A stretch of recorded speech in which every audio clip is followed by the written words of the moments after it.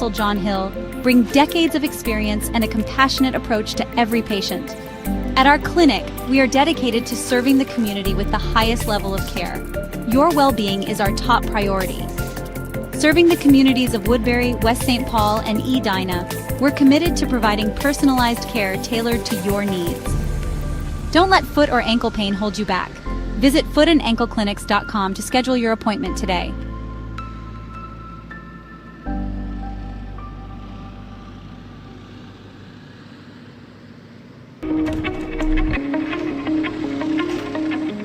My name is John O'Connor. I'm a snowboarder for life and a business owner in Windham, New York.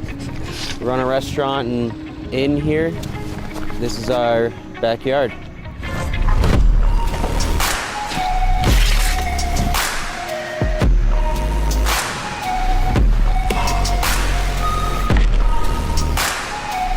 Having a backyard park is really special because being able to snowboard at home and not have to get in the car, go to a resort, wait in a line, is your own creative space to do whatever you want, however you want. You're in your element. You're right at home, and it's a really good feeling when you can tune into the space around you with you and your friends and just make something special of it. The Toe Pro has helped my vision come to life with where I would like to take the backyard setup, and without it, it wouldn't be the same. It's the most easy to use, compact, portable, reliable rope tow that you can buy. It's the best thing that I own as far as what gives me happiness in life. Without it, it's not the same when you're hiking. To be able to keep riding and feel like you're snowboarding, that's what it's all about. And the Toe Pro has made that happen.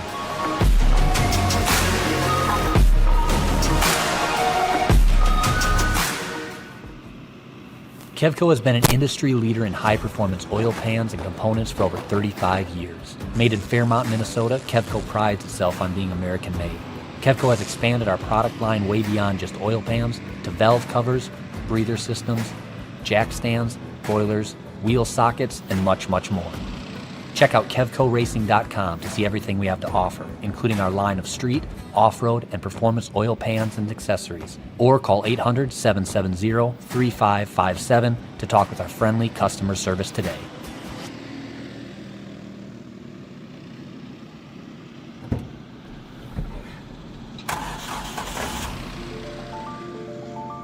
Freight is the backbone of the country, and as long as people need goods, they're going to need somebody to get it to them. My name is Matt Bohl with QualityFreightRate.com, powered by T-Force Worldwide. We provide LTL, truckload, and expedited freight services across this country. If your freight weighs over 120 pounds going over 120 miles, that's where my shipping rates kick in. We help companies ship easier for less. With our system, our customers are able to quote and book shipments with ease 24 hours a day, 7 days a week. If you're having trouble with damages, lost freight, claims of any sort, we can help you with our experience, solve the problem, tell you why it's happening and what you should do to prevent it in the future. Me and my team have been together for over 20 years. We know this industry. We can help all size business, big or small, we love them all. But we have a special spot for small business. Small businesses are pillars in the community. Low rates are critical for a small business because the margins are generally pretty small. They need to have competitive rates. They can't be getting gouged or they lose the sale. Freight is simple. People make it difficult. We work as consultants in the industry, so it doesn't matter what your problem is, we'll solve it. We educate the customers, we solve problems, and we lower their shipping rates. And that's what I've been doing for 20 plus years.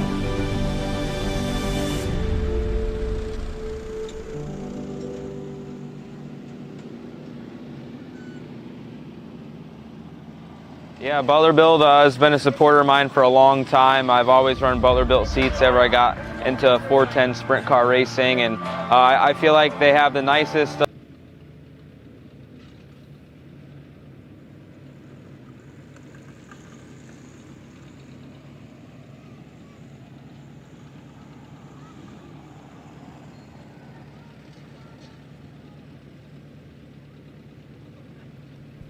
Welcome, good evening, racers and race fans, as we are officially starting things off for night number 2 of the Harvest Hustle here at Thunder Hill Speedway. For all of those who were out here last night, we're excited to see you out here once again, where we will start things the way that we always like to start here at Thunder Hill Speedway. Levi Anderson bringing his John Deere tractor out onto the front stretch carrying the red, white, and blue. If we could take everyone and have you stand up where you are, pause what you're doing, stand at attention as we begin the playing of our national anthem.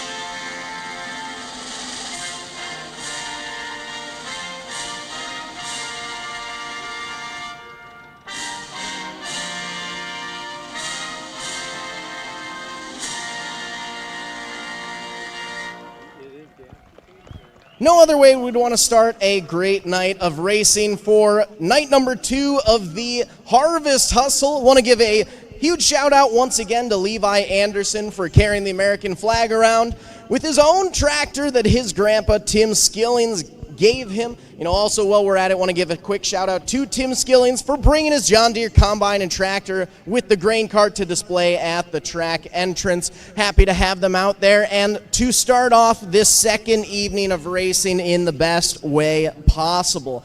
Now, for those of you who are just walking into the grandstands now, or if you're just joining the live stream on MBTVsports.com, just a quick update for you guys. I've tried to say it a couple times for those here, but we did have a slight change to tonight's program. As opposed to last night where we ended up running hot laps and then went into qualifying sessions, time trials, and then moved into the heat races, B mains, A mains. We switched things up slightly this evening, so we ended up combining our hot lap sessions along with our time trial qualifying. So we've already gotten our qualifying out of the way, and once we get things all situated here, we will officially begin our heat racing action. We have a lot of heats coming at you folks tonight. 19 heats, 11 classes. So we have about 30 races, 32 races going to hit the track from now until the end of the evening.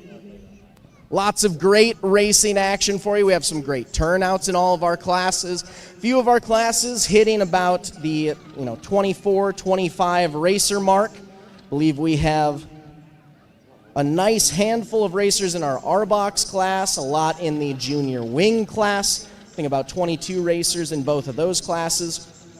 We also have 3 heats of micro sprint racers as well, 19 racers in that class. So we have a pretty solid turnout for night number 2 of the Harvest Hustle, where tonight the money classes are still going strong, and we have even had an increase in a few of those classes. It's $100 to win for R-Box, Junior Wing, Intermediate Wing, 125 250 Wing, Sportsman, and Pro Mod. And then in the 500 Open class, we're going up to $300 to win. Last night it was $150 to win. So we'll be doubling that winner's share this evening. Over in the K&K Racing Micro Sprints class, that one's also up to $300. Last night it was just $200 to win, but tonight they'll be fighting for an extra $100 in their pocket. And then the Legends Direct Legend Cars class, will be going out there for $1,000 to win tonight. So a big money show in that class. And then we also will round things off with our Gopher Midget Racing Series class. I believe they're going for $500 to win. We missed the $1,000 to win in that class by a single car. We needed 8 racers to get to $1,000 to win. Ended up having 7 racers, so we have a solid, still, $500 to win pot there. But right now, we're going to start things off strong with our rookie cage heat races. Quick look at your lineup for tonight. We have the 60 JR of Mila Baker out of Boyd, Wisconsin. Downsville, Wisconsin's Theo LeBlond racing the 22. Brooklyn Demmel in the 11 out of Owatonna, Minnesota. Bruce, Wisconsin's 13 of Joey Moulter. We have Sam Pettit racing the 5S out of Winona, Minnesota. And then rounding out the field with the 19 of Eau Claire, Wisconsin's Onyx Webb.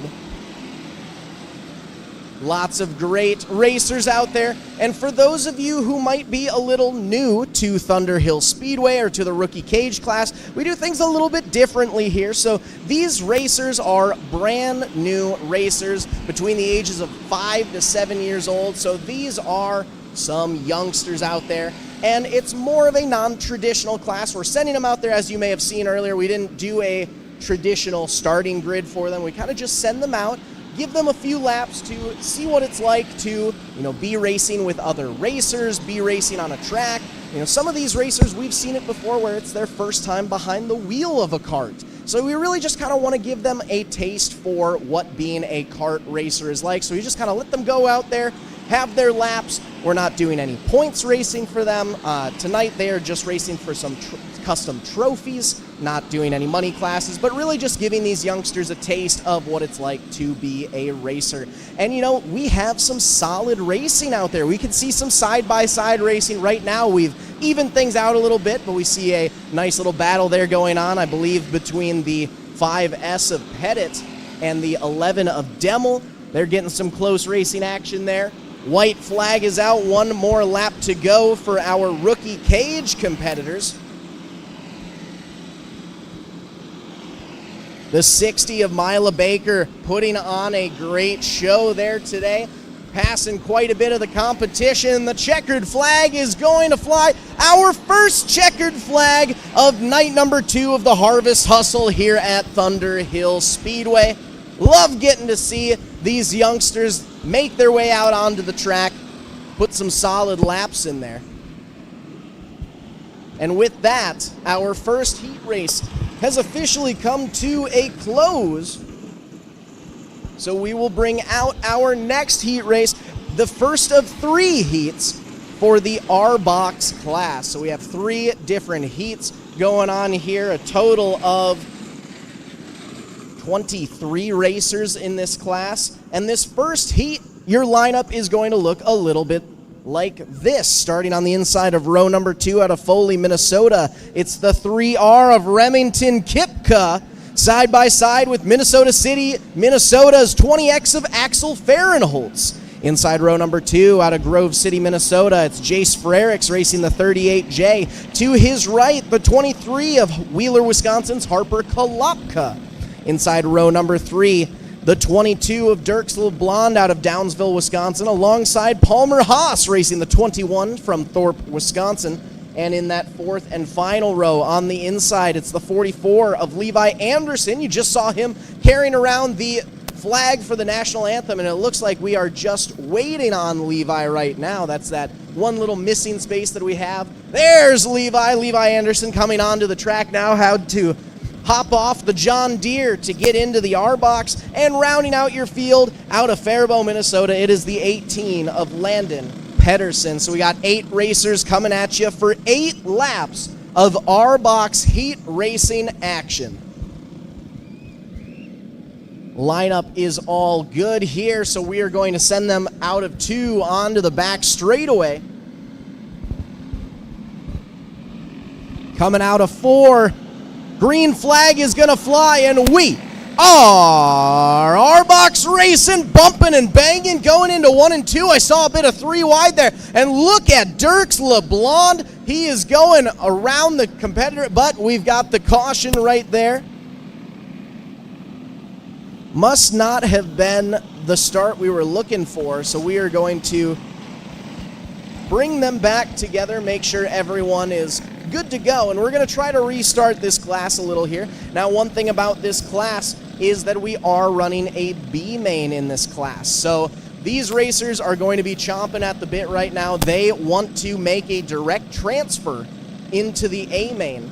They want to make sure that they're not having to force their way through a B main later on tonight, so even though it is a heat race, they are going to be giving it their all. Another quick reminder, so we ran that qualifying session earlier today, and what that ended up doing is it picked our starting lineups for the heat races here. We did do a little change though, similar to like what we did last night. For those of you who were here, we ended up inverting the top four, so our fastest qualifier for the evening ended up being the 23 of Harper Halopka out of Wheeler, Wisconsin. So he is actually starting fourth on the grid. Second fastest starts third.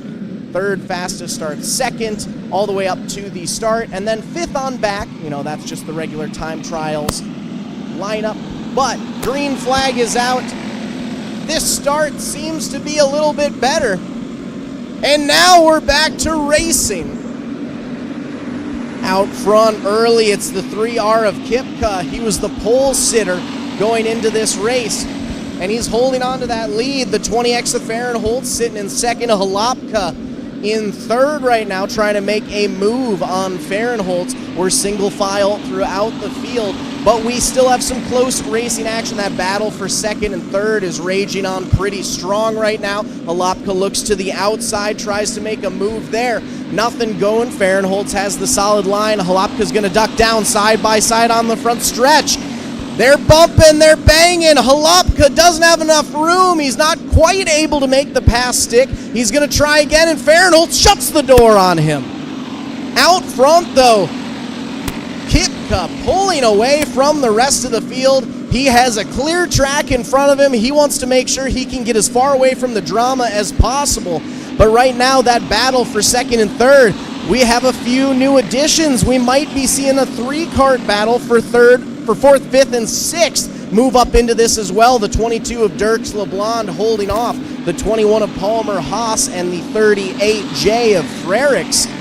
That's a tight battle. The 21 of Haas ducks down to the inside, tries to make a move on LeBlond. At the same time, Halopka's going to do it. Halopka goes to the inside. Fahrenholtz not able to hold him off, and Halopka's now up to second. Fahrenholtz not going to go without a fight, though. Ducks down to the inside. He takes that second place spot over. White flag is out. One more lap to go. Checkered flag flies for Remington Kipka, but who's got second? Halopka to the inside, side by side, and it's Fahrenholtz taking that battle for second home. The 23 of Harper Halopka, after a hard-fought battle, is going to have to settle for third place there. So it's Kipka, Fahrenholtz, Halopka, 1, 2, 3 for our first of three R-Box heat races for the evening. Up next is going to be heat number 2. And here we have your starting lineup inside row number 1.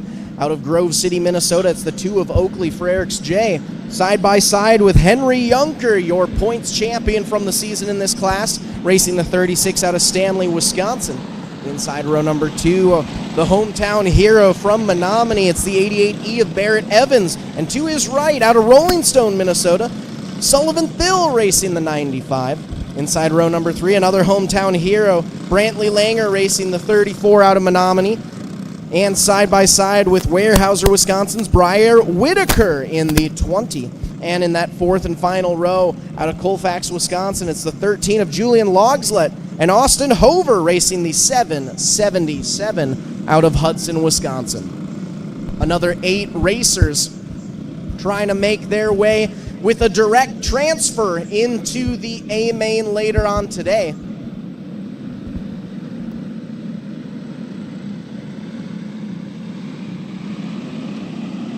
Last night, Sullivan Thill made his way through the B main, ended up finishing, I believe it was third in the main event.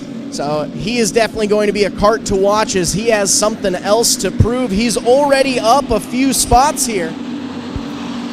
The battle out front, it's the two of Frericks J holding on. Junker trying to duck down to the inside, take over that lead. Sullivan on the outside, 3 wide on the back straightaway as we've got the battle for the lead. Frericks J goes around, Junker around, Evans into him, and everyone is trying to avoid. The only one not caught up in that is the 95 of Phil, able to get by, but wow. That was some solid racing action there. 3 wide. One thing I love about the R-Box class, they may still be youngsters. I believe they are, 6 to 8 years old out there. But one thing that is great, they always put on a heck of a show.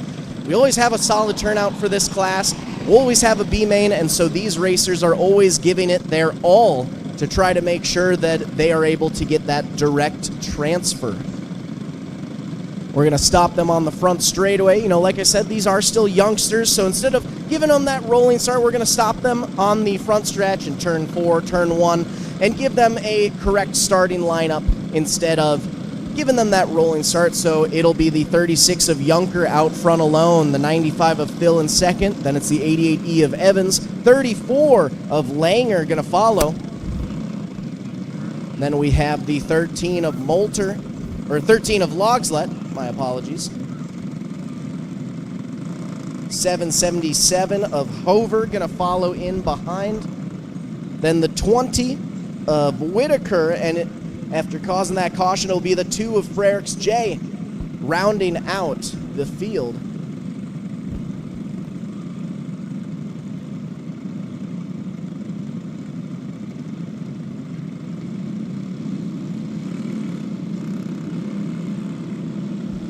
Well, we get everyone lined up. A quick replay on MBTVsports.com of what happened there.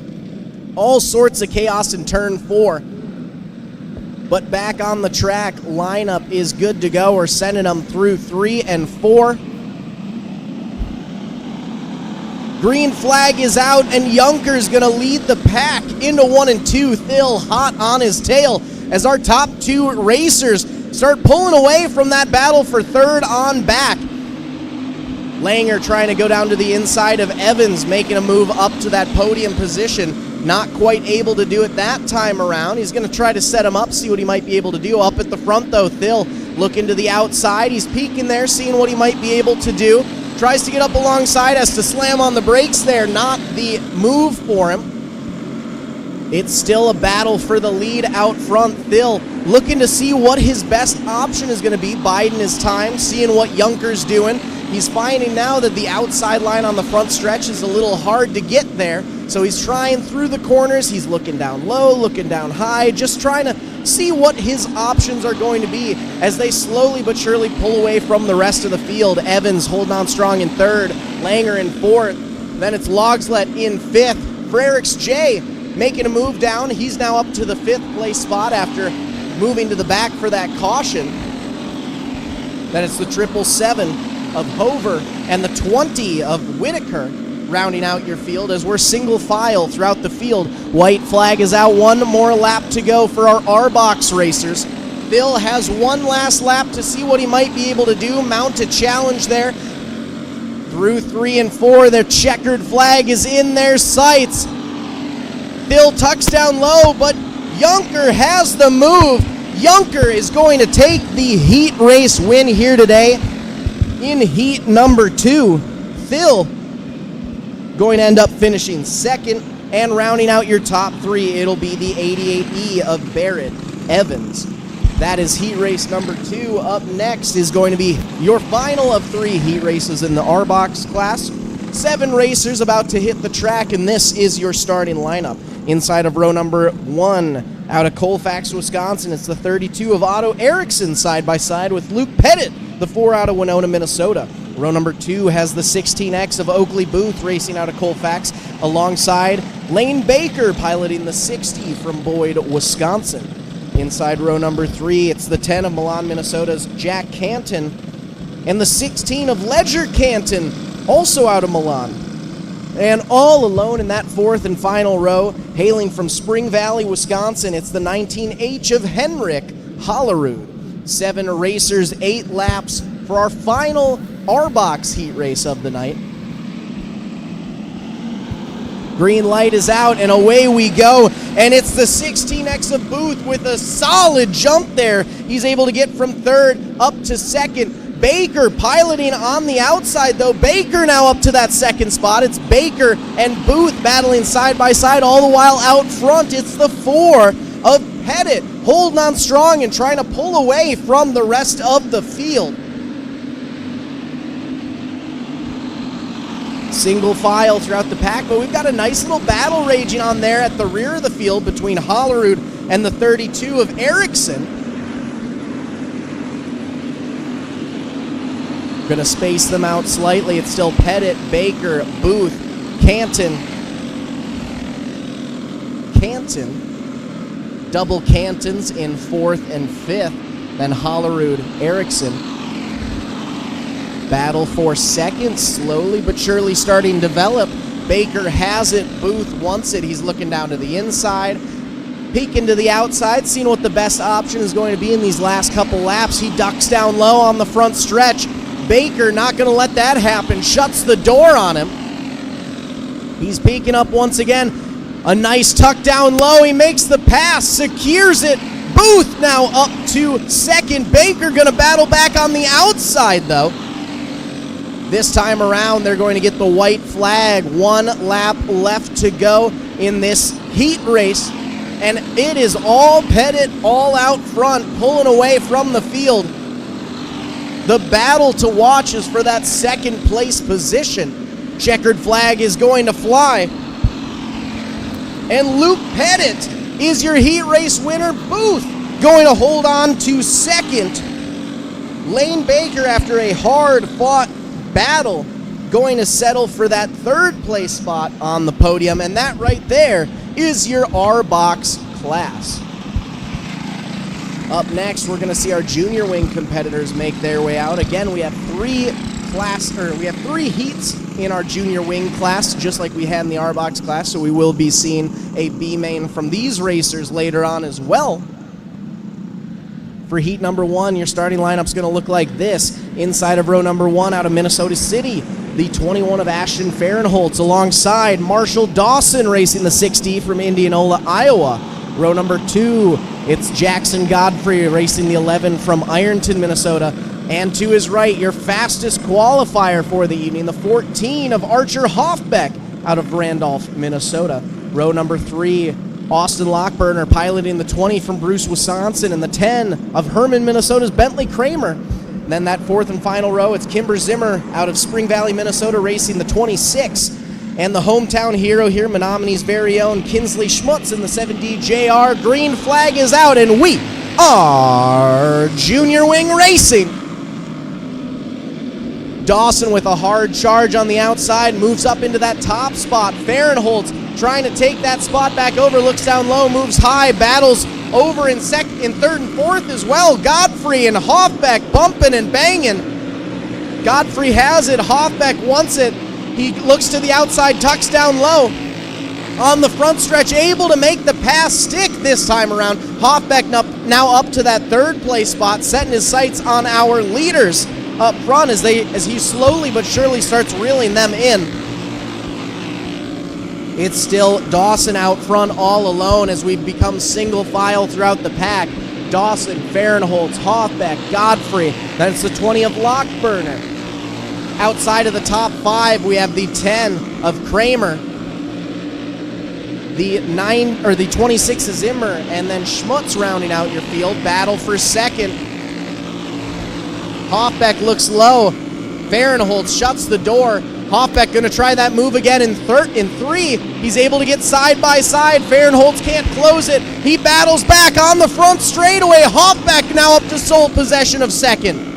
Setting his sights on Dawson, but Fahrenholtz isn't going to go without a challenge. Tries to show the nose. White flag is out. 1 more lap to go. Godfrey's trying to get into the mix as well as our top 4 are all there. Dawson has the lead going into 3 and 4. Hoffbeck shoots down low. It's a rocket shot to the straightaway. Checkered flag flies. It's Dawson holding on barely to that heat race win. The 14 of Hoffbeck, after a hard-fought battle, going to take second. And I believe it was the 20 of Fahrenholtz rounding out your podium there for heat race number 1 of 3 in the junior wing class. Heat 2 lineup is going to be another Menomonie's very own Grant Keller racing the 31 on the pole. To his right, Ethan Martineau from South Range, Wisconsin in the 22E. Row number 2 out of Centralia, Missouri, all the way up here. Yet Owen Malmgren racing the 21M out of Woodville, Wisconsin. And all alone in that 4th and final row, Easton Schultz racing the 7S, also out of Menomonie.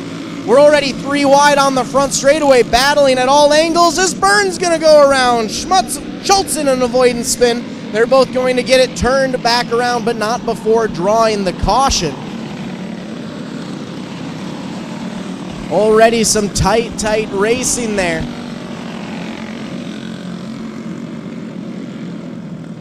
Taking a quick look at what happened there on the MBTV Sports instant replay. We had some 3 wide moments there.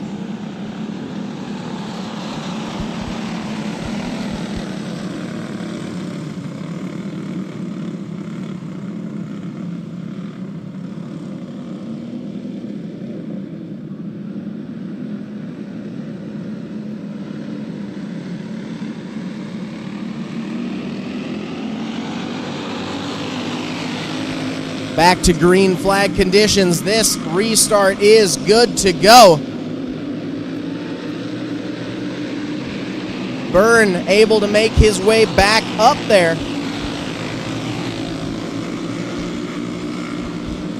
Fighting with Demmel for that 3rd place spot out front all alone. It's the 31 of Keller holding on strong. 3C of Brooks from all the way down in Missouri, trying to make some moves up there. Sitting in 2nd right now. Demmel holding on to that 3rd place battle for position. Then we've got Byrne right behind. 22E of Martineau holding on to that 5th place spot. Then it's Schultz and Malmgren rounding out your field. The battle's raging up front though. Brooks looks down to the inside, tries to make a move, is able to make the pass in 1 and 2. Keller fights back on the outside, but it's all Brooks in the inside of the track there. New race leader, ladies and gentlemen. Carter Brooks up to the top spot and already setting the pace, pulling away as we have the 7S of Schultz slightly off the pace there on the front stretch. He's back under power now. We're good to go there. But our top 3 battling in close quarters. Brooks, Keller, Demmel, 1, 2, 3.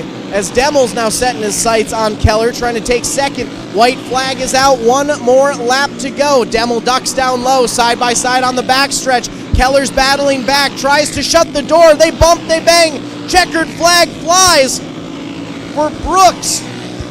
Or checkered flag flies for the 3C of Carter. Brooks gonna take the win today. Keller, by a hair, ended up taking that 2nd place spot. Jacob Demmel going to have to settle for a hard-fought 3rd for heat race number 2. Up next, heat race number 3, our final junior wing class.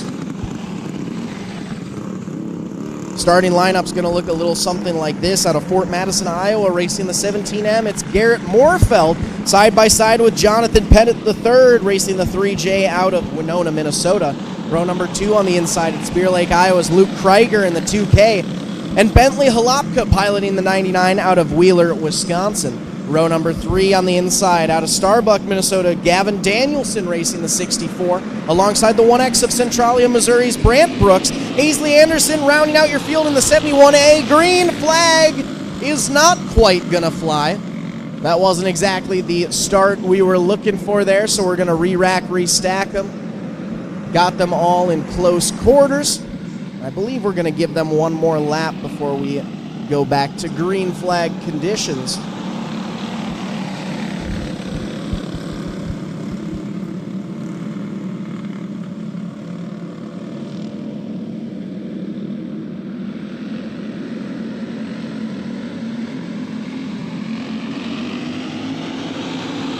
There we have our green flag. That's a little bit better. That's what we were looking for. And out front, leading the way, it's the 17M of Moorfeld. Battling to the inside, though, the 99 of Halapka to the inside.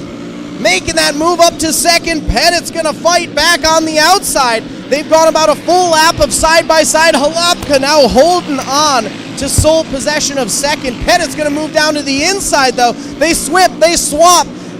Again, scraping paint on the backstretch. Pettit now up to second, but don't count out the 2K of Krieger. Krieger's trying to get into the mix. This is some close racing action in the junior wing class. Out front all alone, the 17M of Moorfeld, pulling away from that battle for second, third, and fourth as Krieger slides up into Pettit, not quite able to make the pass there, but gets pretty close in 1 and 2.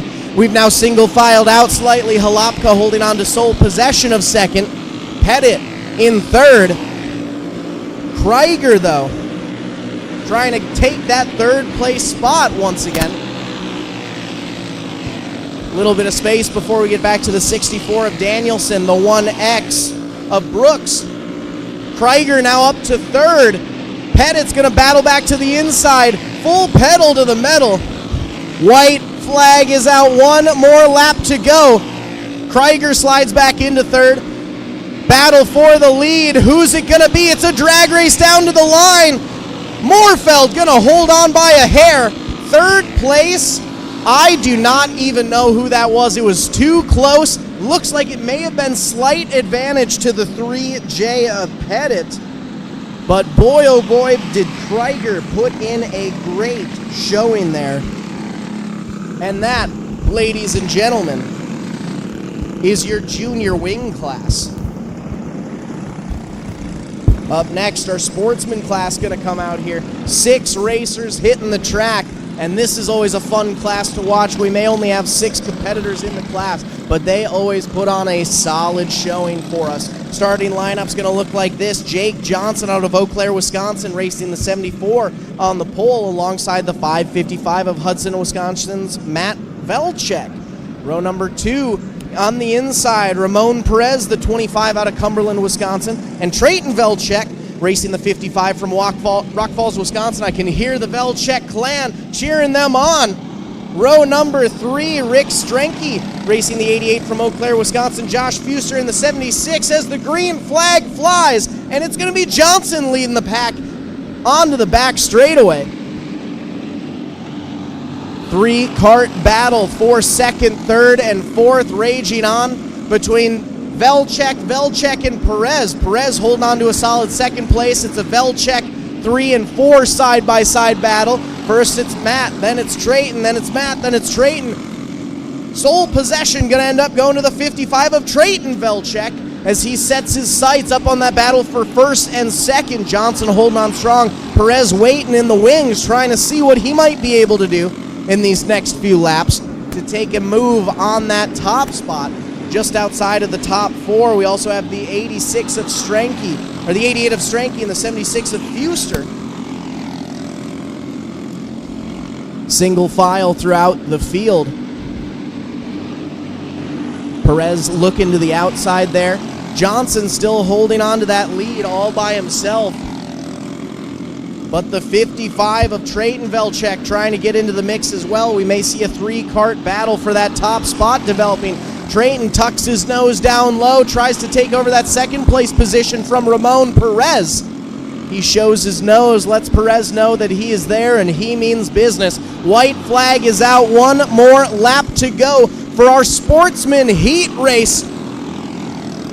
Half a cart length separating everyone. Trayton tucks down to the inside, moves up to second. Perez back down to the inside. It's a drag race to the line. Perez barely holding on to that second place spot. Out front all alone though. Jake Johnson gonna take the heat race win. Perez gonna finish second, and after a hard fought battle, Trayton Velchek gonna have to settle for a third place finish in a always exciting sportsman heat race. Up next, our intermediate wing class. We have a 1 solo heat race for this. 10 racers, though, so it'll be a pretty packed heat. Lineup looks like this. The 44 of Stanley, Wisconsin's Reese Smith on the pole. To Reese's right from Winona, Jonathan Pettit III in the 3J. Callan Haas racing the 17 out of Thorpe, Wisconsin, and Alan Byrne in the 8X from Trempolo make up row number 2. Row number 3, it's the 27 of Xander Glumsky and the 44X of Archer Hoffbeck. Joseph Marthler and Vincent Marthler make up row number 4 for a row of Marthlers. And then it's Audrey Traceth and Ray Henkel rounding out your field as the green flag flies. Smith and Pettit going to lead the pack into 1 and 2. Smith with the slight advantage. Pettit looks to the outside, looks to make a pass in 3, the long way around. But Smith holds on. Smith, Pettit, Haas, Byrne. 1, 2, 3, 4. Little space before we get back to Hoffbeck. As we've got the 100 of Marthler going around there.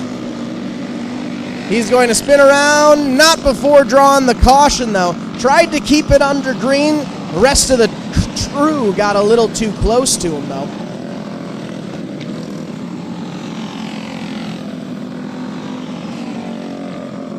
So we will take a moment here to re-rack our intermediate wing racers. Get them in their correct restarting order.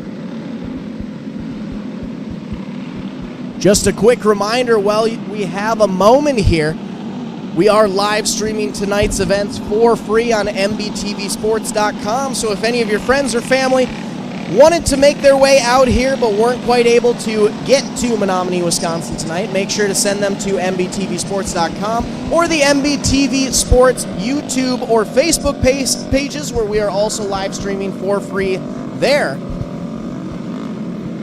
as we have done all season long here at Thunderhill Speedway. Lineup seems to be good to go now.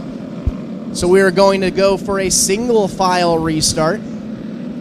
Smith, Pettit, Haas, Byrne, Glumsky, Hoffbeck making up your top 5. Green light is out and away we go. Smith leading the pack into 1 and 2. Byrne tucking down low, trying to make a move on Haas for that final podium position in this heat race.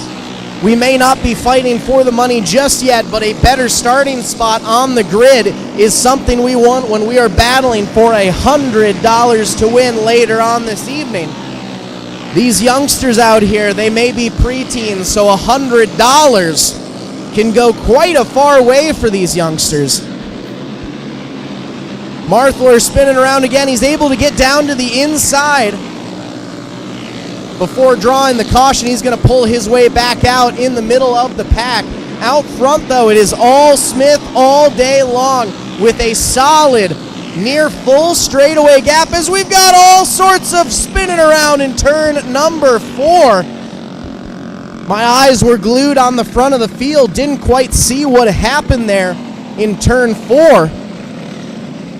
Taking a quick look here in the instant replay on MBTVsports.com, our leaders were able to make their way by, and it looks like it was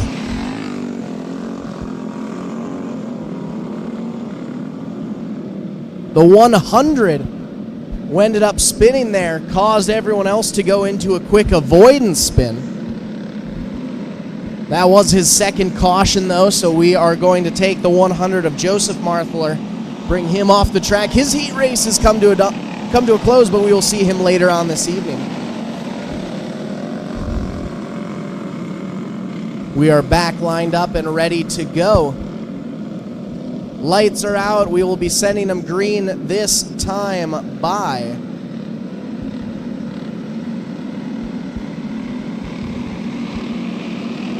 green light is out. Smith, Pettit, Haas, Byrne lead them into 1 and 2. Byrne looks high, ducks down low, side by side with Haas. Battle for third. Byrne able to hold on to it, pin it to win it. Glumsky now trying to get into the mix as well as he's looking to the outside. Haas tucks down low. He's back into that third place spot. Not going to give it up quite that easy. Byrne trying that inside move again. Looks outside, tucks down low. But Haas knew it was coming that by. He's able to shut the door and hold it down on him. White flag is out. One more lap to go for our leaders as Byrne slides out in 4. Rest of the crew, I thought we were going to be seeing some connections there, but we had some nice avoidance spins there. We'll take a quick Taking a look at that instant replay on MBTVsports.com. Byrne had been battling for that third place position. Going through 3 and 4, goes down low on Haas, just lost all sorts of traction. The rest of the field able to spin out of his way.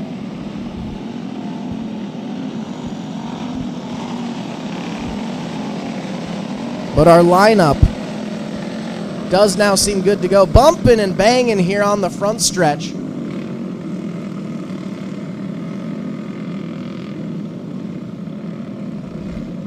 Looks like we're trying to move the 20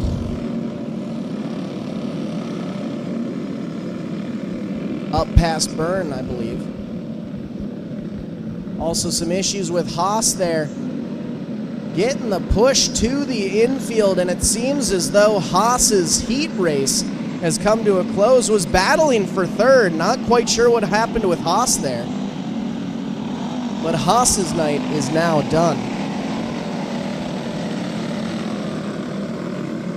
Which leaves us Smith, Pettit, Glumsky, Martheler, Hoffbeck, Henkel, Byrne, and Tracek. Lights are out. And I believe we're doing a green-white checkered situation here. So 2 laps left to go. It's going to be a full-on shootout to the checkered flag. Still single file. Smith had a great jump, was able to put quite a few kart lengths in between himself and Pettit. Battle for third, though. Checkered fly. Reese Smith's a heat race winner. Pettit going to finish second. And for third, I believe it was the 27 of Glumsky, able to make his way onto the podium for our lone intermediate wing heat race. Up next, we have a double pack of 125 250 wing heats coming at you. And I believe this will end up putting us at the halfway mark of our heat races. 19 heats on the night.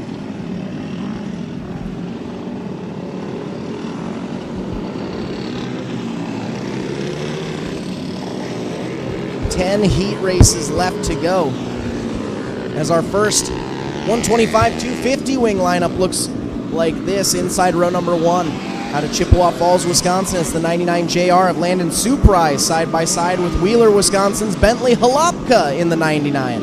So we've got a dual 99 front row for you. Row number 2 on the inside all the way down from Centralia, Missouri, it's Carter Brooks in the 3C. Alongside Indianola, Iowa's Riley Dawson in the 6D. Row number 3, it's the 22 of Davin Hauk from Rice Lake, Wisconsin. And another hometown hero, the 29 of Caleb Kropp out of good old Menomonie, Wisconsin. And all alone in that 4th and final row out of Balsam Lake, Wisconsin, Jake Schur piloting the 315.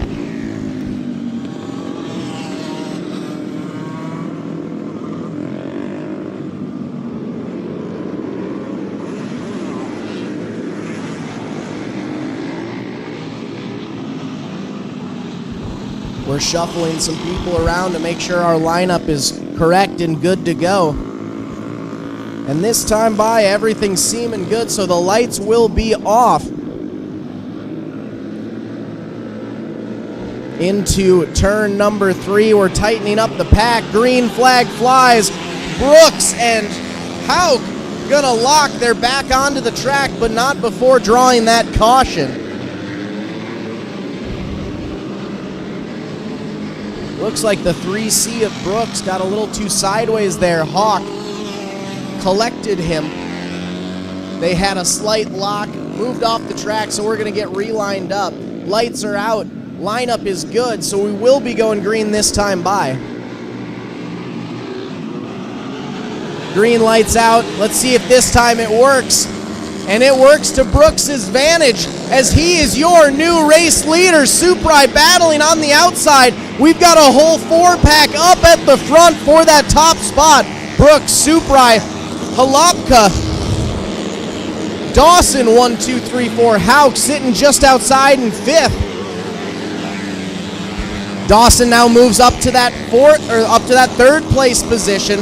Halapka backpedals slightly to 4th. That battle for the lead is still raging on. Brooks, way too hard of a turn there. He drops all the way to 4th. You see him banging on the steering wheel. He is upset as he drops back to 5th. Battles back with Hawk into 4th, but up front all alone, Riley Dawson holding on to the lead there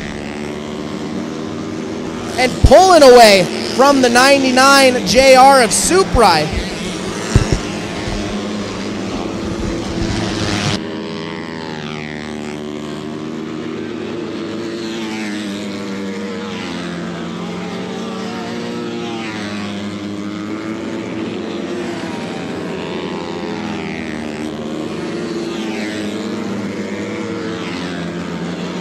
Checkered flag about to show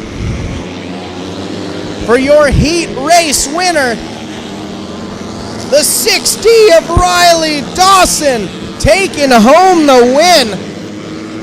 The 99 JR of Suprai gonna have to settle for 2nd.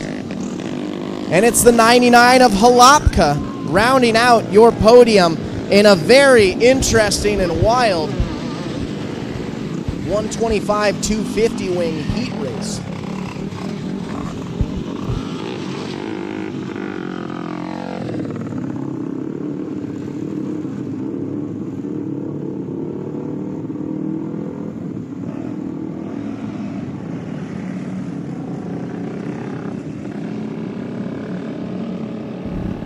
Heat number 2 up next, making their way out onto the track.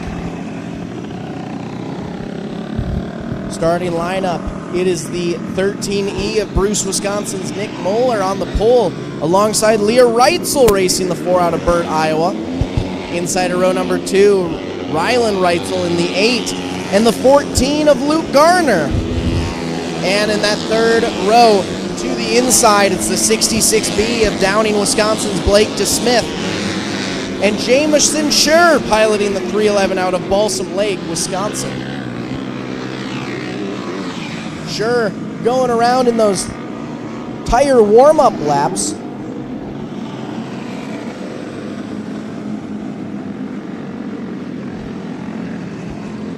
We're going to get him restarted here.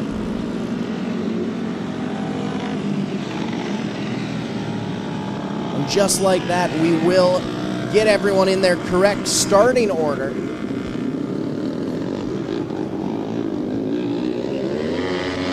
Give Schur a chance to make his way up to the rear of the field, and I believe we're going to give them one more lap to go.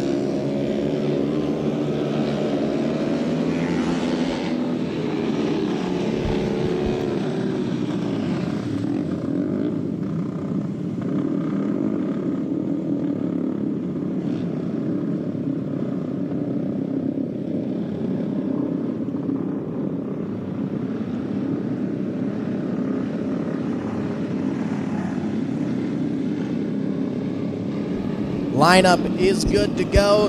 Green flag gonna come out, and our 125-250 wings are off. Moulter holding on to the lead, but just like that, a rocket shot from Garner comes up to that top spot, and he is flying, pulling away from the pack. I say it too soon, though, as he goes all around. He had some great power behind his wheels there, but unfortunately it was a little too much for that turn 2 to handle. Lost all sorts of traction, went around. Everyone else was able to avoid him pretty well. The 311 of Schur went into an avoidance spin. Looks like he's stalled in turn 2, gonna get the quick bump start. Well, we have a moment, another quick reminder. For any friends or family who weren't here, make sure to send them those links to the MBTV Sports YouTube page. Facebook, we are live streaming tonight's racing action for free on both of those pages. Make sure to send those over. And for those of you in the grandstands, even though you're here in person, make sure to like and subscribe to the MBTV Sports YouTube, Facebook, Twitter pages. For any future dates where you may not be able to make it out here for the racing action, you always have it ready to go. And also another quick second, thank a few of our sponsors: QualityFreightRate.com, Auto Value Parts Store, Conrad's Auto Salvage have been along for the ride all year long. Happy to have them coming out and supporting our racing efforts. Back on the track though, through 3, green light is gonna fly. And we are racing. Moulter leading the pack into 1 and 2. Garner already from the rear of the field up to 3rd place. He has something to prove. He wants to show everyone what he can do as both Reitzels go around. The 4 of Leah Reitzel spins. Rylan Reitzel goes into that avoidance spin for the Reitzel team.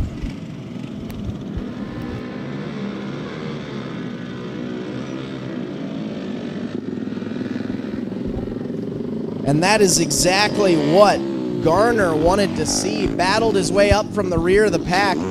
Scher's night has come to a close, or his heat race at least has come to a close. Scher's pulling off. So it'll be Moulter up front.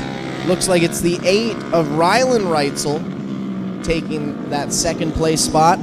The 14 of Garner now moving up to 3rd. DeSmith in 4th, and Leah Reitzel right behind. We're going to give them another quick lap here, where we have some time to thank a few more sponsors: People's State Bank, Culver's of Menomonie, Coyote's Den and Timber Inn Bar and Grill. If you're ever out in the area and are able to make it out to any of those local area businesses, make sure to give them a big shout out. Thank them for joining the 2025 sponsorship season here at Thunder Hill Speedway. Wouldn't be able to bring you guys some great racing action every other week if it weren't for them, so make sure to give them some support in return. Looks like Leah Reitzel trying to take her spot back in 2nd.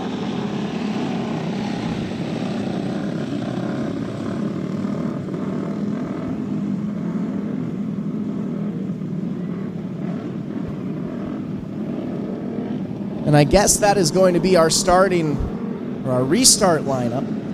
So it'll be Moulter, Reitzel, DeSmith, Garner. Coming out of 4, green light is out once again. Garner trying to take that rocket shot outside line. Moves up to the Reitzel team.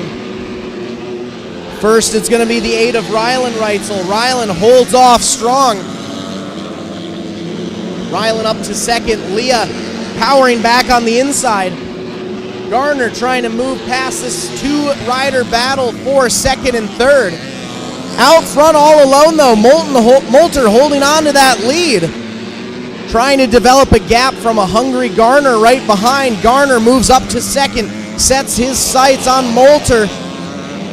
Rockets out of turn number 2, taking that extreme high line. Moves down to the mid-groove. Seeing what option is going to be working best for these racers on the back straightaway. Garner, your new race leader, back up to the lead there, puts a lap in the books. So it is now Garner, Moulter, Reitzel, DeSmith as the white flag flies. That battle for 3rd is still raging on throughout the Reitzel team. It's Rylan, now it's Leah. Leah up to 3rd. Rylan battles back to the inside. The checkered flag, though, is going to go to Luke Garner in the 14. Moulter gonna finish 2nd, and I believe it was the 4 of Leah Reitzel rounding out your podium for the 125-250 wing heat race number 2. That brings us on to our Pro Mod Karts heat race. 9 competitors about to hit the track, and this is your starting lineup. The 555 of Hudson, Wisconsin's Matt Velchek, alongside the 17G of Northfield, Minnesota's Gavin Underdahl on the outside. Row number 2 to the inside, it's the 17 of Travis Underdahl. And Brian Nevins Jr. racing the 5 out of Des Moines, Iowa. Inside row number 3, Chad Benny from Dodge Center, Minnesota, piloting the 4 alongside the 5J of Matt Jewison out of Blooming Prairie, Minnesota. Row number 4, it's the 18 of Webster, Minnesota's Dan Pedersen, and the 19 of Tom Gillis out of Northfield, Minnesota. And our final racer, all alone in row number 5, the 91 of Tatum Gillis out of Northfield, Minnesota. 9 racers for 8 laps here in the Pro Mod Karts class. Coming out of 4, green light is out. Rough start for Velchek there. They're bumping and banging. But up front though, new race leader, it's the 17G of Gavin Underdahl. But he's got company down to the inside. The 5 of Nevins Jr., your new race leader, and he is pulling away. Underdahl's getting into each other as we have the 19 of Gillis pulling off. The caution has been called. Oh, very eventful heat race there. Let's take a quick look at what happened with our racers. Underdahl's going to 2. Gavin gets a little sideways there. Travis gives just the tap that he needs to fully complete that circle. All the while, we had some swipping and swapping going on in turn number 4 as well. Every corner we had some action. Lineup does seem to be good to go though, so we're tightening them up. Underdahl out front, Nevins Jr. in second, Velchek in third. Velchek again with a rough start. That gives a chance for Benny to move up to the inside, take over that 3rd place spot as we got a solo spin in the back of the field. I believe that was from Jewison. Light's gonna stay green, so we're good to go. Out front, it's still Nevins Jr. and Underdahl battling it mano a mano as we've got 3 racers going around in turn number 2. Looks like that was Underdahl, Gillis, and Gillis.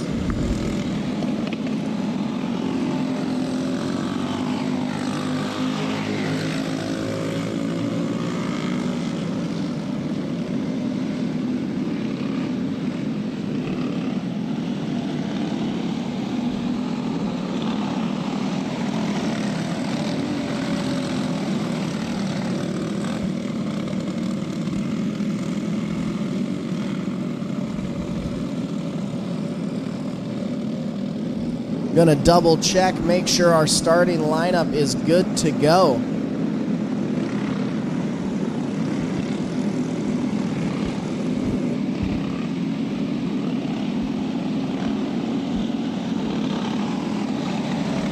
And the lights are out, so we are all set. Lineup's going to go Underdahl, Nevins Jr., Velchek, Benny, Jewison, Underdahl, Gillis, into 3, coming out of 4, green flag flies, and Nevins Jr. to the inside already takes over the lead. Some smoke coming out from the rear of Gillis, but we're all good there. Nevins Jr. puts a first full lap into the books. The 4 of Benny now off the pace on the inside. Seemed to lose some power there. He's going to pull to the infield. Not quite sure what's going on with Benny. Out front all alone though, Nevins Jr. pulling away half a straightaway distance in between him and Underdahl.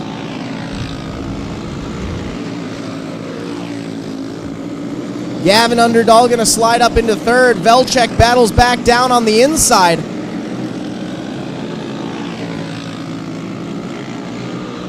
It's Nevins Jr., Underdahl, Velchek, 1, 2, 3, 4. Then we have Gillis in the 19 sitting in 5th.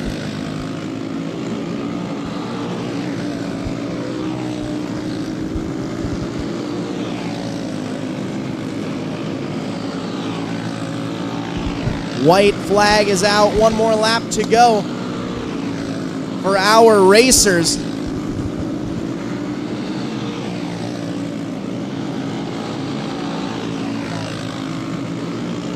Checkered flag flies.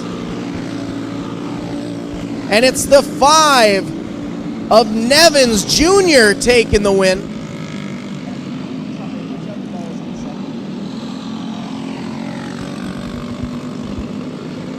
The 5 of Nevins Jr. taking the win. 17G of Underdahl taking second. 17 of Trevis going to round out your podium in the Pro Mod Kart class.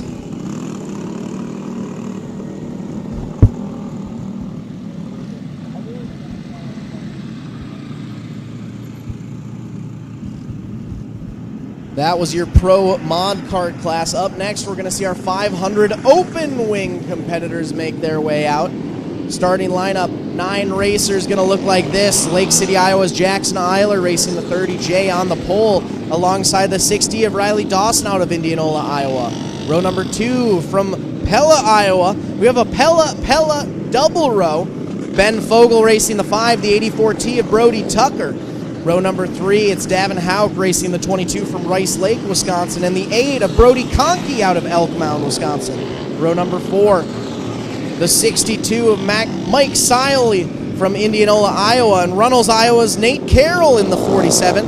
And rounding out your 9-cart field, Caleb Kropp racing the 29 out of Menomonie. We'll give them a couple laps here to warm up their tires before we go green flag racing momentarily.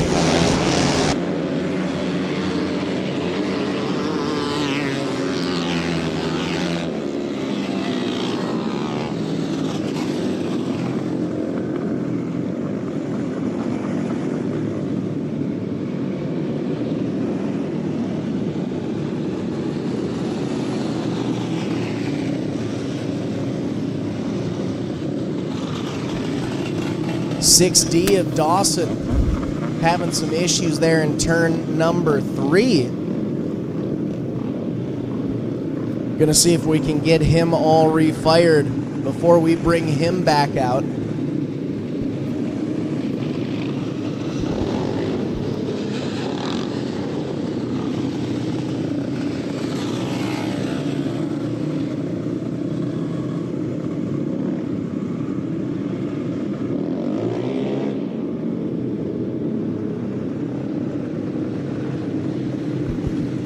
And unfortunately for Dawson, it looks like his heat race has finished before it even started. He's one of the top racers, so this will be an interesting turn of events. Lots of wins in this class. Looks like there was a little bit of contact during those hot laps in turn number 2. Saw something come off the rear end of his cart. But they've got him up on the front nose, trying to get things all set before the green flag flies. But we're tightening up the field here. Dawson has the count going on.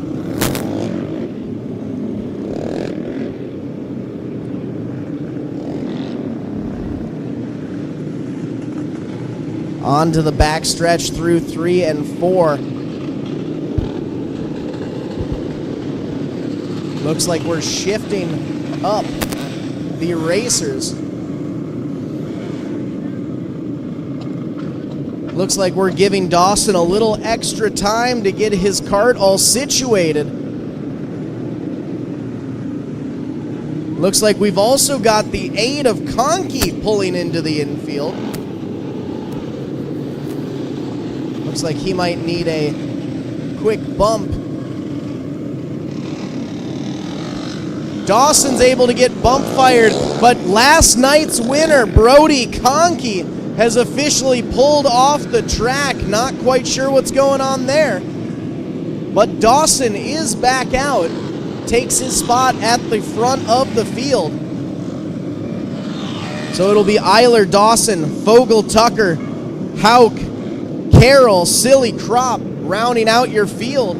We're down to 8 before we've even started. Through 3 and 4, green flag is out. Eiler and Dawson leading the pack into 1 and 2. The 84T of Tucker taking that extreme high line, trying to make some moves around the outside as Dawson, fresh off some pit work, is in the lead.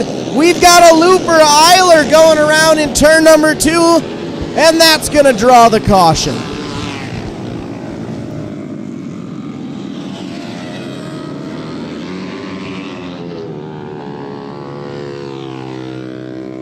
Let's take a quick look at what happened there with Eiler going through 1 and 2. Got a little too slideways. All on his own there, but everyone else able to go into some pretty solid avoidance spins. Not going to collect anyone else, but Eiler will find his way at the back of the pack after this.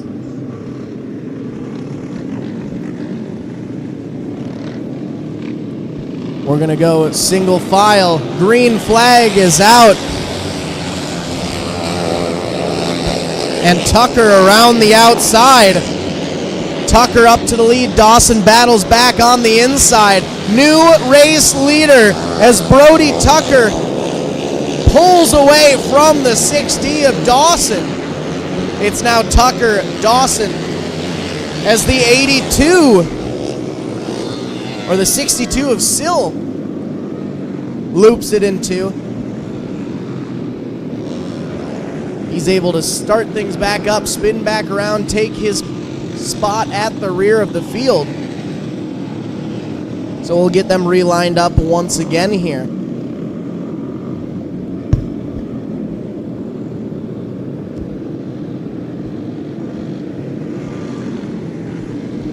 Tightening them up through 3 and 4.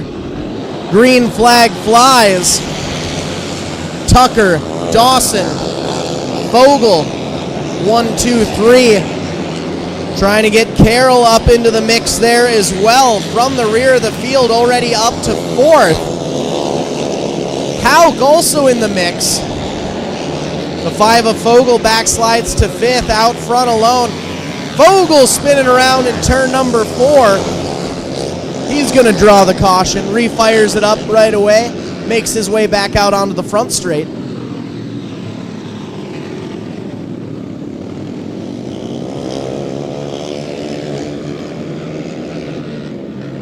He's going to make his way around the track, try to find his spot at the rear of the field. Not quite going to get there for this lap.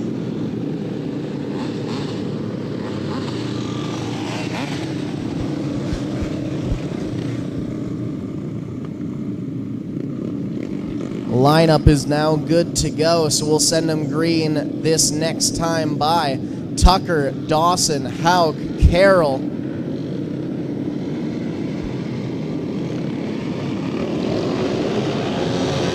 Green light is a go.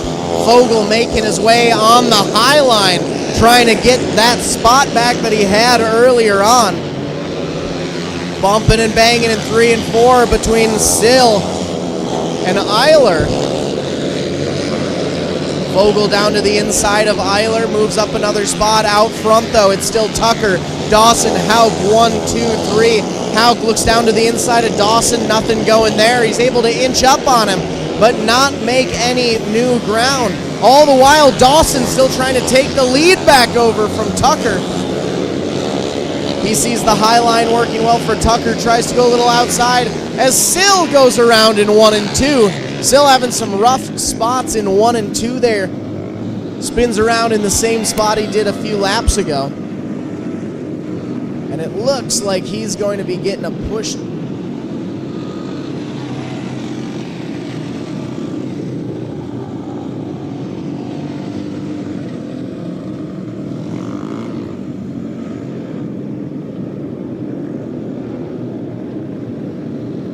Two cautions. Sill is going to move into the infield there. His heat race has come to a close.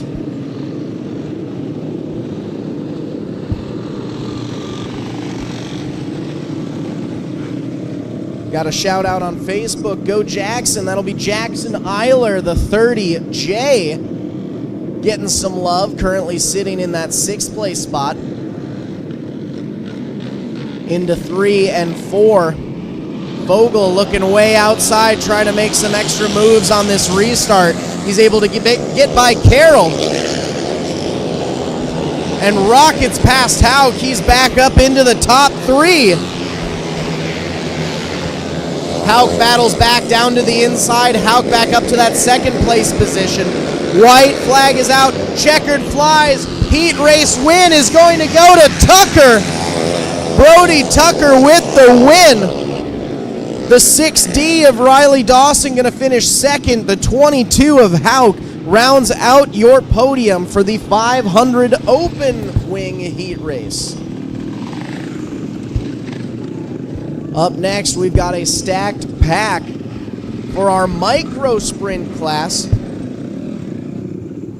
3 heat races, 19 racers for the K&K Racing micro sprints. And I believe we're going to bring out the tractor, do some light track prep before this. So you have a few moments. If you're in the grandstands right now, feel free to go grab something from the concession stand. If you're online for MBTV Sports, we're going to go to a quick commercial break. We will see you all in a few minutes. Painful steps shouldn't be part of your daily routine. At Foot and Ankle Clinics, PA, we specialize in diagnosing and treating a wide range of foot and ankle conditions, from heel pain and bunions to diabetic foot care and sports injuries. Our board-certified podiatrists, Dr. Jeff Pellersells and Dr. Russell John Hill, bring decades of experience and a compassionate approach to every patient. At our clinic, we are dedicated to serving the community with the highest level of care. Your well-being is our top priority.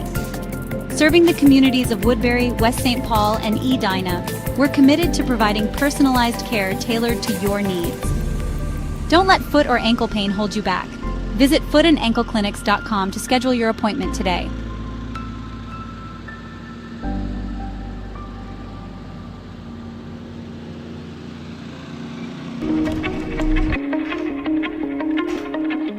My name is John O'Connor. I'm a snowboarder for life and a business owner in Windham, New York. We run a restaurant and inn here. This is our backyard.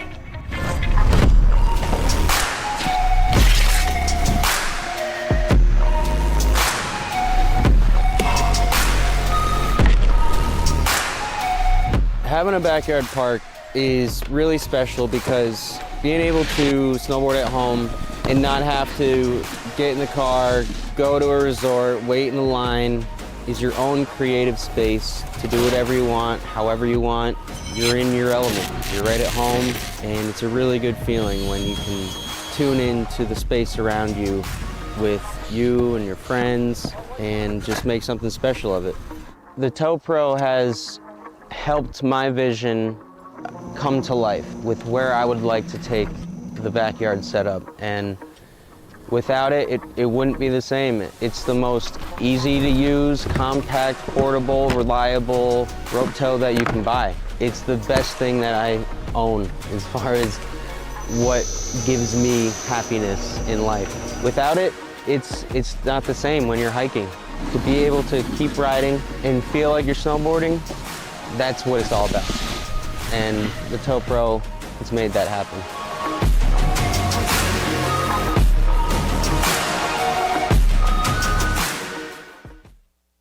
Kevco has been an industry leader in high-performance oil pans and components for over 35 years. Made in Fairmont, Minnesota, Kevco prides itself on being American-made.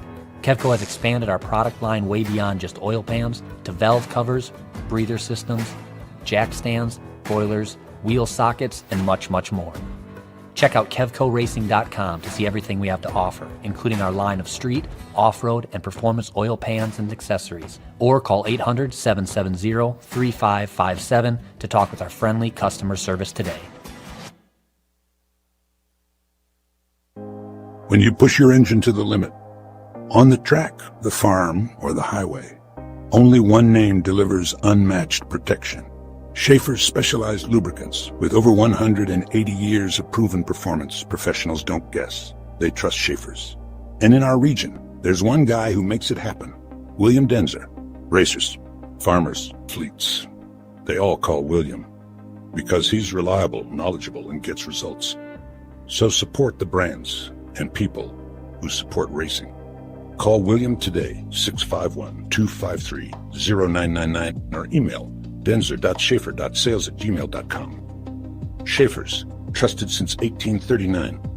Power in every drop. Yeah, Butler Built has been a supporter of mine for a long time. I've always run Butler Built seats ever I got into 410 sprint car racing, and I feel like they have the nicest aluminum seats out there.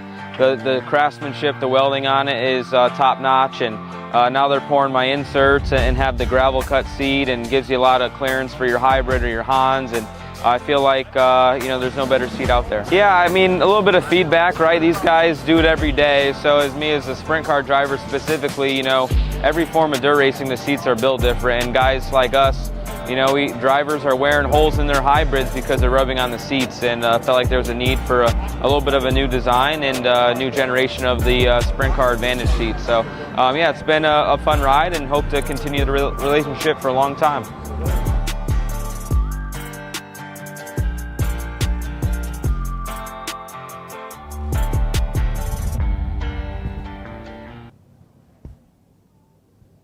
Welcome back, race fans. Track prep is almost completed prior to our K&K Racing Micro Sprints heat race that will be heading out here in just a moment. Just finishing up some track prep here. We have a few more seconds to go. But for those of you live streaming on MBTV Sports, YouTube, Facebook, or the website, and even those of you here in person in the grandstands, take a look at that beautiful sunset we have down there. Looking great. Nice shot of the moon. Some beautiful colors up in the sky. It is a perfect day to be at the track doing some good old-fashioned kart racing action here. We only have a few heat races left to go. 3 heat races for the micro sprint class, 2 heat races in the Legends Direct Legend cars, and then 1 lone heat race in the Gopher Midget Racing Series class, for a total of 6 heat races left. We then have 2 B mains that we will be going on, our R-Box class and our Junior Wing class. And then we will round things off with our Rookie Cage A main before we get into a quick intermission. We'll take a brief intermission there and then move into our final 10 races of the night. And those will be all of the money classes that we're running. $100 to win in most of our classes, $300 to win in a few others. We even have $1,000 to win tonight in the Legends Direct Legend Cars class. So those racers will be giving it their all as we come on to the A-mains later on tonight. Track prep has officially concluded here. So our K&K Racing Micro Sprints will now be making their way out for the first of 3 heat races on the evening.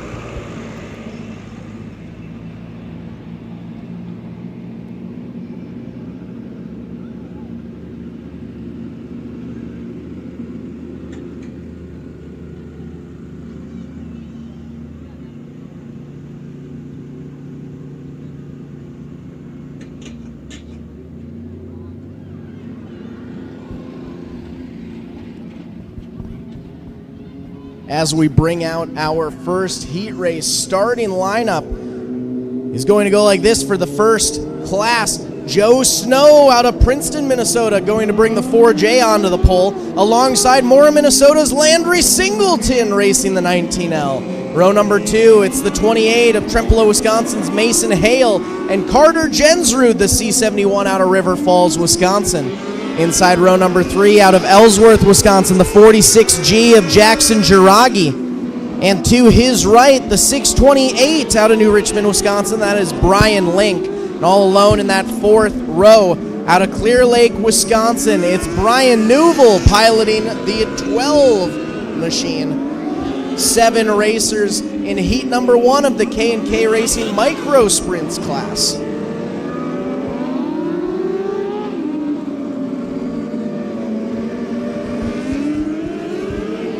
give a few laps here for our racers to work in the track a little bit more, warm up their tires. You can also see we are drawing a line in turn number 4 there. You can see track crew running up and down with a little paint flower spreader. So that will be the starting spot for our K&K Racing micro sprints. Now they know where they're going to be able to put the pedal to the metal. Want to make sure our racers are not jumping the start here. So we've got that line down for them so they can be a little bit closer to the action. They're going to tighten things up there in 3 and 4. And I believe it will be green flag next time by. Looks like they're asking the drivers for the thumbs up and thumbs down. Gonna work in slightly more.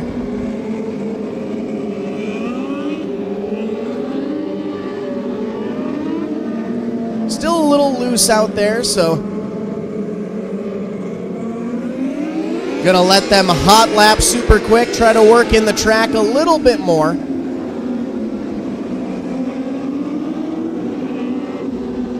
And now we're getting the one to go here. Track is good to go.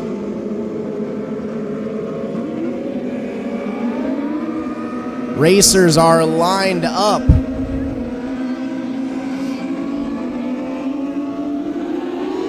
Green flag is out. And we are micro sprint racing.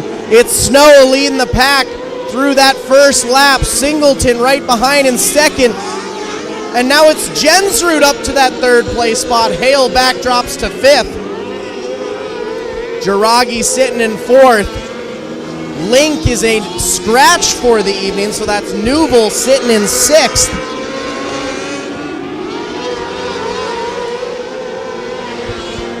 Out front all alone, it's still Snow in that top spot. Singleton now taking sole possession of that 2nd place position. Jensrud trying to see if he can make that high line work, but it's exactly what Jiragi needed to try to gain a little bit of ground on that 3rd place racer. Jiragi taking the extreme low line, following behind Singleton, and it seems to be working in his favor. Every lap gains a little bit of ground on Jensrud.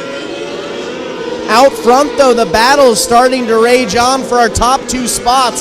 Snow has it. Singleton wants it. Singleton finds the gap, tries to move in. Snow cuts down. Coming out of 3, white flag is out. Singleton is your new race leader. Jensrud taking the outside, high line, making a move on the outside. It's going to be a drag race to the line. Who's it going to be? Singleton by a hair, taking the heat race win. Jensrud, after a hot shot from the outside, gonna finish 2nd. Snow is going to round out your top 3 for your first of 3 K&K Racing micro sprint heat races. Up next, heat race number 2. On the pole from New Richmond, Wisconsin, it's the 22 of Brendan Newell alongside Paul Residlow, the ex out of Duluth, Minnesota, fresh off a broken rib few weeks ago. Inside row number 2, Becker, Minnesota's 128 of Marshall Willing, and Caleb Moen racing the 88 out of Eau Claire, Wisconsin. And in row number 3, Charlie Woolbeck racing the 7C from Bertram, Minnesota, and Alyssa Eady piloting the St. Michael, Minnesota 100 machine. Newell, Residlow, Willing, Moen, Woolbeck, Eddy. 1, 2, 3, 4, 5, 6.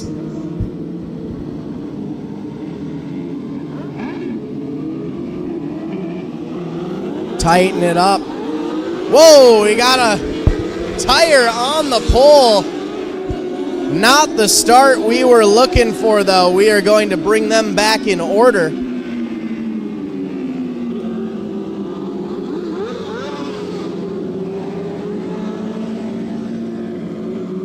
We're checking that white line for the starts, and it wasn't quite the start we were looking for.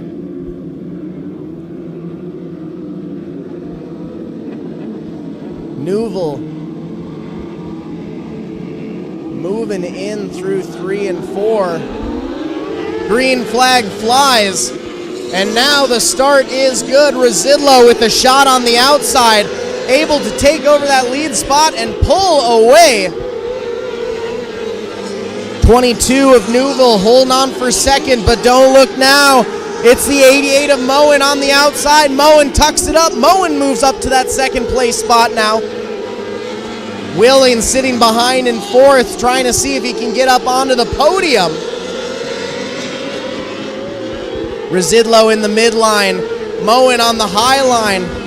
Newville on the low line. All areas of the track working. Slight advantage to Moen through 1 and 2 in the lead. Residlo still has it, but on the front stretch, it is now all Moen up in the lead. New race leader, ladies and gentlemen. Caleb Moen, Residlo, Newville, Willing, 1, 2, 3, 4. Then it's the 7C of Woolbeck and Alyssa Eddy rounding out your 6-cart field. That extreme high line is working wonders for Moen. Residlo trying to inch up a little further, see if he might be able to use that line, but still liking that mid-groove. White flag is out, 1 more lap to go, and Moen has seen an open track and decided to give it his all. One final time onto the front straightaway. Caleb Moen is a heat race winner. Residlo just barely going to hold on for second. And Newville going to round out the field, or round out your podium, I believe. What a shot for Moen.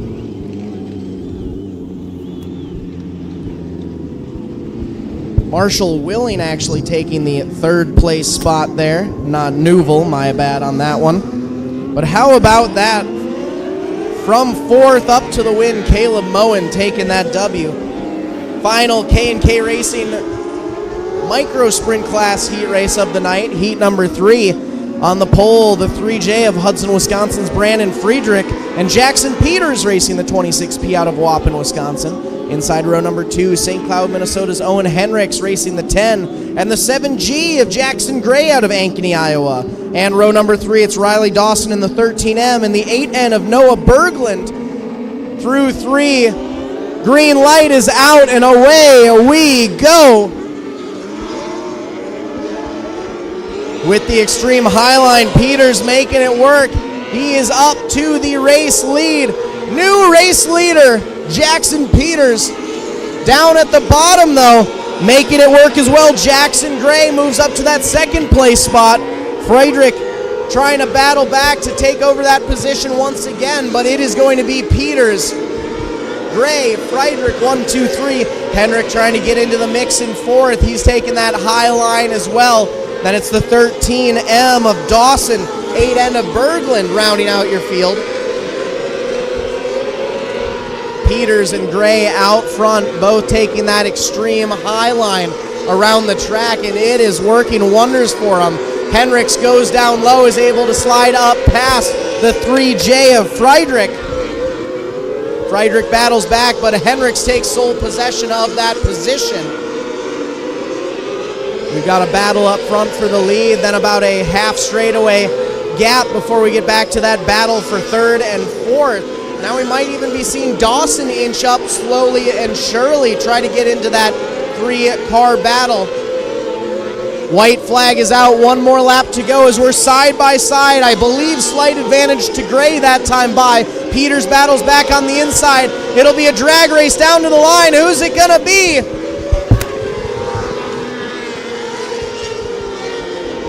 Jackson Gray gonna take the win. Peters gonna have to settle for 2nd. Henricks gonna round out your podium for your final heat race in the K&K Racing Micro Sprints class. Up next, our Legends Direct Legend cars. We have 2 heat races in this class. First heat race lineup on the inside of row number 1 out of Beaver Dam, Wisconsin. It's the 59S of Hayden Schmuel. To Hayden's right out of Brownsville, Wisconsin, it's Connor Carey racing the 4C. Inside row number 2, Davey Pinnell racing the 86 out of Sparta, Wisconsin. And Beaver Dam, Wisconsin's 14T of Talon Newman. Row number 3, it's Ryan Mesh racing the 29 from Greenfield. And the 94 of Levi Brewer out of Ridgeland, Wisconsin. And in that 4th and final row, Mark Brewer piloting the 60 from Pierre, South Dakota. And Chris Sleep out of Osseo, Wisconsin racing the 4S. 8 racers in this first of 2 heat races for the Legends Direct Legend Cars. 16 racers total tonight in this $1,000 to win Legend Direct Legend Cars class. This is the biggest turnout we've seen for this class so far this year. I think most of the races this year we've been sitting at around the 7 to 10. We may have had 1 or 2 races in the 11 or 12 range, but 16 tonight, that $1,000 to win. Drawing all of these racers out here. Love to see it. Through 3 and 4, lights are out. Ready to start things up. Green flag flies, and Shmuel leads the pack into 1 and 2. Pinnell hot on his tail, trying to take over that second place spot. A few of our racers looking at that extreme high line. 94 of Levi Brewer having some issues there on the backstretch.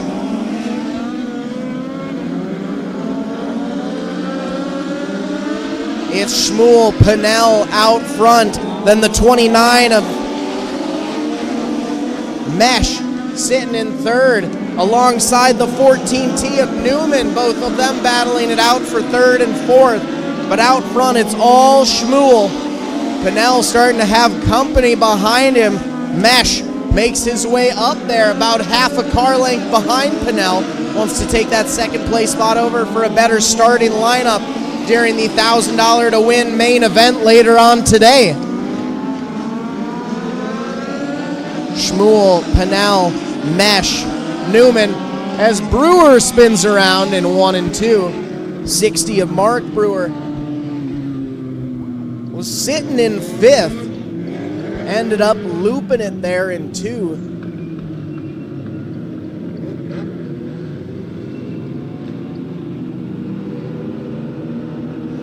So we'll take a quick moment here to get Mark Brewer all situated.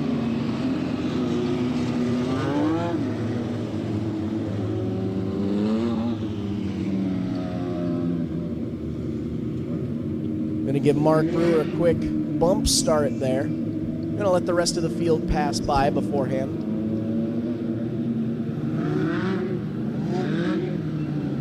And there we go. Brewer is restarted and good to go. Taking a look at this replay, it seems as though Brewer had a little help to get that spin going, so it looks like Brewer might be getting his spot back.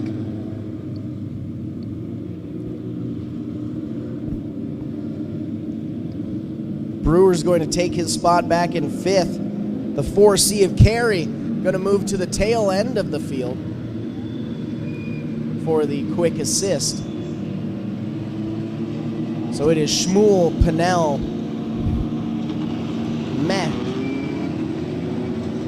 Then the 14T of Newman, Brewer, Sleep, Brewer, Carey is your starting lineup as the lights are out. We'll move them onto the back straightaway, put them into turn number 3, and let them loose momentarily. Green light is on. Pinnell ducks down low. Shmuel shuts the door though, says you're not going to get by that easily. Mac trying to get into the mix now as well. Looks to the inside of Pinnell. Don't count out the 14T of Newman though, as Brewer goes around once again.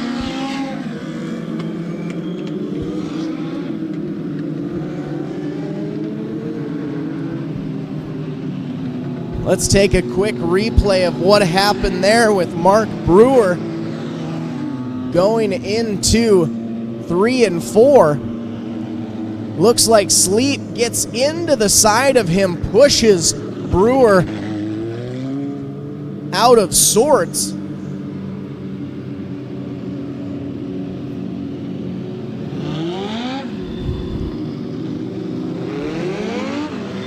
Right now we're just trying to get Mark Brewer back onto the track or into the infield. Looks like he's a little stuck on that ridge. There we go. We're able to get him back out onto the track, and it looks as though Sleep is going to be moving to the back of the field. Number 4s seem to have something against Mark Brewer today, as it was first the 4C and now the 4S getting into the side of him.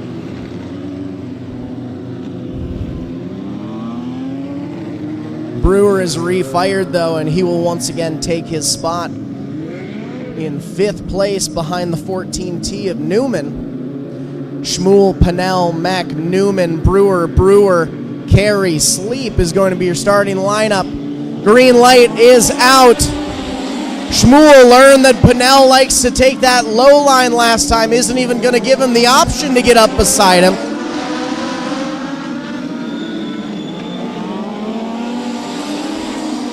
Newman going to look to the outside of Mack. Slight advantage to Newman on the back straightaway, trying to take over that 3rd place position. Wants a step on the podium for this heat race, as he now takes full possession on the front straightaway, sets his sights on Pennell. Pennell taking that extreme inside low line, trying to get ready for Schmuel to make a problem. White flag is out. One more lap to go for Schmuel, Pennell, and Newman. Through 3 and 4, Pennell goes high, Newman goes low. Checkered flag flies, and it's Schmuel taking the heat race win. Pennell gonna barely hold on for 2nd. Newman is going to round out your podium for heat race number 1. And just like that, we are now on to our 2nd heat race for the Legends Direct Legend Cars class, and your lineup's going to look a little something like this. From Oshkosh, Wisconsin on the pole, it's the 51 of Tim Franz, side by side with Aiden Erickson racing the 49 out of Cumberland. Row number 2, it's Keith Moline racing the 5X from Cedar Rapids, Iowa, and the 7K of Teddy Kashadi out of Ramsey, Minnesota. Cal Swenson in the 19X from Hortonville, Wisconsin, and Dan Meck in the 37 out of Greenfield, Wisconsin in row number 3. Row number 4, it's the 5K of Keith Carey out of Brownsville, Wisconsin, and Cade Reisdorf in the 57. Green flag will be this time by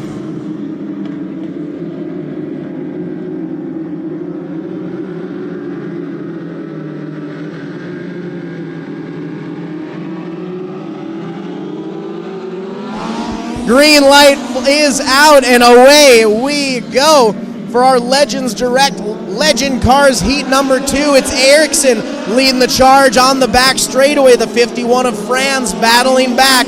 Franz going to hold on to that top spot for this first full lap in the books. But we've got a 4-pack out front. The 5X of Moline getting into the mix, moving up to 2nd. And don't count out the 7K of Kashadi, now moving up to 3rd, looking to take that 2nd place spot over from Moline.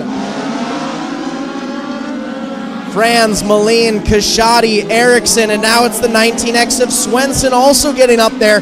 All of our top 5 racers are battling back and forth, less than half a car length separating each of them.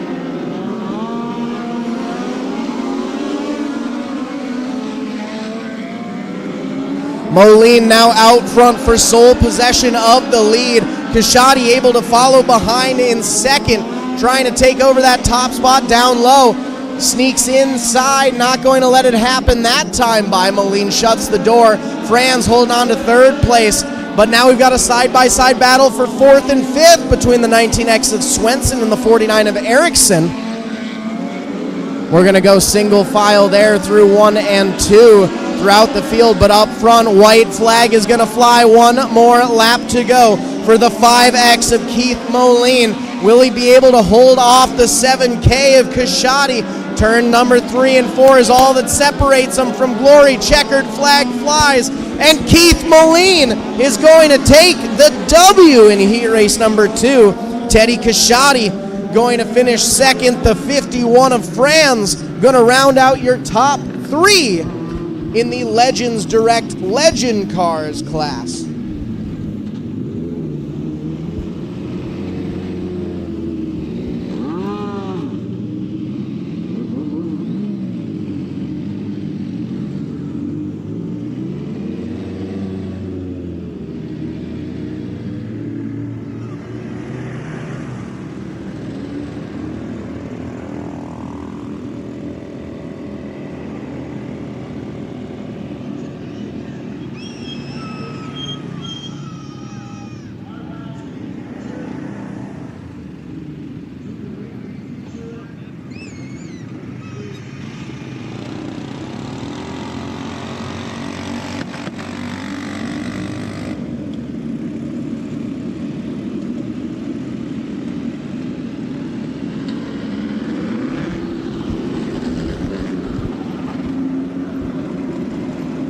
And now we have our Gopher Midget Racing Series coming out for their heat race. And your starting lineup is going to go like this inside row number 1. Racing the 7 out of Eau Claire, Wisconsin, it's Caleb Moen.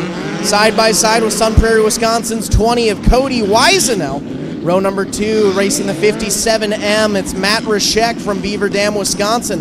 And the C71 of River Falls, Wisconsin's Carter Jensrud. Row number 3, racing out of Owatonna, Minnesota, it's Johnny Parsons III in the number 85. And Eric Bloomer piloting the 57 out of Sun Prairie, Wisconsin.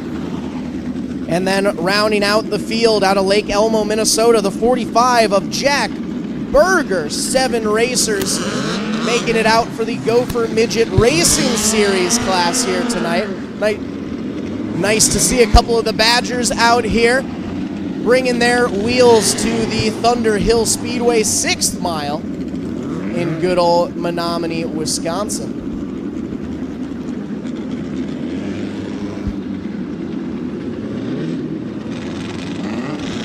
Looks like trying to restart this, or rebump this cart up there. Looks like we've actually got a little lock going on there. Trying to unhook the cart from the Ranger.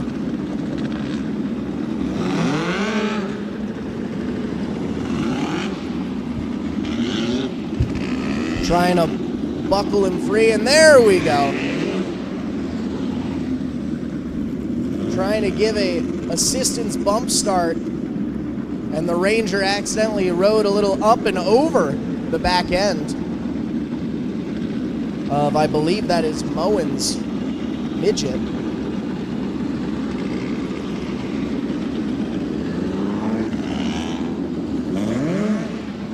And it looks like that did cause issues for Moen, as he's now leaking fluid, so he's going to get the push to the infield.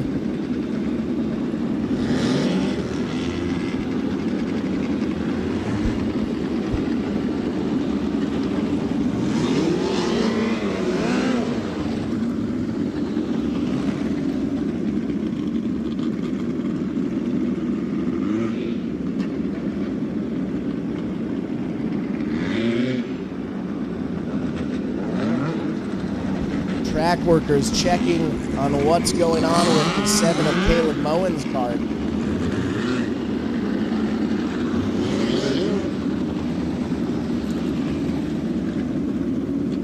Used a push truck without the proper equipment, and it looks like, unfortunately, that is going to bring Moen's.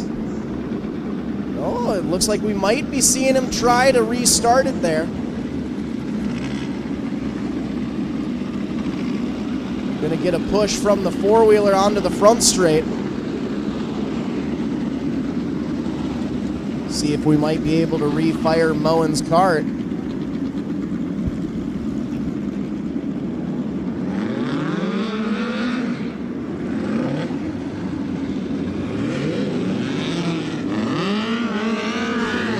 And there it looks like Moen is refired, so he is back in the game.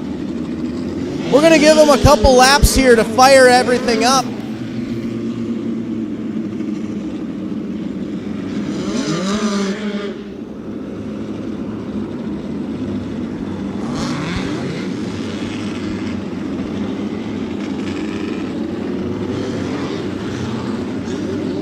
Everyone is getting in their correct starting lineup order. Lights are out, so it'll be green flag this time by Moen, Weisenel, Rashek, Jensrud, Parsons III, Bloomer, and Berger.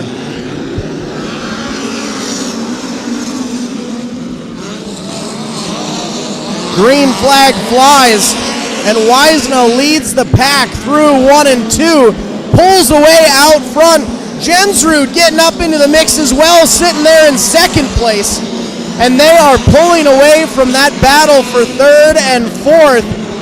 Weisenel gets a little sideways coming out of 4. Jensrud all up over his back end. Gets a little too close for comfort there. That's going to draw him back a couple car lengths. Still a solid cap there before we get back to the 57M of Rashek. Another gap before we get back to Moen. Then it's the 45 of Berger. And the 57 of Bloomer. As now Moen is off the pace. Looks like that bump start that he had some issues with didn't work out for him. He's going to get down into the infield safely, but not before drawing our last few cars back. Top three out front, it is still the 20 of Weisenel, the C71 of Jensrud, and then the 57 of Rishek. White flag flies, one more lap to go as Jensrud tries that low line. Weisenel cuts him off.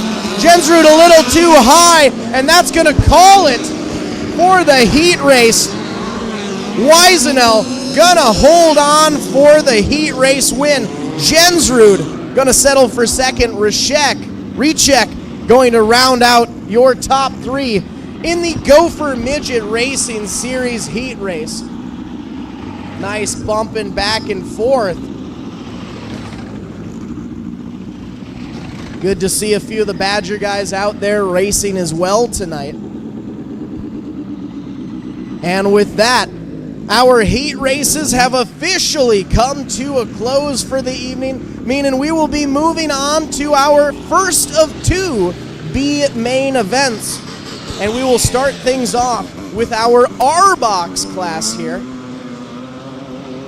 13 competitors about to hit the track for 10 laps.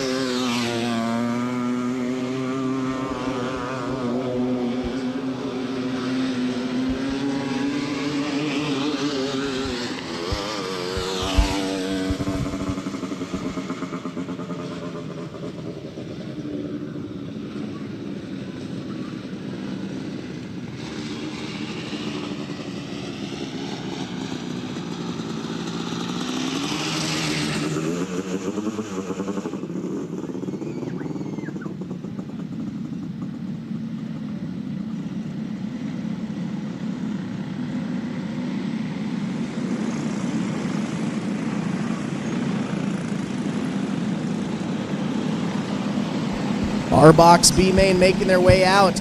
Your starting lineup is going to look like this. Inside of row number one, it's the 34 Brantley Langer out of Menomonie, Wisconsin, alongside Milan, Minnesota's Jack Canton in the 10. Row number two has Thorpe, Wisconsin's 21 of Palmer Haas, and Oakley Frericks J racing the 2 out of Grove City, Minnesota. Row number three, it's Ledger Canton B racing the 16 from Milan, and Grove City, Minnesota's Jace Frericks racing the 38J. 13 of Logslet, 19H of Hollerud, and 44 of Anderson, Hover in the 777, Erickson 32, Pedersen 18, Whitaker in the 20. Green flag is going to fly. 13 racers trying to take 2 of our transfer positions in the B main. Only our top 2 racers are going to make it into the A main later on tonight, and right now it is the 34 of Langer holding on to the lead. The 38J of Frericks from the 3rd row already up to that 2nd place spot. Bumping and banging for 3rd and 4th. 2 of Frericks J muscling his way past the 10 of Canton. Canton's going to look back down to the inside, take that spot over once again. Getting a little sideways, the 13 of Logslet is able to hold on to it. The 2 of Frericks J going around though. He's going to keep going though, see if we might not cause a caution, and there we go. We stay under green. It is still Langer and Frericks out front, as now we're going to be getting into some lap traffic a little early here. We'll see if that may affect our top 2 spots. Now remember, it's the top 2 that will be transferring through to the A main later on today. So right now there's a solid gap before we get back to that 3rd place racer, the 10 of Canton B, or the 10 of Jack Canton.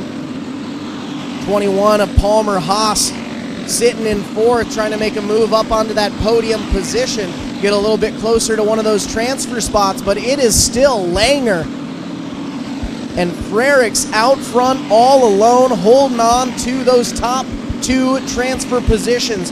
10 laps for this B main event to decide who will be making their way throughout the rest of the races this evening and who is going to be calling it quits a little early. Just had the 2 to go sign come out. So this time by, our leaders will be shown the white flag. One more lap to go for Langer and Frericks. Langer has led it from lap 1. Frericks has been right behind in second. We're going to go through 3 and 4. Checkered flag is going to fly. And it's the 34 of Brantley Langer taking the first B main win today. Green to green, no cautions. Always love to see that. Brantley Langer and Oakley Frericks going to be the 2 transfer positions from the R-Box main event, or R-Box B main event.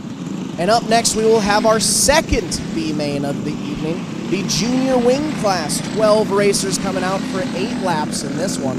And your starting lineups going to go Alan Byrne racing the 8 out of Trempealeau, Wisconsin on the pole, side by side with Luke Krieger racing the 2K from Spirit Lake, Iowa. Row number 2, it's the 20 of Bruce, Wisconsin's Austin Lockburner, and Ethan Martineau racing the 22E out of South Range, Wisconsin. Gavin Danielson racing the 64 of Starbuck, Minnesota, and Herman, Minnesota's Bentley Kramer in the 10. Row number 4, we have the 21M of Owen Malgrim out of Woodville, Wisconsin, and Brant Brooks racing the 1X out of Centralia, Missouri. Row number 5, it's Kimber Zimmer racing the 26 and Easton Schultz in the 7S. 71A of Aisley Anderson and the 7D JR of Kinsley Schmutz going to round out your 12-cart field. Green flag is out. Byrne and Krieger setting the pace into 1 and 2. As we've got one looping it around in turn number 2, the 7S of Schultz going to go into an avoid spin, but it is the 10 of Bentley Kramer that went around in 1 and 2. So we'll re-rack and restack them here.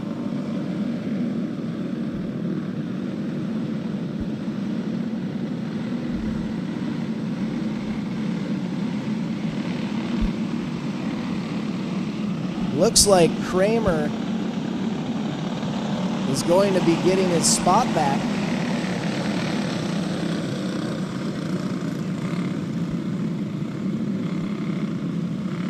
Lights are out. Byrne, Krieger, Lockburner, Martineau, Danielson, Kramer, Malmgren, Brooks, Zimmer, Schultz, Anderson, Schmutz. Green light is out. Let's see if take 2 can do things a little bit better.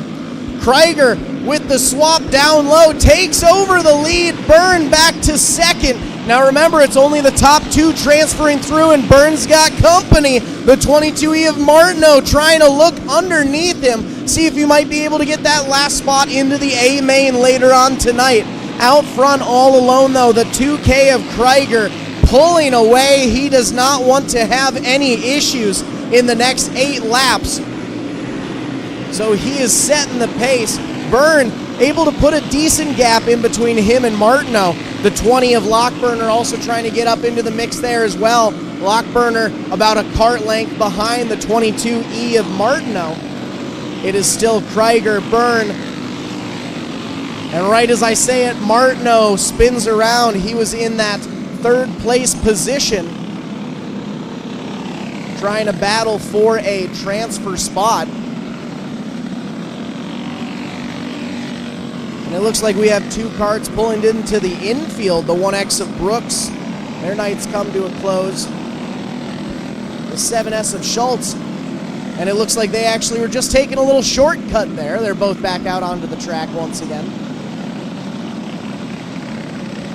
So we'll get them relined up. It'll be Krieger, Byrne, Lockburner, 1, 2, 3. Then we have the 10 of Kramer, the 64 of Danielson.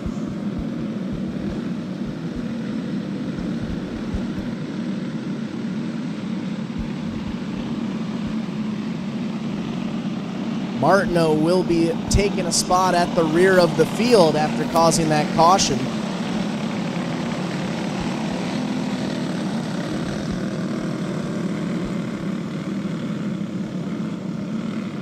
Lights are out, which means lineup is good to go.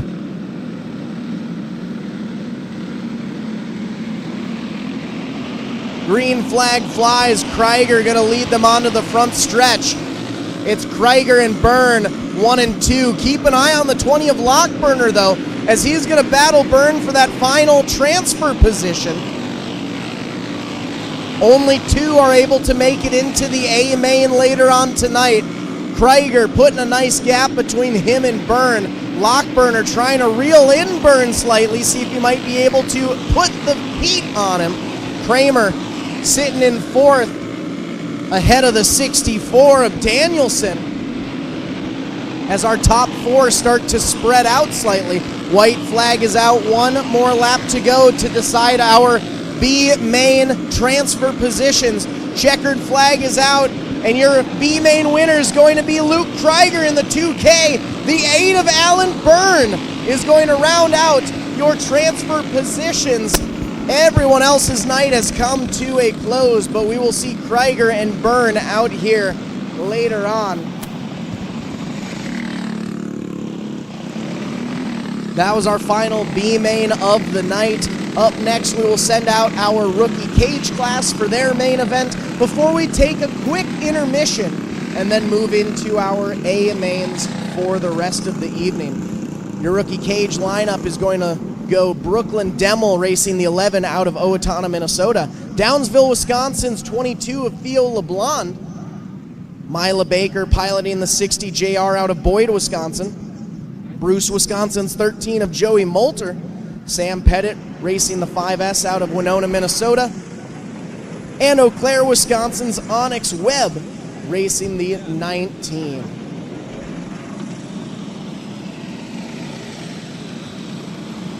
Six racers.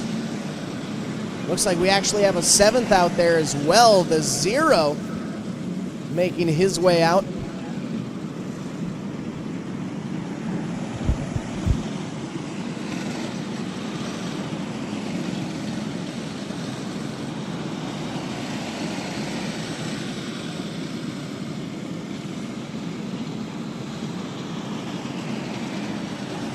And just like we saw earlier today, the rookie cage competitors, they're going to be sent out, do things a little bit differently than normal. We give them the green flag right away, just making sure everyone is all good to go.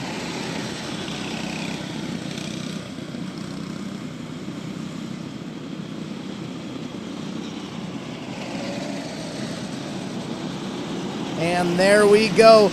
Green flag is out, and we are rookie cage racing here at Thunderhill Speedway.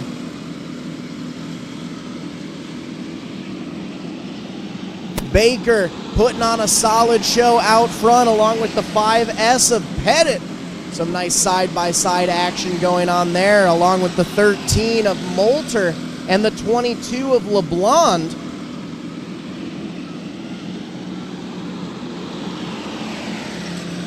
Even though these may be youngsters out there, they sure know how to put on a good show for everyone.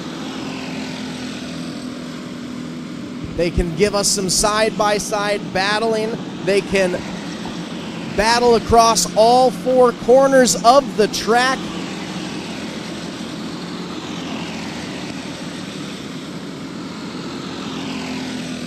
Front stretch, we see a nice side-by-side between Moulter and the 11 of Demmel. Demmel able to make a move on the outside.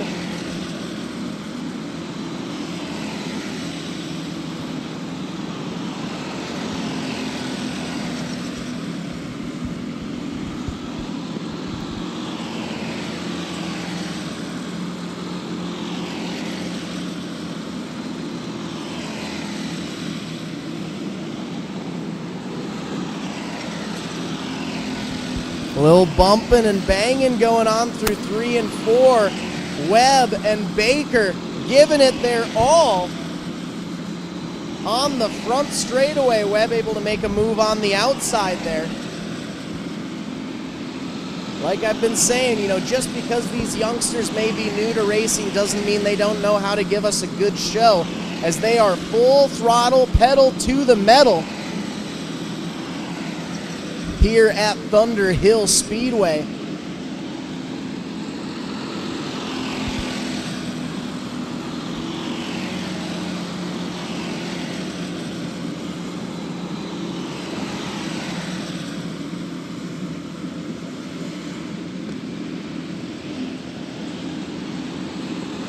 White flag is out. One more lap to go for our rookie cage competitors.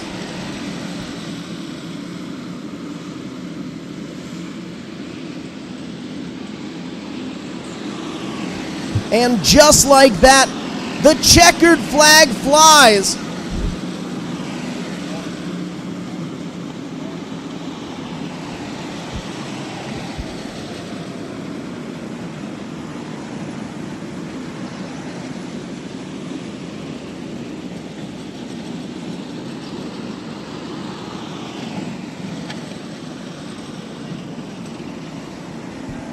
And just like that, another thing we will do, slightly untraditional for this class, is instead of just sending one winner into victory lane, we're going to give every racer a chance to see what it's like in the Thunder Hill Speedway victory lane. So as we pull them into the infield, a few of them going 3 wide into the infield there, we're going to let them all climb out of their carts, get unbuckled, get all situated, remove their helmets. Mom and dad's all down there helping them out. Aunts and uncles, brothers, sisters, friends, family members, all assisting these racers to come on out into the Thunder Hill Speedway victory lane to celebrate their hard-fought battle in those 10 laps of the Rookie Cage A main event.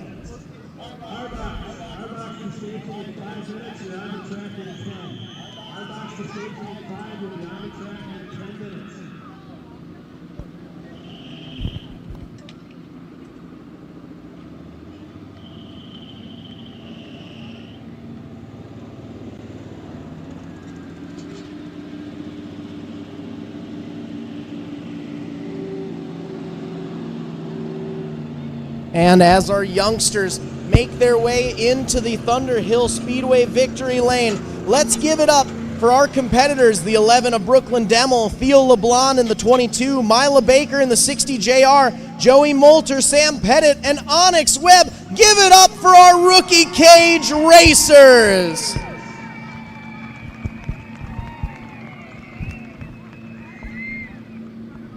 And as we let our youngsters celebrate their well-deserved time in victory lane, you may have heard the announcement over the loudspeakers. We are going to give a 5-minute call for our box racers to make their way up to staging for their A main event. We should be back to green flag racing in 10 minutes. So we will take a quick intermission here. But in the meantime, feel free to run down to the concession stand, grab some food if you're live streaming on MBTV Sports. You have a few moments before we get back to some green flag racing action.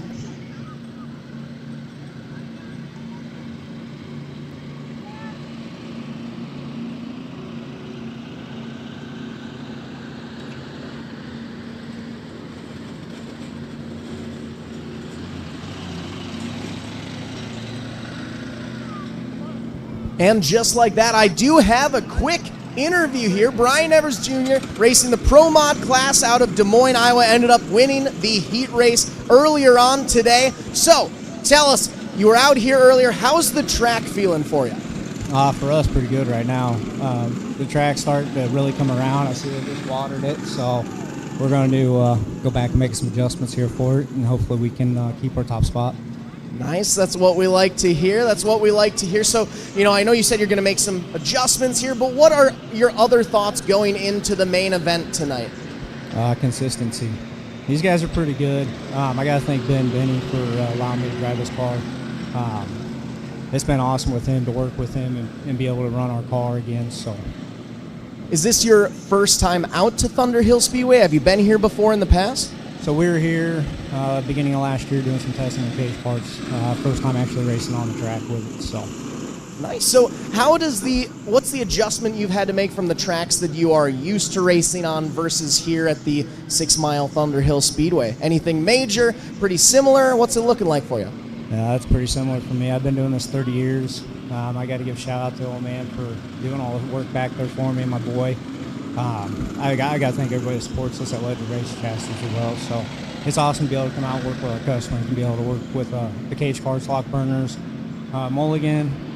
And there's a new buddy. I didn't catch their last name, but it's awesome to see him up here and work with him. Perfect. Well, I heard you say a few names already, but before we finish things off, any other sponsors you want to thank, anyone you want to give shout outs to tonight?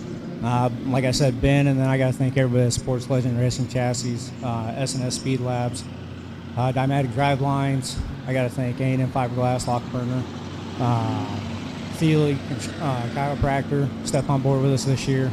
And I don't know all the sponsors on Ben's cars, so everybody that sponsors his car for us to do this. Well, congratulations once again on your heat race win earlier today. Good luck out there on your feature race tonight. We'll be excited to see you out there. We'll hopefully see you in victory lane as well. Thank you again for stopping out. We're going to go back to a quick intermission here. We have about 5-10 minutes until we get to our first A feature green flag. We will see you guys all in just a few minutes.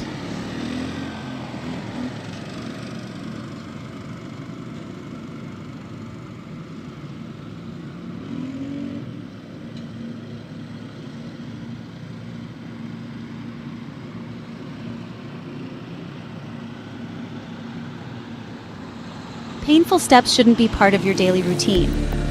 At Foot and Ankle Clinics, PA, we specialize in diagnosing and treating a wide range of foot and ankle conditions, from heel pain and bunions to diabetic foot care and sports injuries. Our board-certified podiatrists, Dr. Jeff Pellercells and Dr. Russell John Hill, bring decades of experience and a compassionate approach to every patient. At our clinic, we are dedicated to serving the community with the highest level of care. Your well-being is our top priority. Serving the communities of Woodbury, West St. Paul, and Edina, we're committed to providing personalized care tailored to your needs. Don't let foot or ankle pain hold you back. Visit footandankleclinics.com to schedule your appointment today.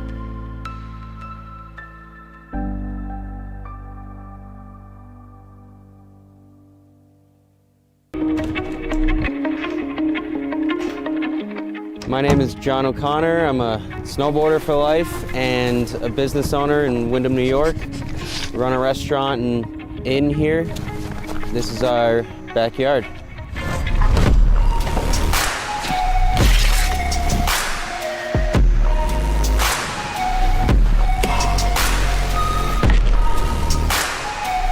Having a backyard park is really special because being able to snowboard at home and not have to get in the car, go to a resort, wait in the line, is your own creative space to do whatever you want, however you want. You're in your element. You're right at home, and it's a really good feeling when you can tune into the space around you with you and your friends and just make something special of it. The Tow Pro has helped my vision come to life with where I would like to take the backyard setup, and without it, it wouldn't be the same. It's the most easy to use, compact, portable, reliable rope tow that you can buy. It's the best thing that I own as far as what gives me happiness in life. Without it, it's not the same when you're hiking. To be able to keep riding and feel like you're snowboarding, that's what it's all about. And the Tow Pro has made that happen.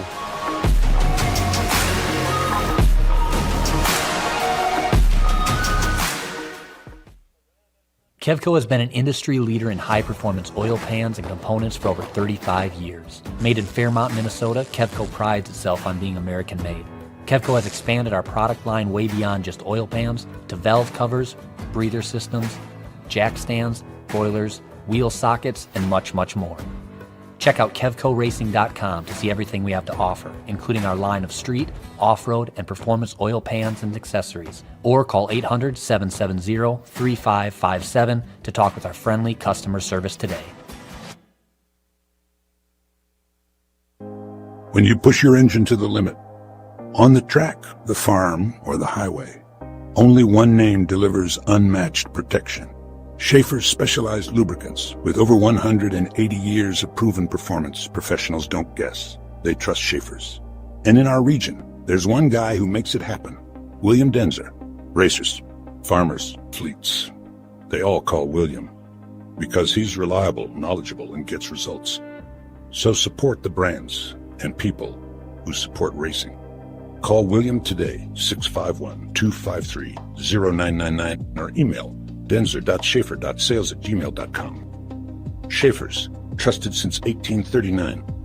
Power in every drop. Yeah, Butler-Built has been a supporter of mine for a long time. I've always run Butler-Built seats ever I got into 410 sprint car racing, and I feel like they have the nicest aluminum seats out there. The craftsmanship, the welding on it is top notch, and now they're pouring my inserts and have the gravel cut seat and gives you a lot of clearance for your hybrid or your Hans, and I feel like there's no better seat out there. Yeah, I mean, a little bit of feedback, right? These guys do it every day, so as me as a sprint car driver specifically, every form of dirt racing, the seats are built different, and guys like us, drivers are wearing holes in their hybrids because they're rubbing on the seats, and felt like there was a need for a little bit of a new design and a new generation of the sprint car advantage seat. So yeah, it's been a fun ride, and hope to continue the relationship for a long time.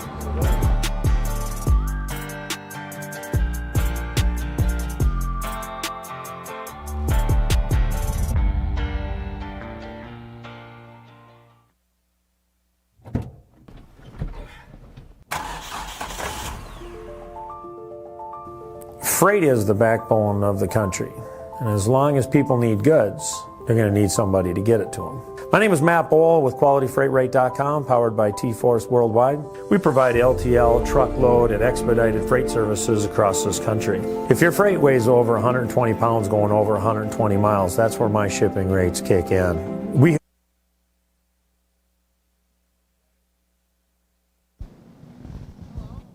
Welcome back, ladies and gentlemen, as we are officially on to our R-Box A main event.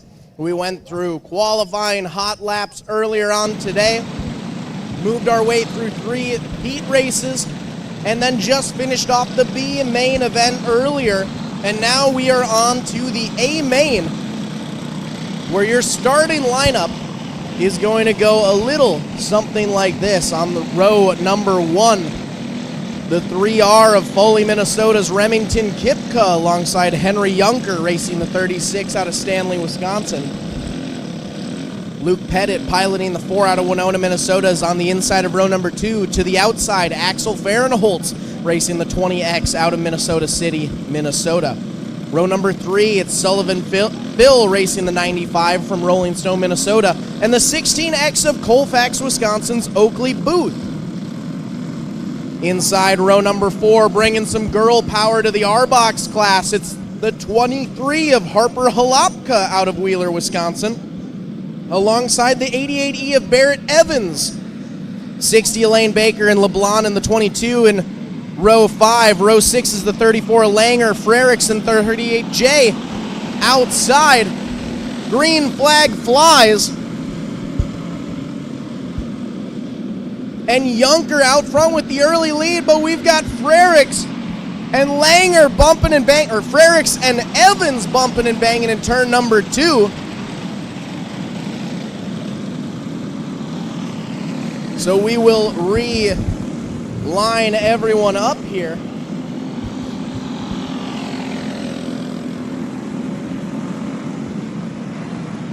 Once again, it'll be Kipka, Junker, Pettit, Fahrenholtz, Phil, Booth, Halapka, Evans, Baker, LeBlanc, Langer, Frericks for your 12 racer starting lineup in the R-Box class.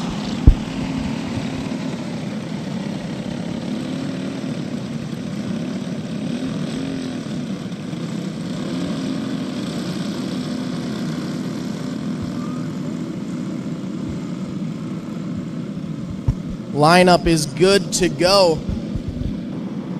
So we'll send them onto the back straightaway. Through 3 and 4. Green flag flies. Kipka and Junker 1 and 2. Junker with the advantage. Tucks down low, takes sole possession of the lead. Pettit to follow, but we've got Evans going around once again in turn number 2. Barrett having a rough time in that second corner.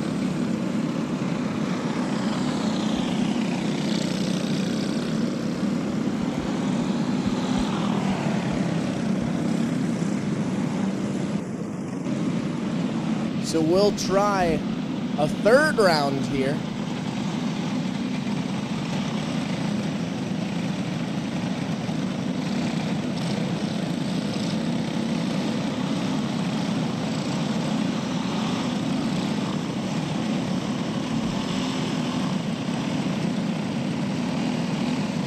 We're gonna pull them onto the front straightaway, make sure everyone has the correct starting lineup. And it looks like we are going to go single file this time.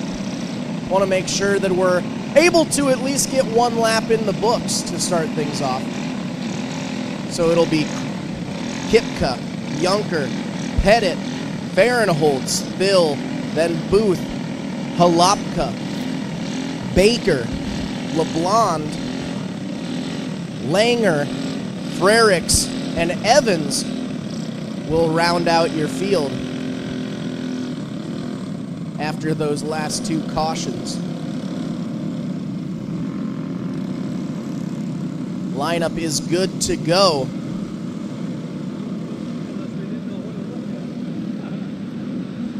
Sending them through 3 and 4. Green flag flies.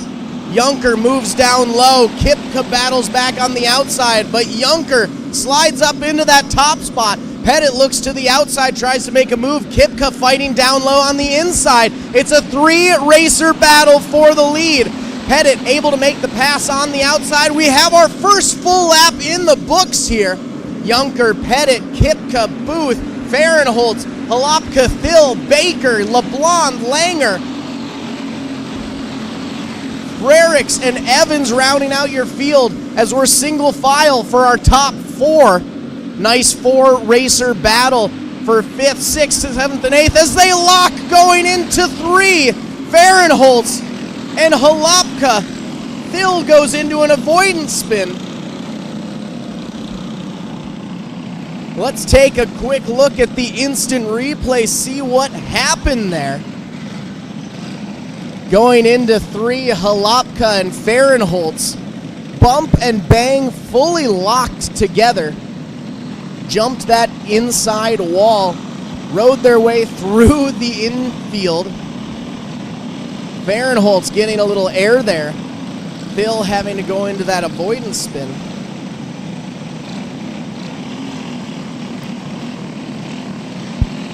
But we did get a full lap into the books there. 1 down, 11 to go. New lineup is going to be Junker, Pettit, Kipka, Booth.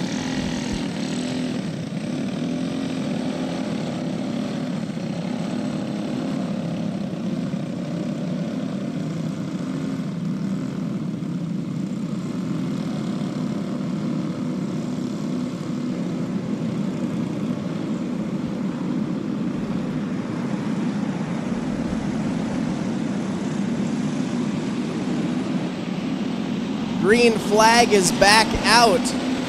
Junker and co. leading the way through 1 and 2.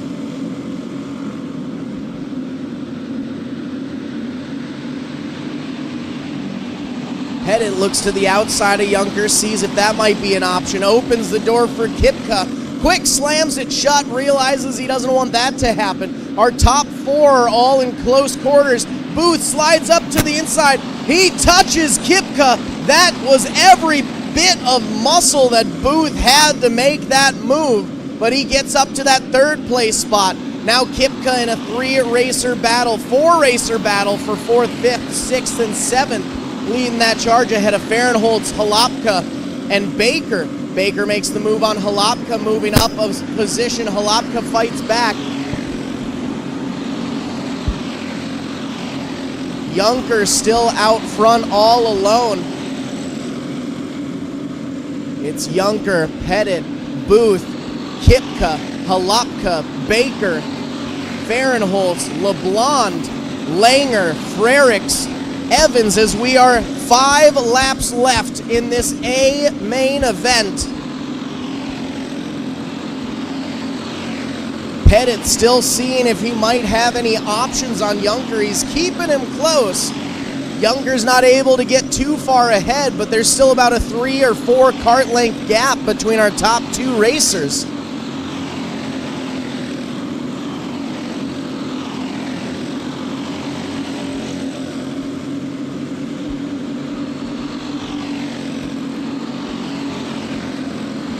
Junker, Pettit still holding on strong, but that battle for third is now a 3-kart battle. Booth holding on to third, Kipka in fourth, Halapka in fifth. White flag flies, 1 more lap to go. As we're getting into lap traffic, we'll see what this plays for the rest of our corners. For the lead, checkered flies. Junker is able to hold on to the win. Pettit finishes second. Booth gonna round out your top 3.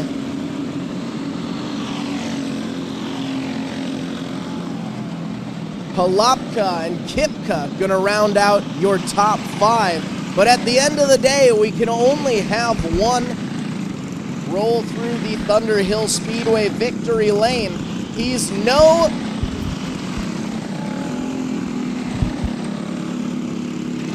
no stranger to the Thunderhill Speedway victory lane, as he was our points champion this year. As he climbs out of his cart, takes off his gear. Give a big round of applause for your feature race winner, Henry Junker!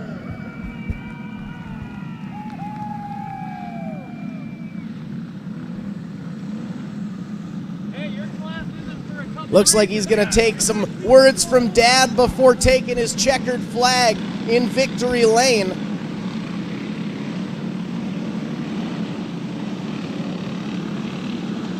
Now the helmet's off. Let's hear it one more time for Henry Junker, your first feature race winner.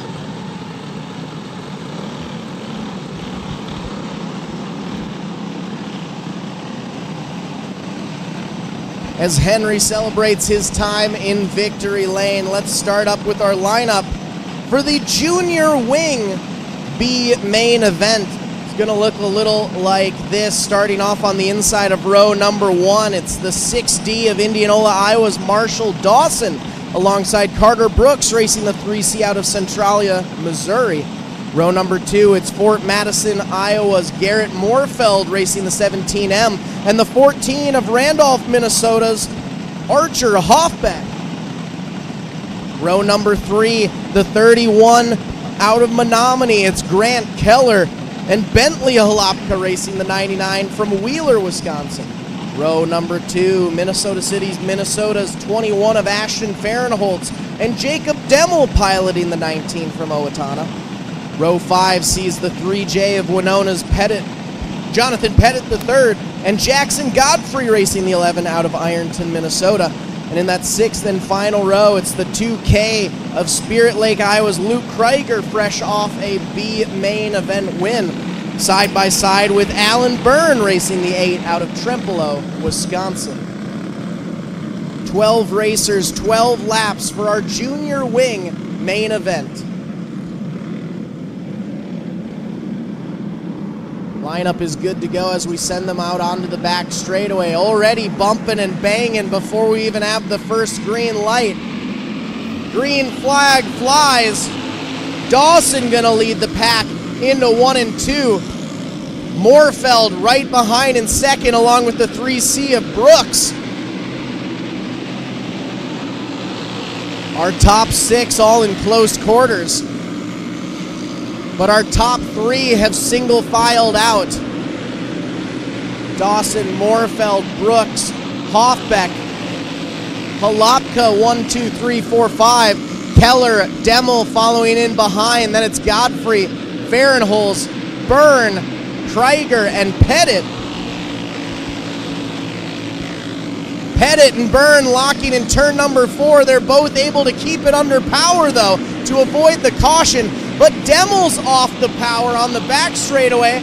Godfrey and Keller now locking. They're able to keep it under power, all without avoiding cautions. We've been 2 in, but these racers want to keep it under green flag conditions. Good on them. Green flag still flying. It's Dawson, Moorfeld, Brooks, Hoffbeck, and Halopka out front are top 5 with a full straightaway of separation on the rest of the field. Moorfeld sliding out of turn number 4, trying to get the right angle on Dawson. But that is giving Hoffbeck and Brooks and Halopka a chance to move up even closer. Hoffbeck now up to that 3rd place spot, able to surpass Brooks. Halopka looking to the outside, looking to do the same.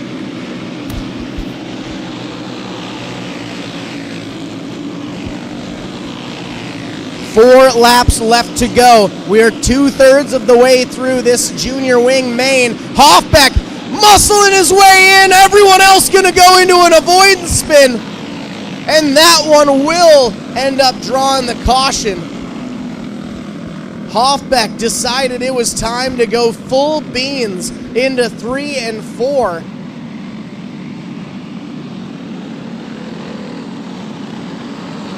Gave it his all to push into the side of Brooks there, and he's going to try to see if they might let him take his spot back. But it looks like he'll be dropping to the rear of the field. So we'll go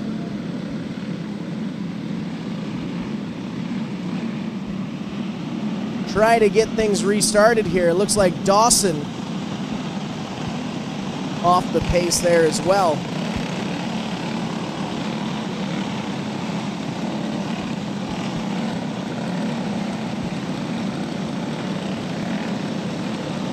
Dawson refires it up, makes his way up to the start.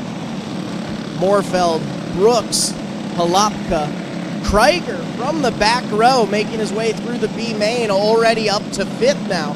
Then it's Godfrey, Fahrenholz, Keller, Pettit, Demel, Byrne, and Hoffbeck.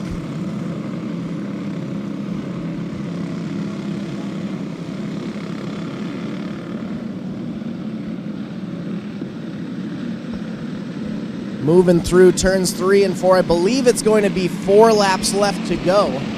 Green flag flies. Dawson with a great hop is able to put some distance between himself and that battle for 2nd and 3rd. Brooks and Moorfeld bumping and banging. Halopka getting us 3 wide into turn 3 and 4. We're flirting with 4 as well as Krieger gets into the mix. Halopka now up to sole possession of 2nd. But we've got Byrne going around in 4.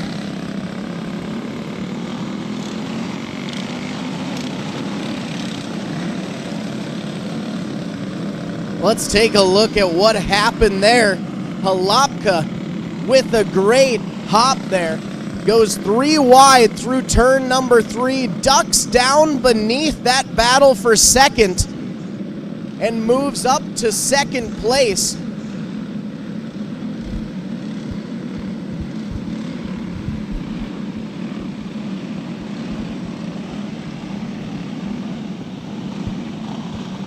We're going to stop them in turn number 4, make sure we have the correct starting lineup, as we had quite a bit of movement there. 99 made the pass before they went past the green flag, but it looks like that won't be counted, so Halopka will still be in 4th.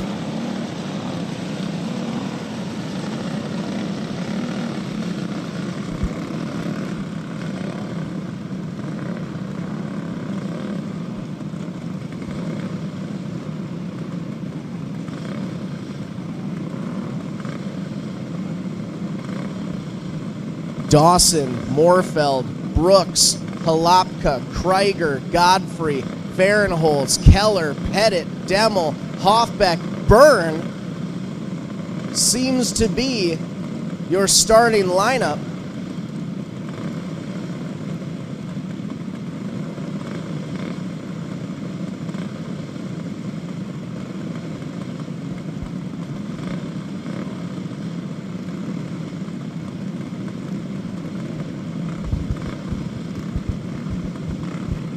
Officials just trying to figure out, make sure that everything is good to go before we send them off.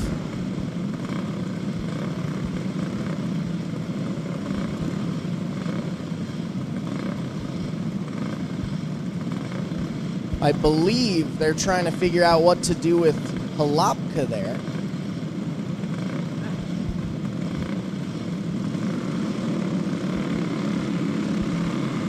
And it looks like the lineup is going to stand. So it'll be Dawson, Moorfeld, Brooks, Halapka, Krieger,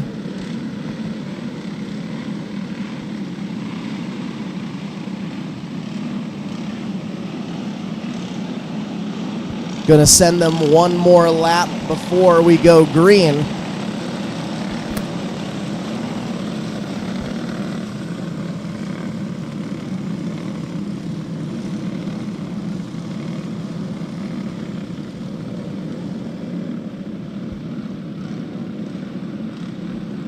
Going to tighten things up here on the back straightaway. Send them into 3. Light goes green and away we go. Dawson pulls away from the field. We'll see if we can see a move from Halapka again. He goes to the outside, surpasses Moorfeld.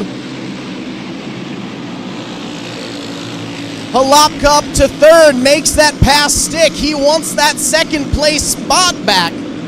Brooks battling back in 2nd as we've got loopers in turn number 2.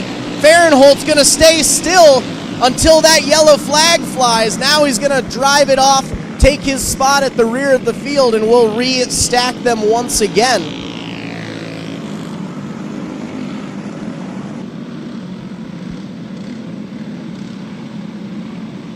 So we'll bring them back to turn number 4 and reline these youngsters up once again.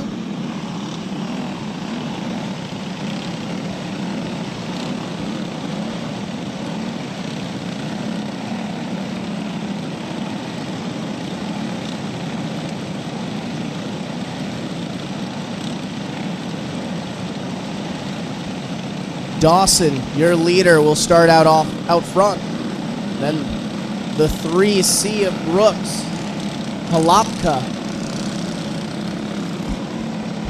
Moorfeld, Krieger, Godfrey, Keller, Pettit, Hoffbeck, Demmel, Byrne, and Fahrenholtz. Lineup is good to go, so we'll send them into 1 and 2.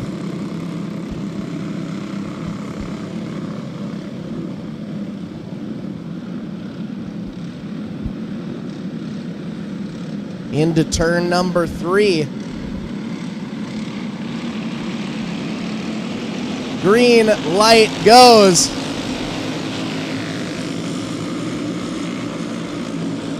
Brooks looks down low, tries to make a pass for the lead. Dawson not going to let that happen. Halapka follows behind. Pettit going to loop it in 4, but he's going to keep it under green. Up front, it's still Dawson. Halapka looks down low on Brooks, makes a move, lets that pass for 2nd stick. Now he's setting his sights on Dawson. White flag is out this time by. 1 more lap to go. Brooks battles back for 2nd. Halapka isn't going to go easy. We've got 2 corners to decide our top 3. Brooks down low. Dawson in the middle. Halapka up high. Checkered flies. Dawson by a hair. Halapka gonna hold on to 2nd, just about a quarter of a car length behind the nose of Dawson for a close battle there in our junior wing A main event. Brooks gonna finish 3rd on the final step of the podium. Hoffbeck gonna round out your top 4. Krieger from the B main making his way up to the top 5. But the lone racer making his way into the Thunder Hill Speedway victory lane. Again, no stranger to victory lane here at Thunder Hill Speedway. After a hard-fought battle, we'll give him a chance to take off his gear, unbuckle himself from his cart, And as he climbs out, checkered flag in hand, let's hear it for your feature race winner, Marshall Dawson!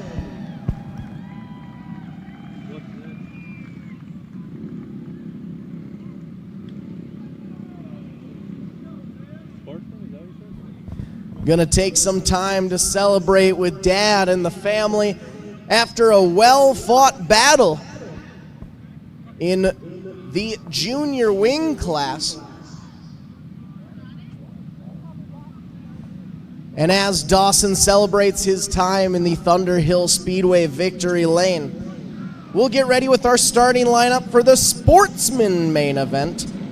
On the inside of row number 2 out of Eau Claire, Wisconsin, it's the 74 of Jake Johnson. And to his right, from Cumberland, Wisconsin, Ramon Perez racing the 25. Inside row number 2, the 55 out of Rock Falls, Wisconsin, it's Trayton Velchek. For a full Velchek row, Matt Velchek in the 555 out of Hudson, Wisconsin, to his right. And in row number 3, the 76 of Josh Fuster from Chippewa Falls, Wisconsin, and the 88 of Eau Claire, Wisconsin's Rick Strenke. 6 racers, 12 laps for our Sportsman main event. Johnson, Perez, Velchek, Fuster, Strenke. 1, 2, 3, 4, 5, 6.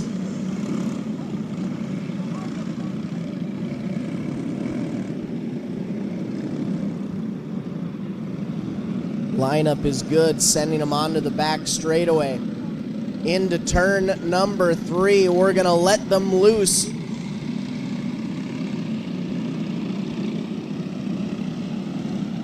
Green flag flies and we are racing.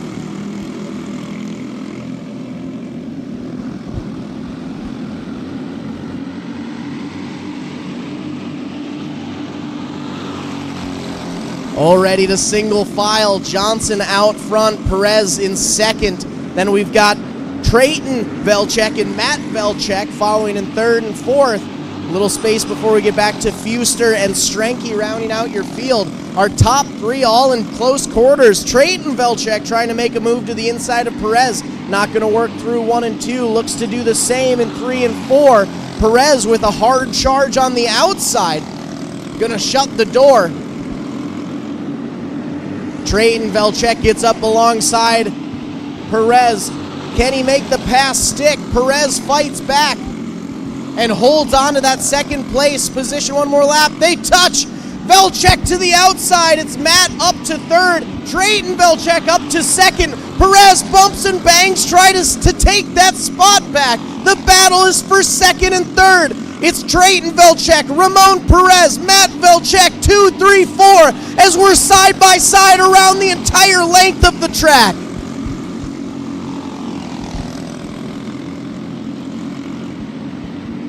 Matt Velchek racing back to the inside, moves up to third. Ramon Perez with the swap back takes that spot over again. But now Trayton Velchek has set his sights on Jake Johnson, your leader. Gonna see if he can reel him in under the last few laps of this A feature. It's Johnson, Trayton Velchek, Perez, Matt Velchek, 1, 2, 3, 4. Matt Velchek still checking out to see what's going on with Perez. Can he catch up to him once again? Johnson, though, out front having a heyday, putting some distance in between him and the rest of the field. Matt Velchek's, Trayton Velchek's trying to hold on strong, but there's still about a 6 kart length gap between the two. White flag is out, 1 more lap to go. One final time through 3 and 4. Checkered flag is in his sights. Your feature race winner, the 74 of Jake Johnson, is going to take the win. Trayton Velchek going to finish second. Ramon Perez going to round out your top 3 in the Sportsman A feature.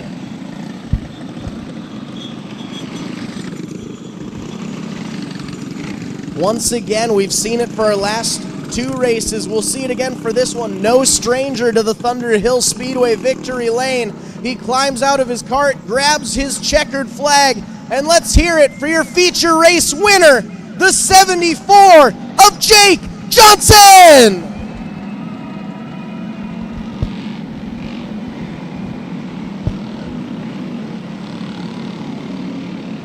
Intermediate wing going to come up next, and we'll give you your starting lineup while Johnson celebrates in victory lane. On the pole from Stanley, Wisconsin, it's the 44 of Reese Smith alongside the 3J out of Winona, Jonathan Pettit III. Row number 2, it's the 27 of Xander Glumsky racing from Eau Claire, Wisconsin. And Vincent Marthler piloting the 87 out of Sauk Center, Minnesota. Inside row number 3, the 44X of Archer Hoffbeck out of Randolph, Minnesota. And the 22 of Kirkhoven, Minnesota's Ray Henkel. Row number 4, the 20 of Audrey Traceth out of Birchwood, Wisconsin, and Alan Byrne racing the 8X from Trempealeau, Wisconsin. Fifth and final row sees the 17 of Callan Haas out of Thorpe, Wisconsin, and the 100 of Sauk Center, Minnesota's Joseph Marthler. 10 racers, 12 laps. Intermediate wing racing, green flag is a go.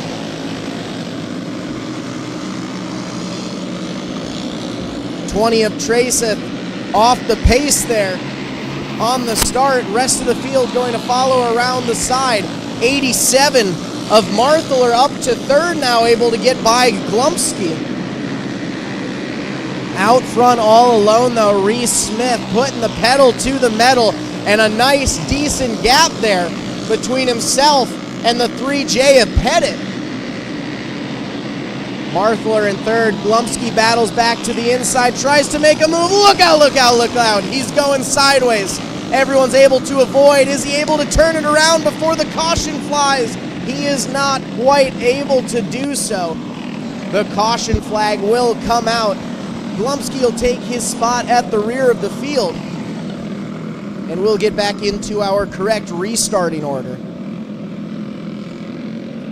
Believe it should be Smith, Pettit, then Marthler, Hoffbeck, Byrne, Haas, Henkel, Marthler, Traceth, Glumsky.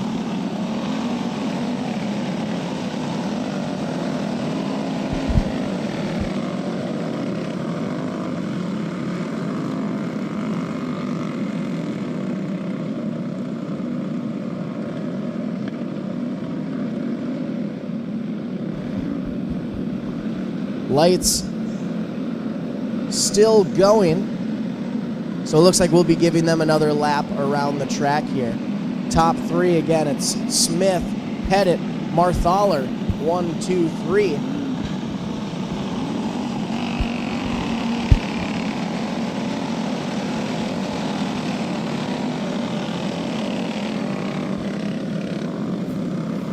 Now the lineup seems to be good.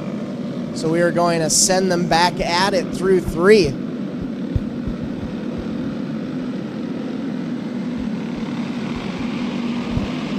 Green flag is out, and we're back to intermediate wing racing. Smith and Pettit leading the pack into 1 and 2. Hoffbeck able to get to the outside of Marthaler. Byrne down to the inside. Marthaler back to 5th. He's going to try to battle back. Hoffbeck and Byrne touched onto the front straightaway. Byrne able to power his way up into 3rd. Hoffbeck back to 4th. Marthaler in 5th. Now Haas coming up to 5th. Now it's a Marthaler, 6th and 7th. Out front all alone though, it is still the 44 of Reese Smith pulling away from the 3J of Pettit.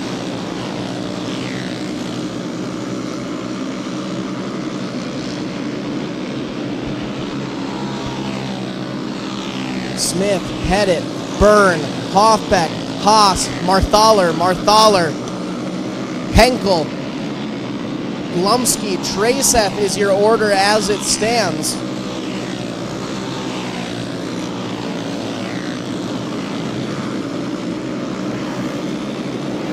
Our top 3 have fully spread themselves out as Pettit in 2nd loops it by himself.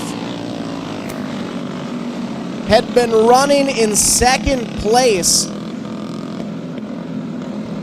Loops it all by his lonesome.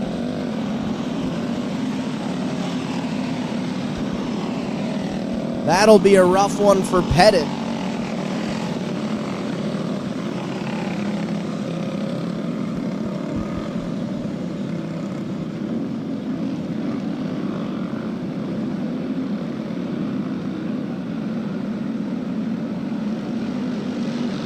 Five laps left to go. We were gonna go green, but it looks like Marthaler's having some issues in turn number 3.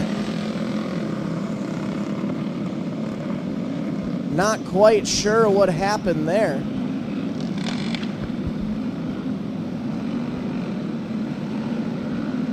We're gonna figure out what's going on with the 87 of Vincent Marthaler.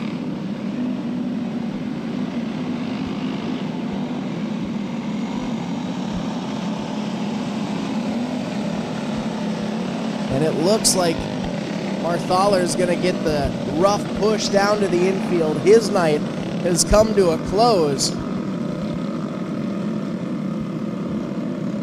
Lights are out. Lineup is good. And we've got 5 laps left to go. Just over halfway through this intermediate wing A feature. Through 3 and 4. Green flag is out. Smith, Byrne, Haas, Hoffbeck, Marthaler, Glumsky, Henkel, Pettit, Traceth. Pettit trying to get as high up as he can in the next 5 laps as Hoffbeck goes around, Marthaler goes around. We're all going to save it and keep it under green flag conditions. Smith grows his lead out front. Byrne now looping it in 4. All of our carts going into avoidance spins. Second place seems to be the haunted position in this class tonight, as this is now the second in a row to spin around in that roll. So now Smith will still be in the lead, but it's now the 17 of Haas from the back row, battling up in second place for the lead. Glumsky started in third, had to move all the way back after a caution, and is now back up to third. Pettit sitting in 4th. And it looks like Pettit's going to go back to 5th there.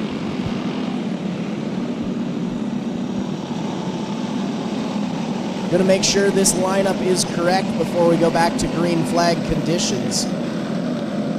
Smith, Haas, Glumsky, Henkel, Pettit, Hoffbeck, Traceth,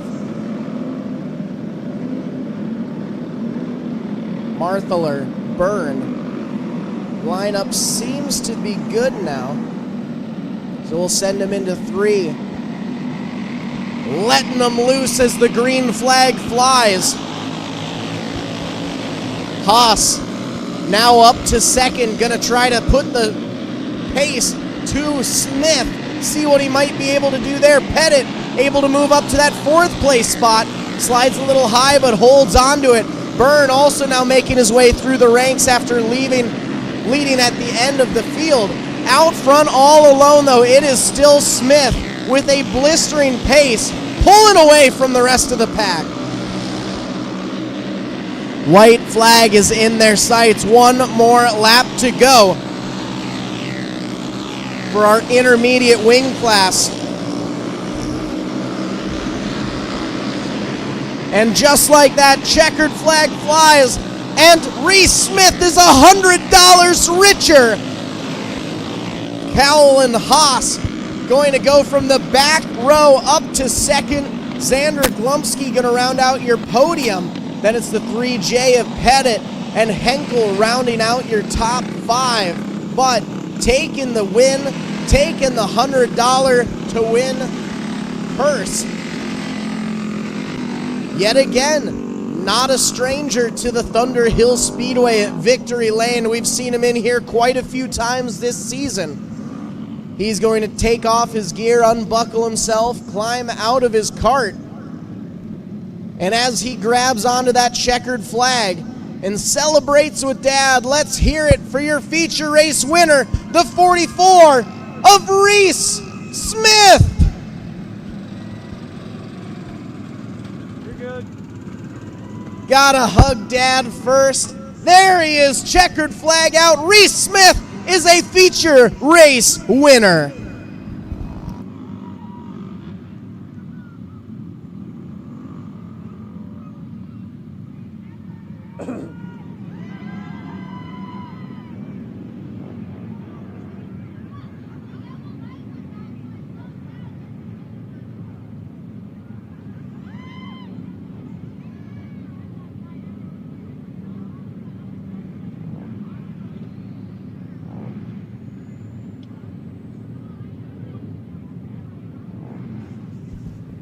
Well, Reese celebrates his time in victory lane. Let's give you our starting lineup for your next main event, the 125-250 wing class. On the inside of row number 1 out of Indianola, Iowa, it's the 6D of Riley Dawson. We saw him in victory lane earlier today. We'll see how he's able to do on the pole alongside the 14 of Luke Garner. Landon Suprai piloting the 99 JR out of Chippewa Falls, Wisconsin, going to be on the inside of row number 2. To his right, Bruce, Wisconsin's Nick Moulter racing the 13E. Inside row number 3, it's the 99 of Wheeler, Wisconsin's Bentley Halapka, and the 4 of Leah Reitzel out of Burt, Iowa. Row number 4, Rice Lakes, Wisconsin's 22 of Davin Hauk, and Rylan Reitzel racing the 8 out of Burt, Iowa. Centralia, Missouri's Carter Brooks racing the 3C, and the 29 of Menomonie's very own Caleb Kropp make up row number 5. Actually, it's the 66B of DeSmith on the outside. Caleb Kropp to the inside of row 6, along with Balsam Lake, Wisconsin's 315 of Jake Schur. And all alone in row number 7, out of Balsam Lake, Wisconsin, the 311 of Jamison Schur. Dawson, Garner, Suprai, Moulter, Halapka, Reitzel, Hauk, Reitzel, Brooks, DeSmith, Kropp, Schur. 13 racers, 15 laps for the 125-250 wing class.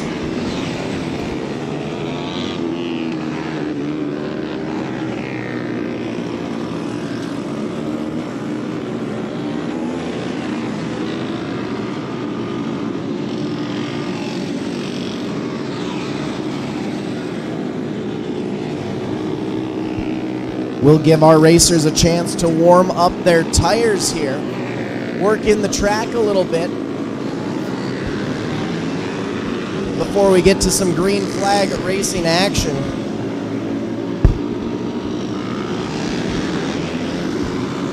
We still have 6 races left tonight, including this class. One final reminder to all of you in the grandstands to send that MBTV Sports link over to your friends and family so they can check out those last few races of the evening.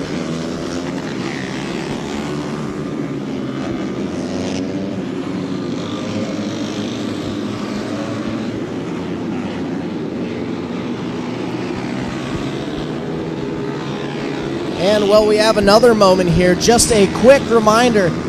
We do still have one final race going on this year here at Thunder Hill Speedway, the Bone Shaker Showdown, taking place on Saturday, October 11th, where for the first time ever, we will be having A-Mod bracket racing. Yes, you heard that right, ladies and gentlemen. A-Mods will be racing around this 6-mile oval at Thunder Hill Speedway. $1,000 winner takes all. It is not a show you will want to miss. So make sure you are either out here in the grandstands on Saturday, October 11th, or that you are able to live stream the event for free on the MBTV Sports YouTube, Facebook, and website for the final race of the year. Out on the track, though, 125-250 wings are ready to go, sending them into turn number 3. Green flag is going to fly. Dawson and Garner with the great hop out front. Dawson going to set the pace and lead the charge onto the back straightaway and pull away from the rest of the field. Bumping and banging Halapka and Hauk into each other in turn number 4.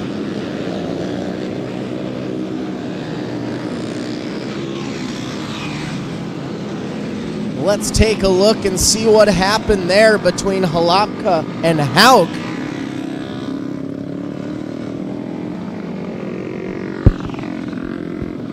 Coming out of turn number 4. The crew goes in and it looks like we had a slight cut down.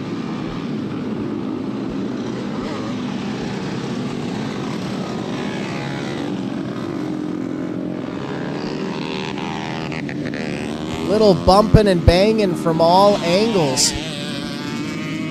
Looks like Hauk may have gotten into the back end of Halapka there.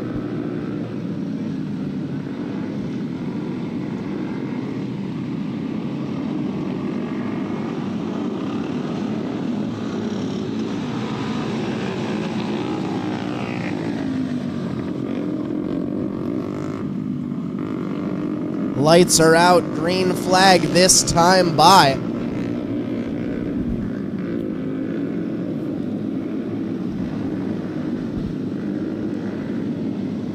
Let's try this one more time. Dawson, Garner, leading them onto the front straightaway.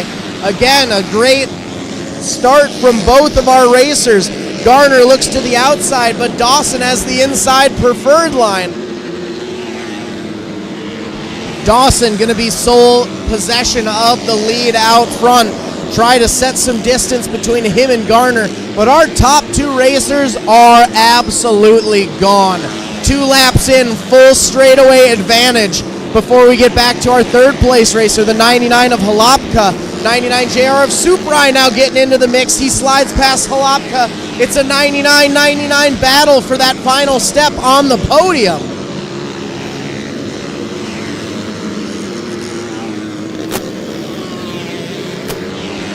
Dawson, feeling like he has something to prove, has already a straightaway gap in between himself and the 2nd place racer, the 14 of Garner.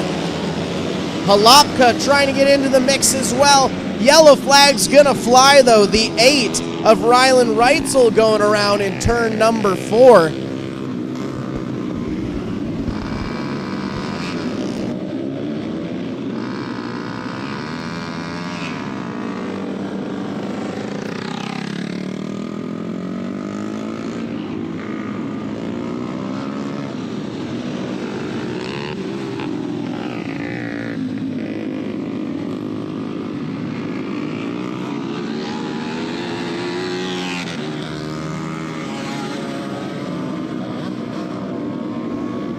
We'll get everyone relined up in their correct restarting order.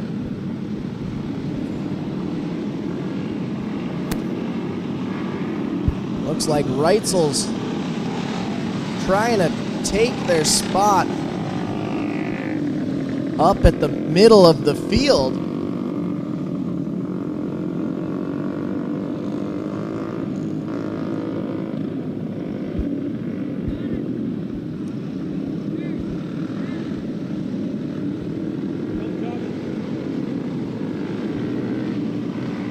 Still trying to make sure this starting lineup is correct.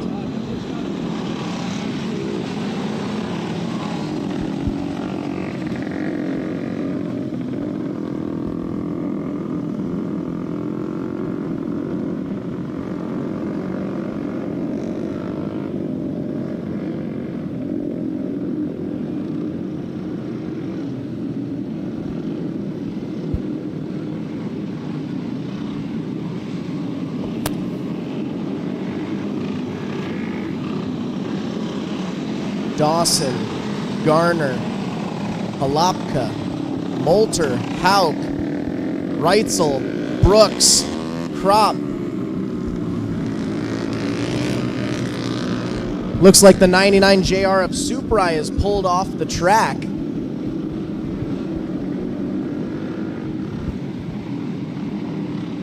So we're down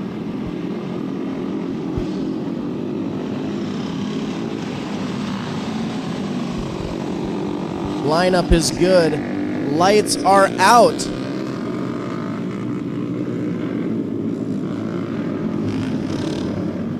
Dawson, Garner, Halapka,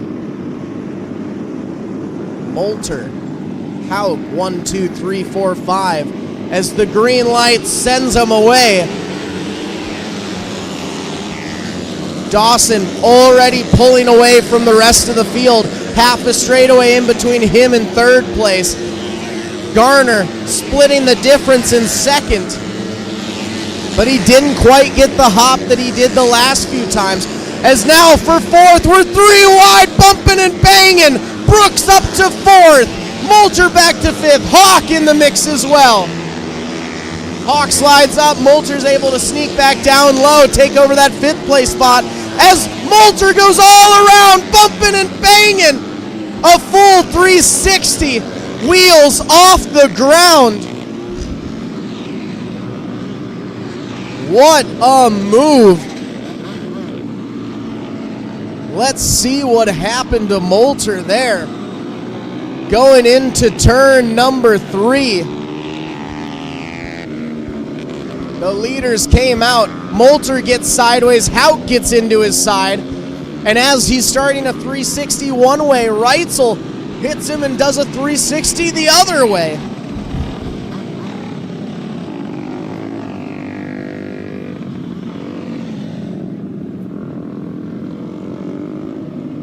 A wild ride for Nick Moulter there. But he will take his spot.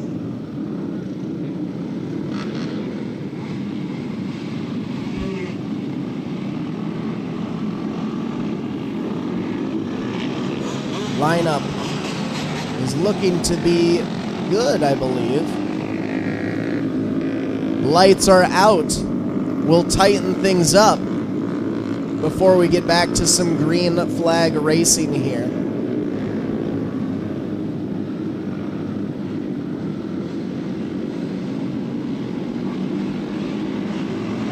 Green light is out and away we go one more time.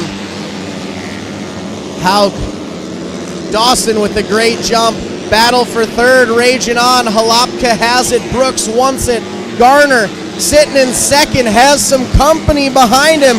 We might be seeing a 3-cart battle for second, third, and fourth.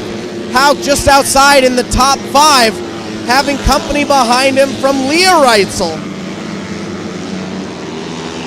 Brooks able to make the move on Garner. Brooks now up to second place. Started in the 5th row, now in second. But Dawson is out front all alone, uncontested, and he is giving it his all. Coming up on lap traffic, he's able to duck down beneath the 315 of Sure. Follows the same maneuver for the 311 of Sure. They almost touch, but he's able to get by without issues. Kraut pulls it into the infield. His nights come to a close. Dawson with a full straightaway advantage over the 3C of Carter Brooks. White flag is going to be displayed next time by. 1 lap left to go for the 6D of Riley Dawson, who's put on an absolute clinic in this race. And uncontested checkered flag flies. Riley Dawson is a 2-time feature race winner on the night. The 3C of Carter Brooks, all the way down from Missouri, gonna finish second from the 5th row. The 14 of Garner gonna round out your podium. Then it's Halapka and Hauk rounding out your top 5 in the 125-250 wing class. Dawson making his way to the infield there, gonna stop just short of victory lane, gonna get the helping assist from Dad. Give it up for Dad, ladies and gentlemen. But with the checkered flag, once again we're gonna find him in the Thunderhill Speedway victory lane. As he climbs out of his cart, let's hear it once again for your 2-time feature race winner on the night, Riley Dawson!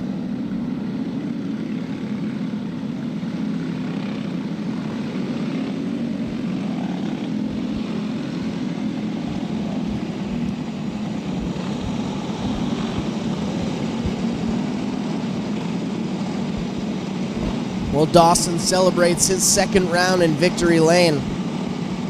We'll move on to our Pro Mod Karts lineup. 9 racers, 12 laps.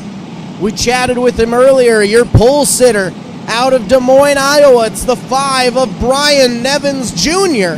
alongside Northfield, Minnesota's Gavin Underdahl in the 17G. In row number 2, it's the 17 of Travis Underdahl and the 555 of Matt Velchek out of Hudson, Wisconsin. Velchek crew in the stands tonight, giving them their all, cheering on Matt Velchek. Row number 3 is going to be the Gillis row. We got Tom Gillis in the 19 on the inside, the 91 of Tatum Gillis on the outside. Row number 4 out of Bloomington Prairie, Minnesota. Bloomington Prairie, Minnesota, it's the 5J of Matt Jewison and the 4 of Chad Benny out of Dodge Center, Minnesota. Then all alone in the 5th row out of Webster, Minnesota, it's the 18 of Dan Pedersen.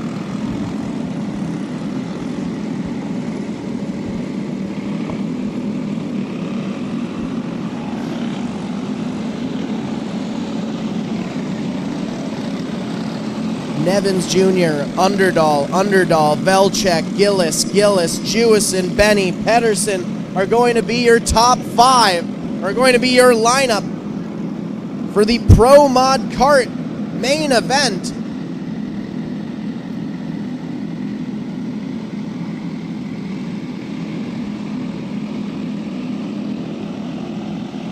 Looks like the 91 of Tatum Gillis stopped in turn number 2 is out of his kart.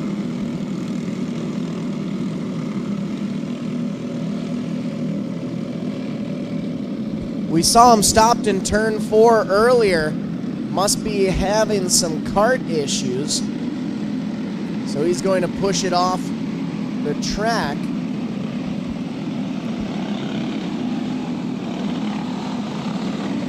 Gonna bring things into the infield. Tatum's night is done.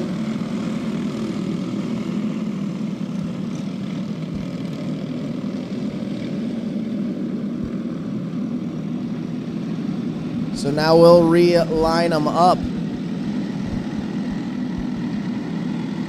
Lineup is good.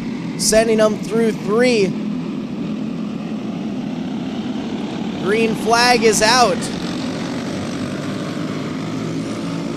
And it's Underdahl down to the inside.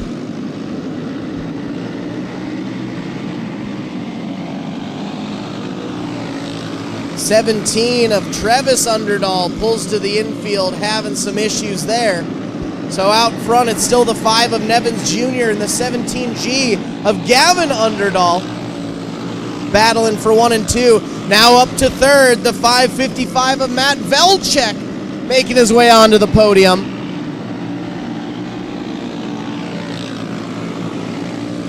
The 5J of Jewison spinning in 2, but we're keeping it green. Nevins Jr. out front with about a half straightaway lead. As Jewison drops down to the infield.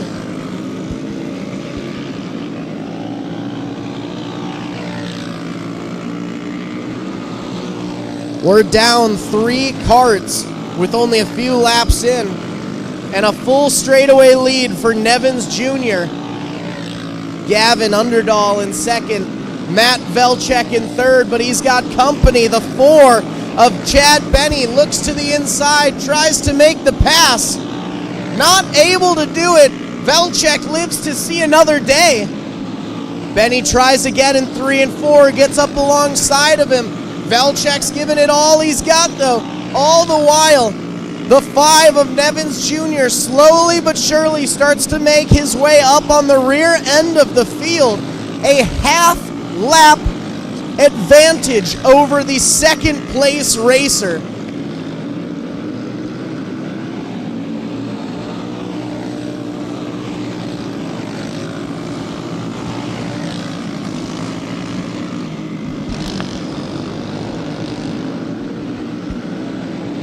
Through 3 and 4, white flag is going to fly for Brian Nevins Jr. Our leader making his way through the back end of the field as we've got some bumping and banging for 4th and 5th. And it looks like that will draw the caution. So we'll be going for a green, white, checkered.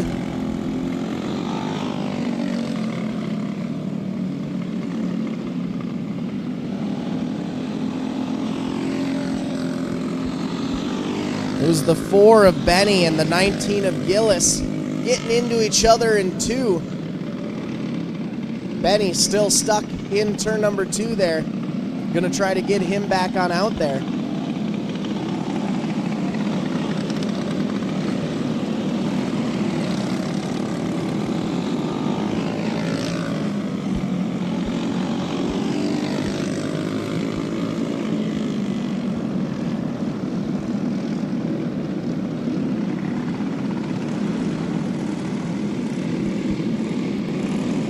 Through 3 and 4, green flag is out. Underdahl trying to make a move on Nevins Jr. He was a half a lap behind, sitting in second, but now he's just a few feet away. But Nevins Jr. is already around. Pedersen's going to spin it in 4. He's able to keep it under, though, so he can finish the race. Checkered flag is in his sights. Brian Nevins Jr. is a feature race winner. Underdahl's going to finish second. And rounding out your podium, along with his fan club, the 555 of Matt Velchek.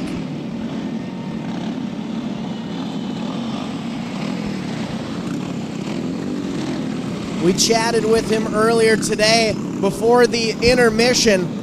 He said he was feeling good, and it looks like he was right. He's going to move his way into the Thunder Hill Speedway victory lane, climb out of his cart, and give it up for your feature race winner out of Des Moines, Iowa, Brian Nevins Jr.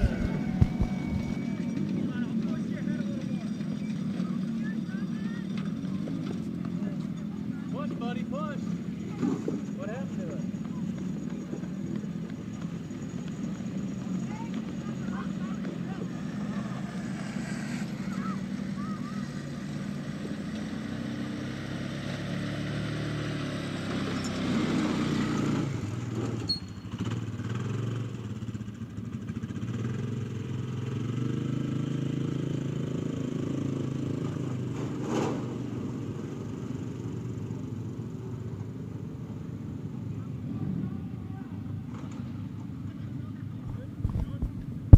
Brian Nevins Jr. holding the big check there for his win tonight, celebrating his well-deserved time in victory lane.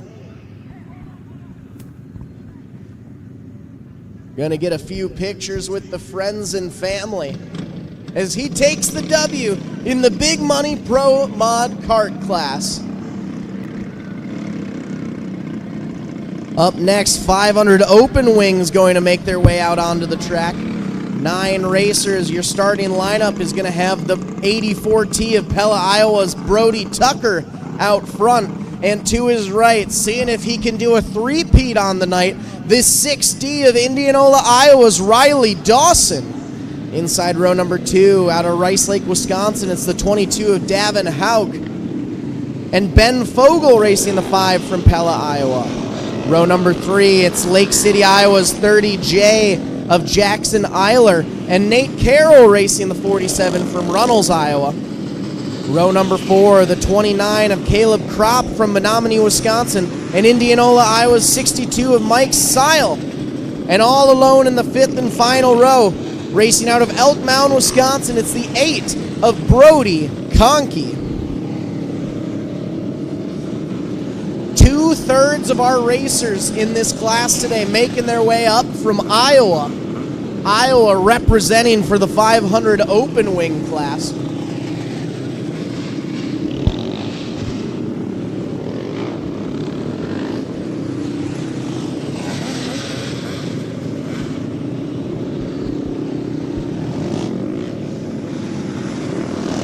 We're going to give them a few laps to burn up the track before we get things started here.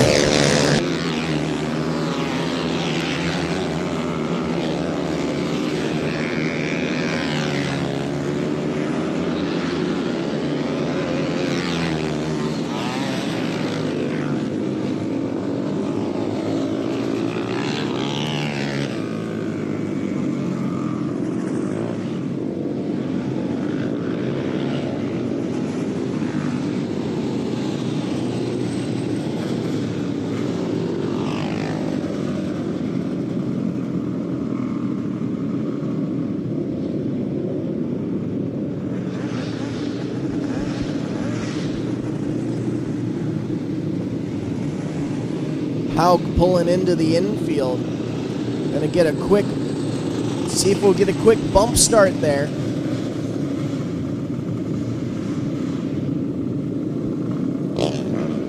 But unfortunately for Hauk, he's getting the push off the track. Looks like his night is done before it's even started.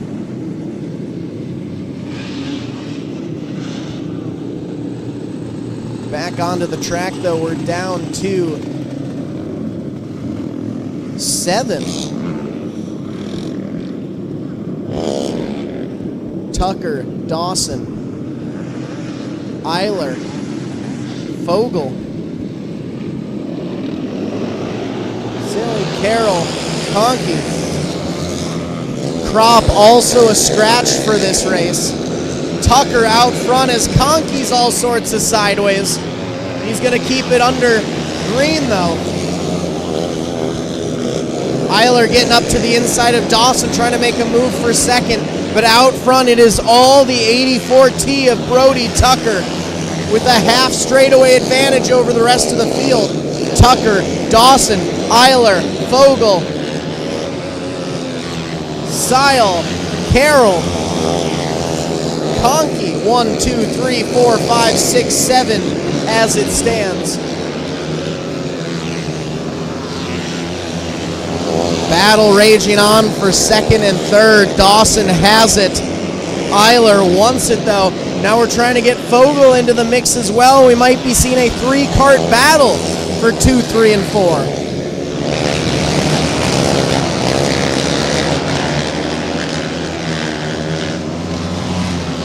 Fogel able to get down to the inside of Eiler, make his way up onto the podium. Dawson putting some distance between himself and Fogel, but out front, it is still Tucker. Moving and grooving, a straightaway ahead of Dawson.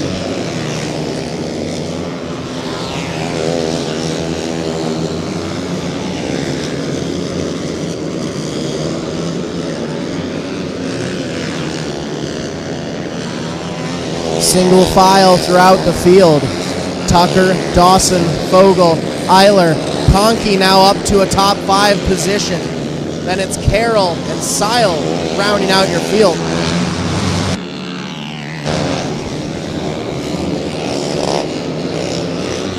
Given the green flag, I believe 2 laps left to go.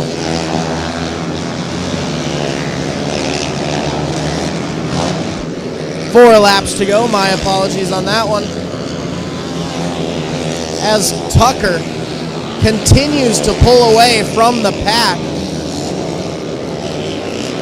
That extreme high line is working well for him. This time by, white flag is going to fly. 1 more lap to go for Brody Tucker.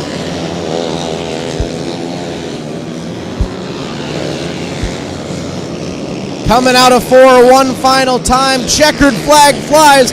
Brody Tucker's a feature race winner at Thunder Hill Speedway. Riley Dawson going to have to settle for second. And the 5 of Ben Fogel is going to round out your podium in the 500 open wing class.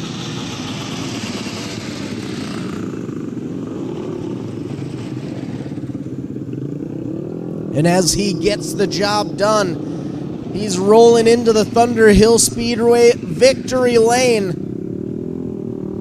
taking off his helmet and gloves.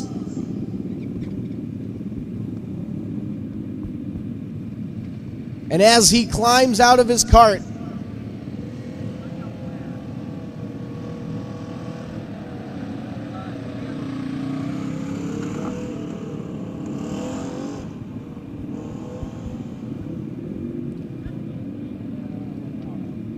Brody will climb out of his cart, and as he takes the checkered flag, let's hear it for your feature race winner, Brody Tucker!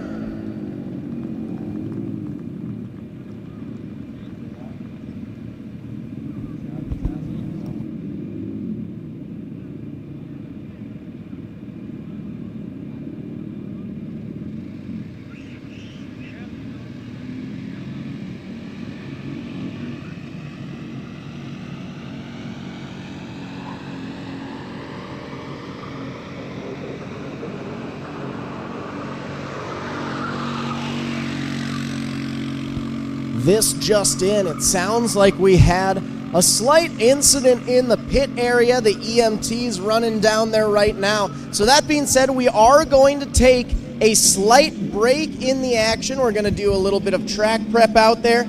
For those of you in the grandstands, this gives you a chance to get up, stretch, run to the restroom, grab some food from the concession stand. For those of you live streaming tonight's events on MBTV Sports.com or the YouTube or Facebook pages, get up, stretch your legs, get off the couch, walk around for a little bit. We're going to do some light track prep, take a quick intermission, and we will be back in a few minutes here with your starting lineup for the K&K Racing Micro Sprints class.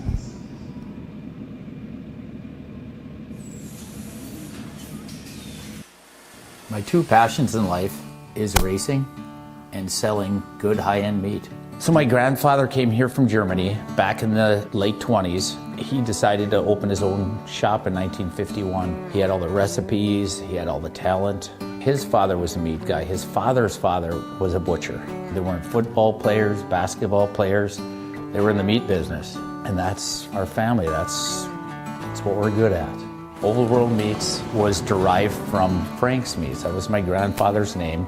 I know the quality of my beef is the best because I've purchased it directly from the ranchers at Certified Angus Beef. We know what our beef is continuously and it's very consistent.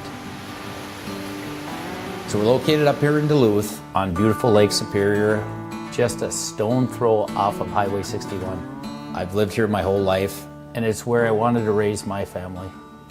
To be successful, you need to have a talent. And I knew I was going to be in the meat business. I can taste spices, I can pick out flavors, where they need to come in, where they need to stop. So knowing your strengths are important and knowing where you came from. We have a hot snack stick that's got actually 8 different spices of heat in that, and it layers the flavors in the heat. That's what makes the difference with our product. The most exciting part was becoming coast to coast with the Old World Meats snack sticks. My neighbor stopped me on the street and said, "Paul, I was just down in Georgia and this gas station had your product." It was one of the highlights of the year. I don't know of a state at this point that we haven't had product in. Being in business in a small town really puts things into perspective. It's the little things for me to be appreciated and respected. So this whole operation here, it doesn't have to be the biggest, but it needs to have passion. And today, I'm changing lives of people that work with me. My guys are learning lifelong skills and values. That's the good stuff. Let's make the world a better place. Let's have a good time at it.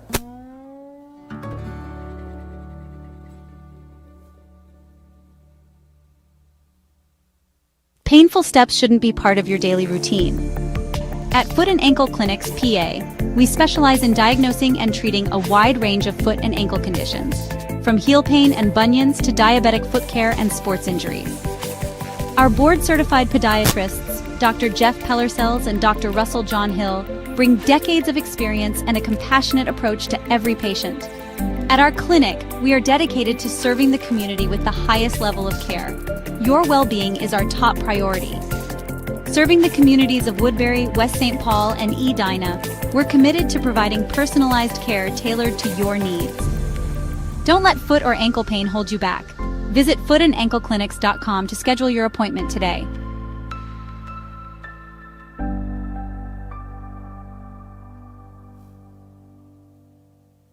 With over 40 years of experience producing quality racing components, we're excited to unveil the Kevco Drive Shaft. Our Kevco Drive Shafts are 100% made in the USA from USA-sourced materials. We have developed our drive shafts using precision machine yokes that offer more clearance with higher strength than any other shaft on the market. Our yokes are then zinc-plated black for long-lasting protection. All our drive shafts are meticulously hand-built and balanced on our brand-new Superior Driveline Shaft Master drive shaft machine. Every carbon fiber Kevco drive shaft comes loaded with Spicer 1310, solid-body, non-greasable universal joints for superior strength. We offer U-joints, U-bolts, slip yokes, and anything you may need for your drive shaft. Kevco has the ability to custom build any length drive shaft for any application you may need, whether it be mild steel, chromoly, aluminum, or carbon fiber. Call us today at 800-770-3557 or check us out on the web at kevcoracing.com. When you push your engine to the limit, on the track, the farm, or the highway, only one name delivers unmatched protection. Schaefer's specialized lubricants. With over 180 years of proven performance, professionals don't guess. They trust Schaefer's. And in our region, there's one guy who makes it happen. William Denzer. Racers, farmers, fleets. They all call William because he's reliable, knowledgeable, and gets results. So support the brands and people who support racing. Call William today, 651-253-0999, or email denzer.schaefer.sales@gmail.com. Schaefer's, trusted since 1839. Power in every drop. Yeah, Butler-Built has been a supporter of mine for a long time. I've always run Butler-Built seats ever I got into 410 sprint car racing, and I feel like they have the nicest aluminum seats out there. The craftsmanship, the welding on it is top notch, and now they're pouring my inserts and have the gravel cut seat, and gives you a lot of clearance for your hybrid or your Hans, and I feel like, there's no better seat out there. Yeah, I mean, a little bit of feedback, right? These guys do it every day, so as me as a sprint car driver specifically, every form of dirt racing, the seats are built different, and guys like us, drivers are wearing holes in their hybrids because they're rubbing on the seats, and felt like there was a need for a little bit of a new design and a new generation of the sprint car advantage seats. So, yeah, it's been a fun ride, and hope to continue the relationship for a long time.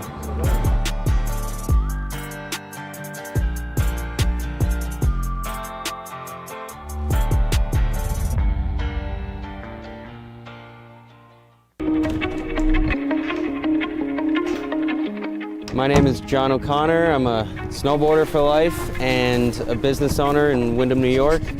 We run a restaurant and inn here. This is our backyard.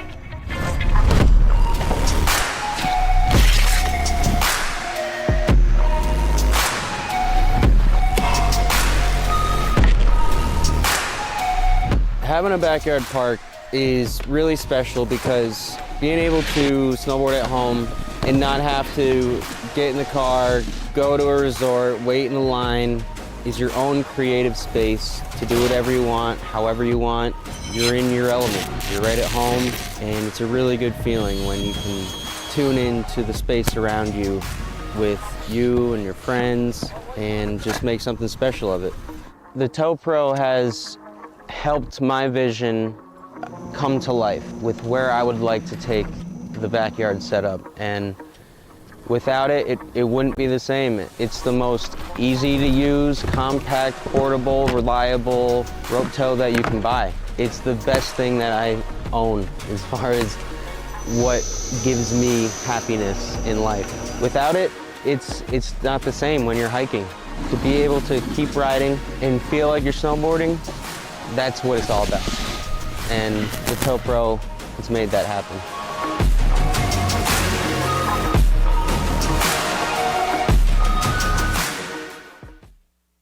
Kevco has been an industry leader in high-performance oil pans and components for over 35 years. Made in Fairmont, Minnesota, Kevco prides itself on being American-made.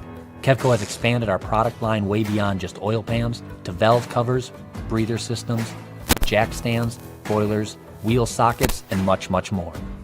Check out kevcoracing.com to see everything we have to offer, including our line of street, off-road, and performance oil pans and accessories. Or call 800-770-3557 to talk with our friendly customer service today.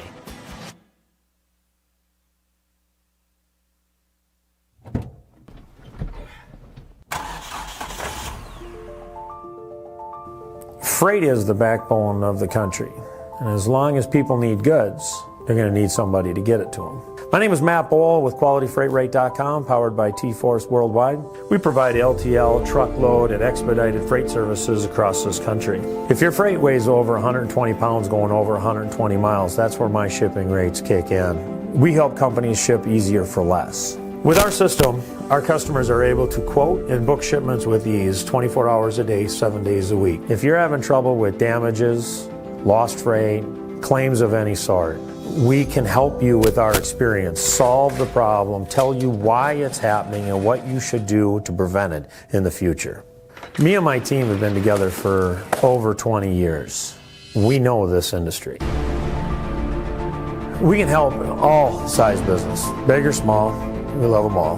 But we have a special spot for small business. Small businesses are pillars in the community.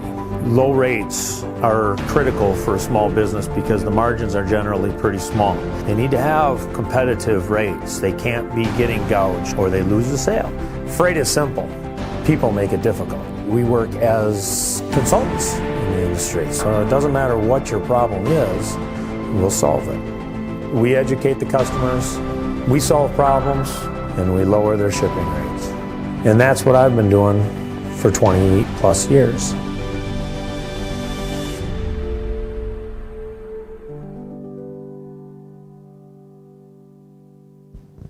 Well, ladies and gentlemen, thanks for sticking with us quick while we had that slight incident in the pits, but we have our EMTs back. Everyone is making their way off the track. Track prep is good to go. Just painting a new white line super quick there in turn number 4, and we should be back to green flag action racing here momentarily, where we will be having our K&K Racing micro sprints make their way out for their main event for the evening.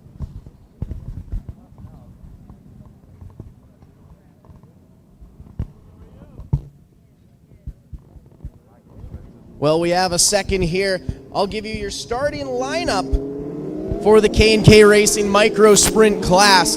On the inside of row number 1, your pole sitter out of Mora, Minnesota, the 19L of Landry Singleton. 88 of Eau Claire, Wisconsin's Caleb Moen going to be on the outside side of that first full row.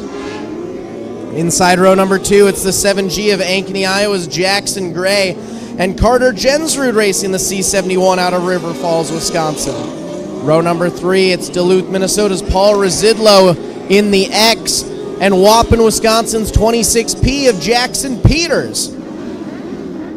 Row number 4 sees the 4J of Princeton, Minnesota's Joe Snow, and Marshall Willing racing the 128 out of Becker, Minnesota.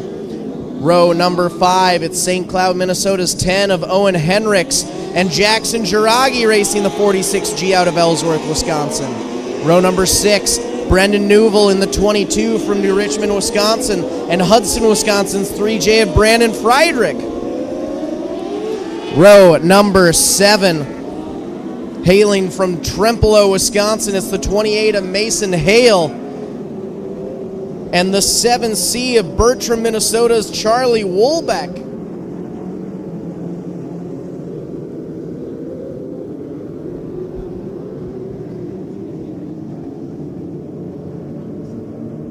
Mason Hale having some issues there on the infield, trying to get things figured out. On the inside of row 7, side by side with Charlie Woolbeck. Row 8, it's the 13M of Riley Dawson from Indianola, Iowa, and Clear Lake, Wisconsin's 12 of Brian Newville. Row number 9, it's the 100 of Alyssa Eddy out of St. Michael, Minnesota, and the 8N of Noah Berglund out of Isani, Minnesota. And all alone in that 10th and final row from New Richmond, Wisconsin, the 628 of Brian Ling.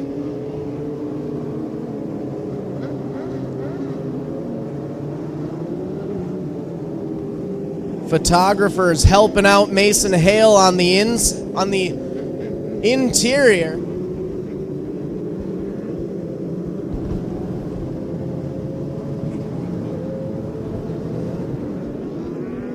Not quite sure what's going on with Mason Hale's cart. Mason Hale flagging the track crew down. And it looks like we'll be getting a bump start for him.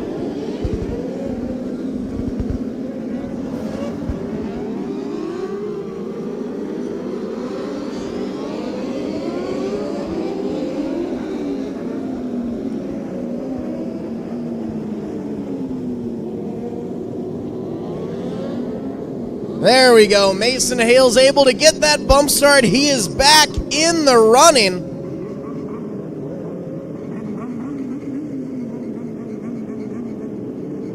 It's come to a stop once again in turn number 3. Gonna take another bump from the track crew.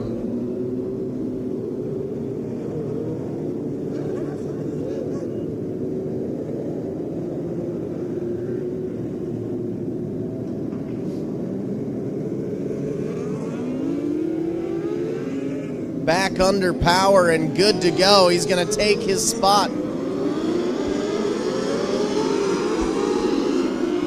And now that we are all set and ready, we will line everyone up.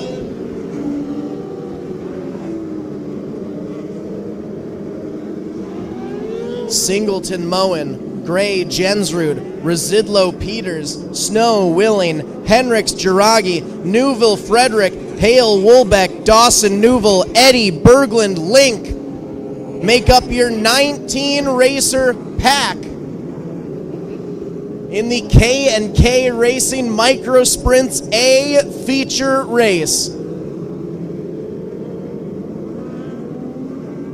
Lights are out, which means it'll be green flag this next time by.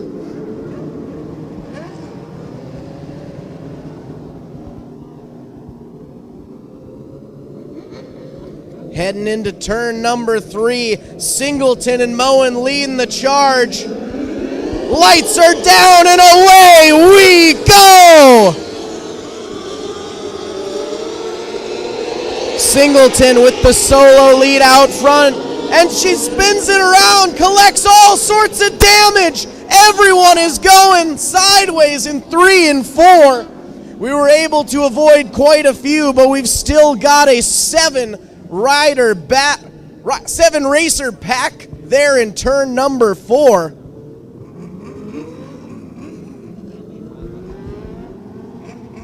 We'll take a moment to get everyone resituated there, but let's take a look quick at the instant replay from what happened during that.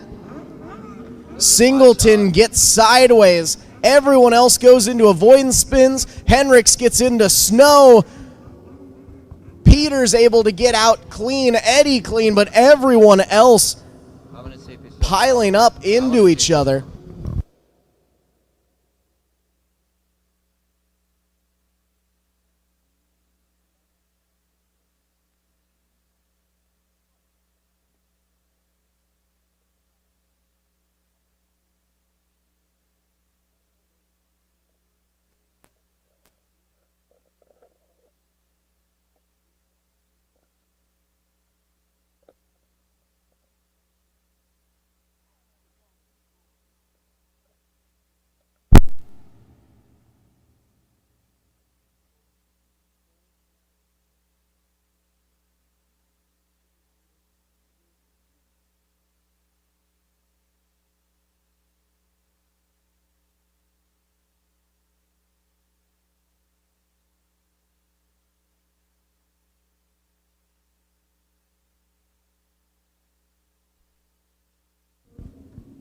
Well, we get everything settled from the carnage in turn number 4.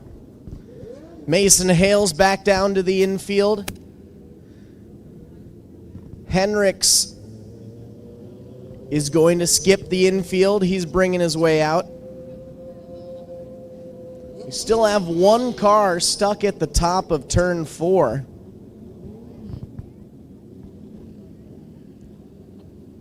Getting the bump start there. Hale's back in his cart. We'll see if he's able to make his way back out onto the track here. Joe Snow.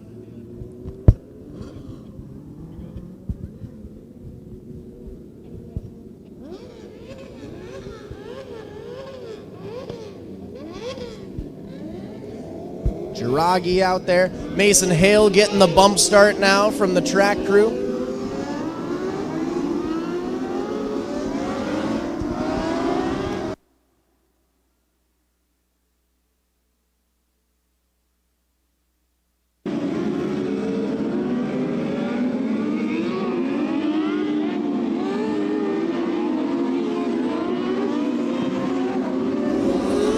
Hales back out onto the track. So I believe we are all good to go. We're getting everyone back in their correct restarting lineup.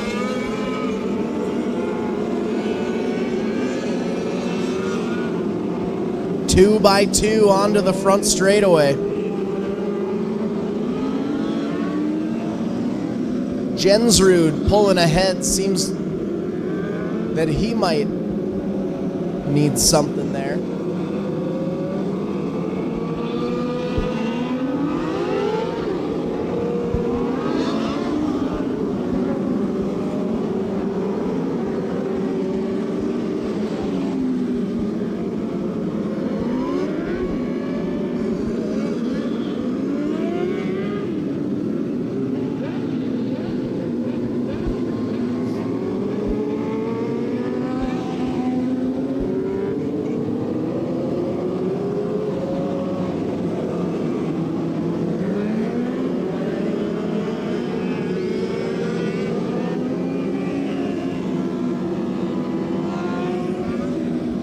Jensrud chatting with the track crew in turn number 4.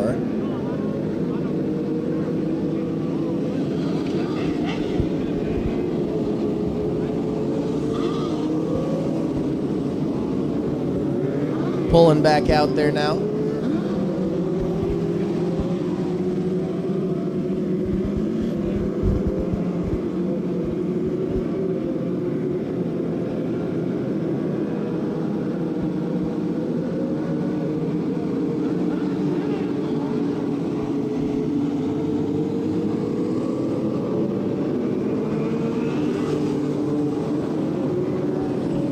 Just trying to get everyone back in their correct restarting order before we can go back to some green flag racing action.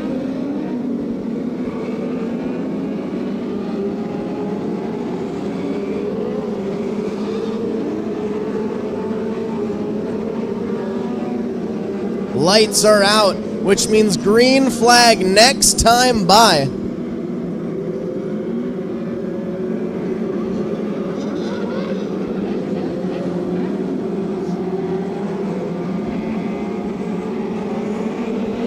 Green flag is out and away we go.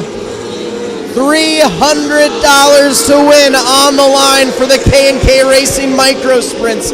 And it's Singleton out front. Moen, this time by your new race leader. Singleton with the low line.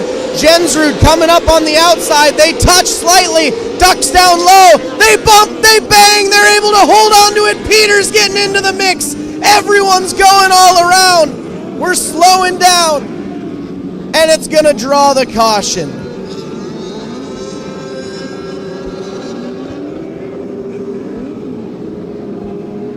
Residlo's down on the infield. I believe that's Gray that's down on the infield. Hendricks is at a stop in turn 4. My bad, not Residlo, it's Peters that's down on the infield.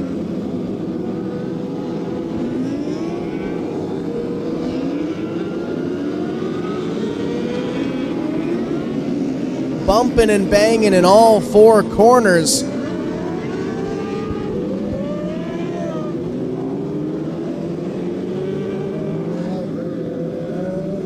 A chain reaction of avoidance spins, all starting at the front of the track. Jensrud and Singleton getting into each other.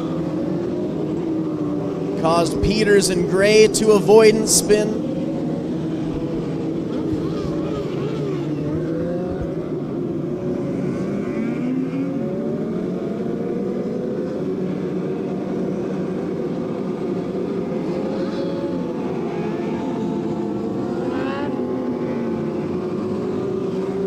And it looks like we will be going with a Delaware double file restart for this one. All alone out front will be the 88 of Moen. Singleton and Jensrud will be in that first full row.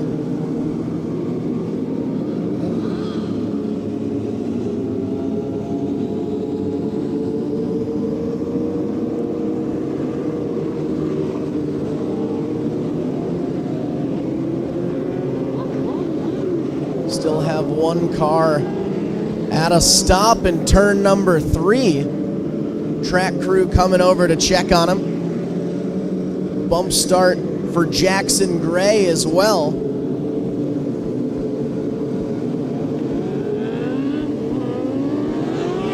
Looks like that was the 8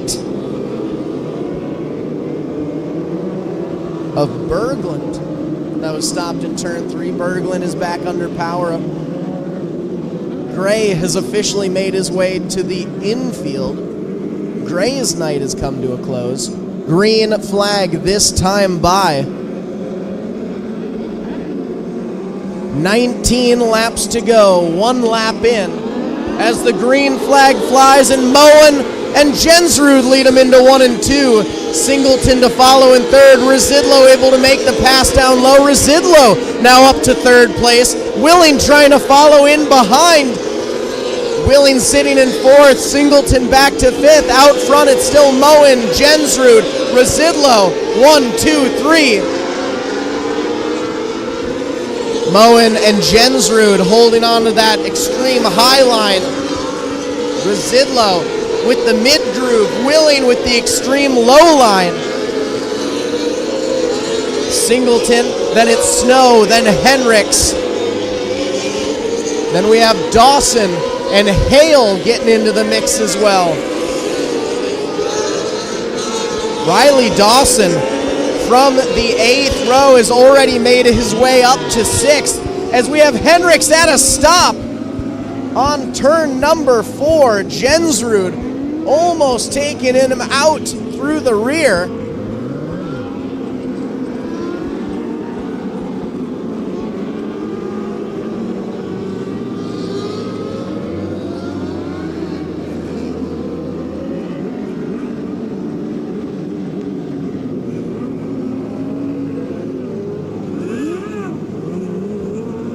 Mason Hale pulling off. His night has come to a close.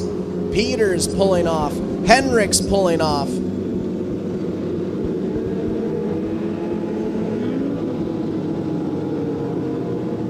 We started with 19 micro sprints, and we are officially down to 14, I believe.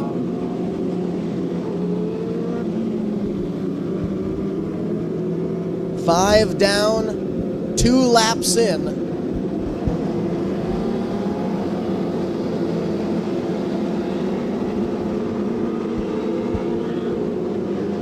We're going to get everyone back in their updated restart orders. It'll be Moen all alone out front. Jensrud and Residlo share that first full row as the lights go out. Willing, Singleton in that second row. Green flag flies. Moen and Jensrud leading the pack into 1 and 2. Moen up high, Jensrud in the midline. Residlo tucks down low, tries to make a move underneath. Jensrud, nothing going there. Singleton and Willing taking the low line, as we have 2 going around in 1 and 2. Looks like that might be Jiragi.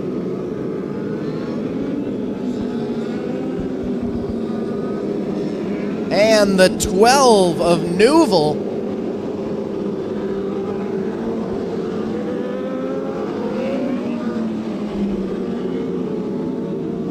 Jiragi and Newville have been refired.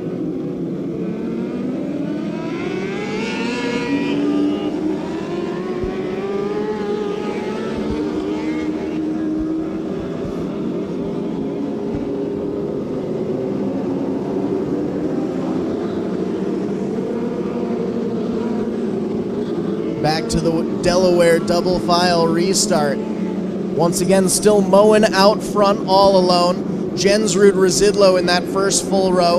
Willing and Singleton in that second full row. As the lights go green, Jensrud with the low line, Moen with the high line. Jensrud swaps up top. Moen's able to cut down with about an inch of space between them. Our top 2 racers are on the extreme high line. Residlo, Willing, Singleton in that midline. As we've got another car looping it in the back. Believe that is Jiragi going around once again.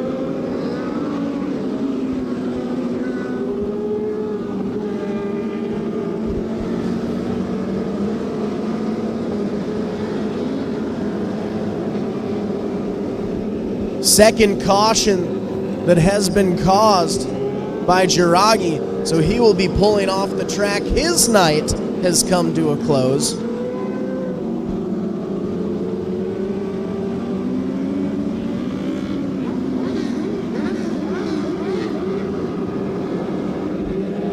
From 19 to 13, lights are out, top 5 remains the same. Green flag flies.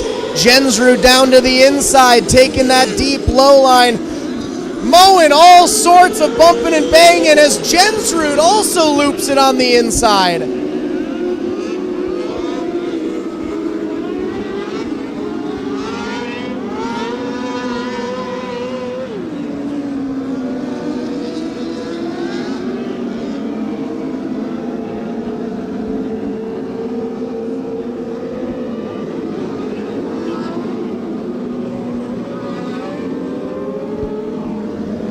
$300 to win in this K&K Racing Micro Sprints class.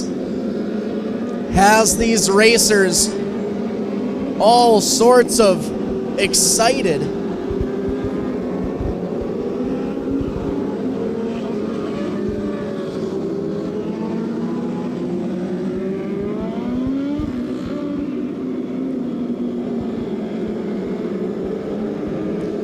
Lineup is good to go. Green flag flies. Moen and Residlo lead the pack into 1 and 2. Jensrud from the back, already passing 5 cars. On a mission to take that top spot once again. Willing up to second, Residlo back to third. Sparks from Joe Snow in fourth. Willing off the pace. Jensrud already up to second from the final row. Has made his way up top. As we've got one going up and around in turn number 4.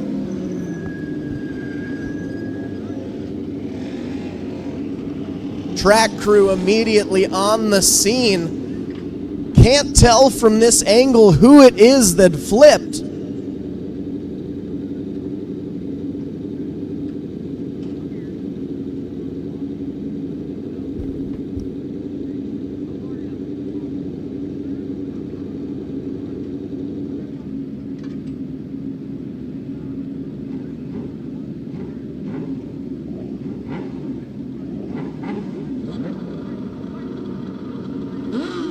Looks like it was a solo spin. Flipping up on his side. Believe that was the 8N of Berglund, if I'm not mistaken.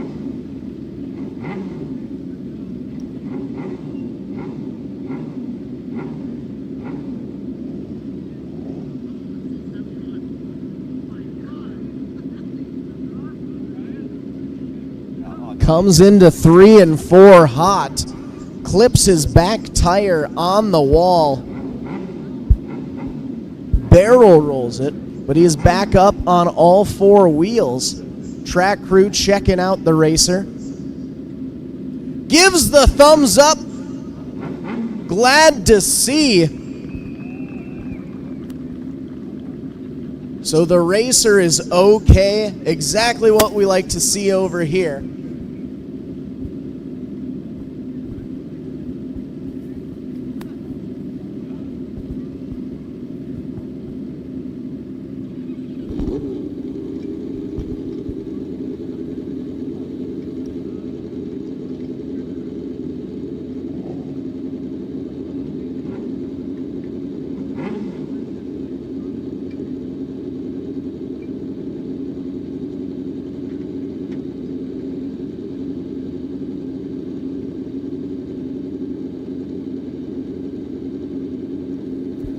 We're still taking a moment here to make sure that our racers all set and ready before we get back to some green flag racing action. Safety is always our priority here at Thunder Hill Speedway, so we want to make sure everyone is good to go before we start things off once again.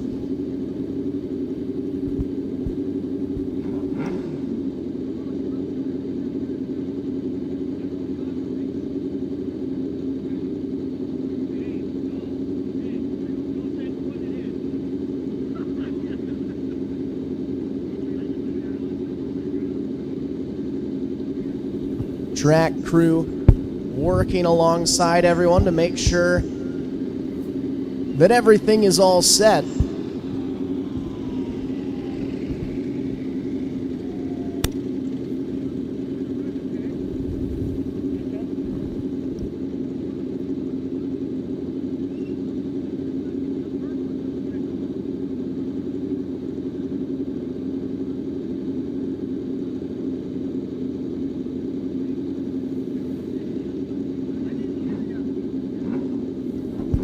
Looks like we might just be waiting to get the hook so we can get this car off of the track.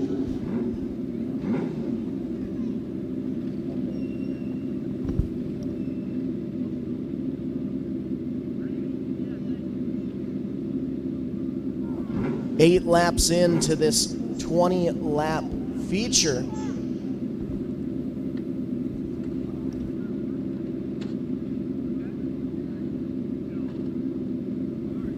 So as we take a moment here to get our car off of the track, we'll take a moment to thank a few of our sponsors for coming along for the ride this year. Accurate Construction, JK Concrete LLC, Haas Inc., TNT Construction, Dick's Fresh Market, Liquid Nitro, Old World Meats, and Doan LTD, all along for the 2025 season. Giving a big shout out to them. Track crew bringing our flipped car back onto the front straightaway. He's got it restarted, flipped and refired, and it looks like that was the 3J of Brandon Friedrich. Brandon Friedrich does a full barrel roll across the track, pumps his fists, and he is ready to go. Well, he's going to drive off to the side of the track. Looks like his night has come to a close, but as he makes his way by, let's all hear a big round of applause for Brandon Friedrich.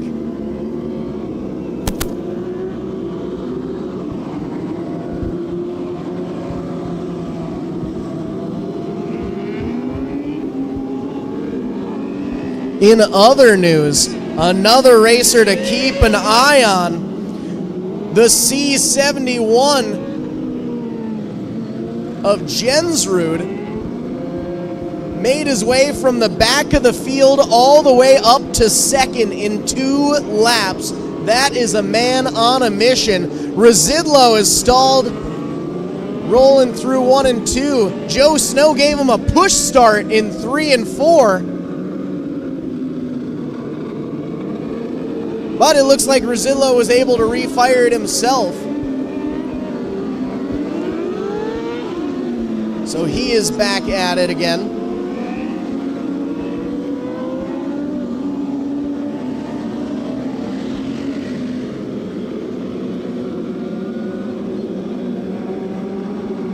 Down front, it's still Moen, Jensrud, Residlo, Willing, 1, 2, 3, 4. Then it's the 8N of Berglund in 5th.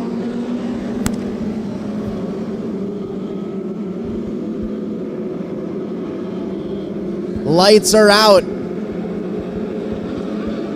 We're ready to go. Green flag flies. Jensrud's down on the inside. He passed the entire field. He gets in front of Moen for a second, but Moen doesn't let him by. fights back for the lead. It is Moen Jensrud out front. Residlo a straightaway behind. In third, then it's Berglund and Willing and Singleton. Not Singleton, the 22 of Newville.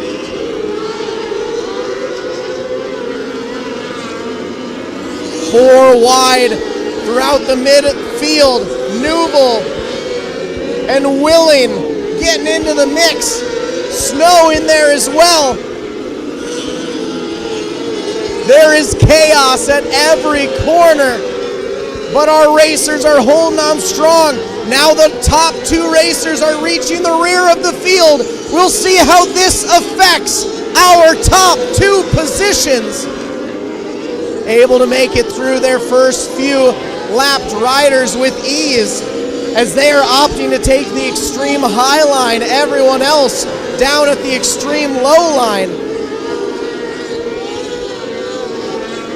Our top 2 racers a half lap ahead of the third place racer, the X of Residlo. 22 of Newville able to get by for third. But it's still Moen and Jensrud up front. Moen gaining about a full straightaway gap over the C71 of Jensrud. But Jensrud is not giving up.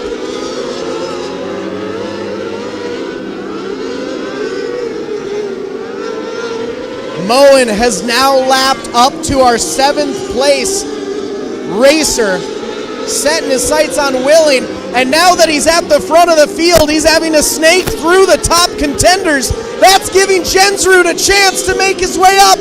White flag is out. 1 more lap to go. Coming out of 4 one final time. Checkered flag is going to fly for the 88 of Caleb Moen. Jensrud going to finish second. And in third, a draw between Residlo and Newville.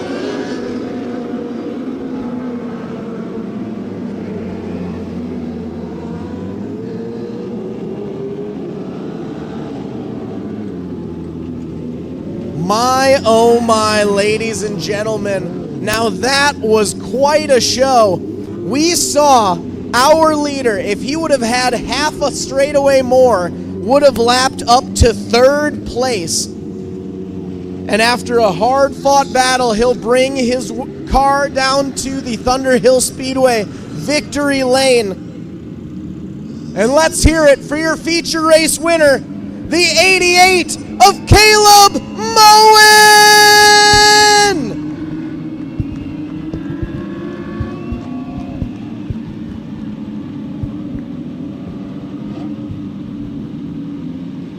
A hard-fought, well-deserved win. Line in his pockets with an extra $300 this evening.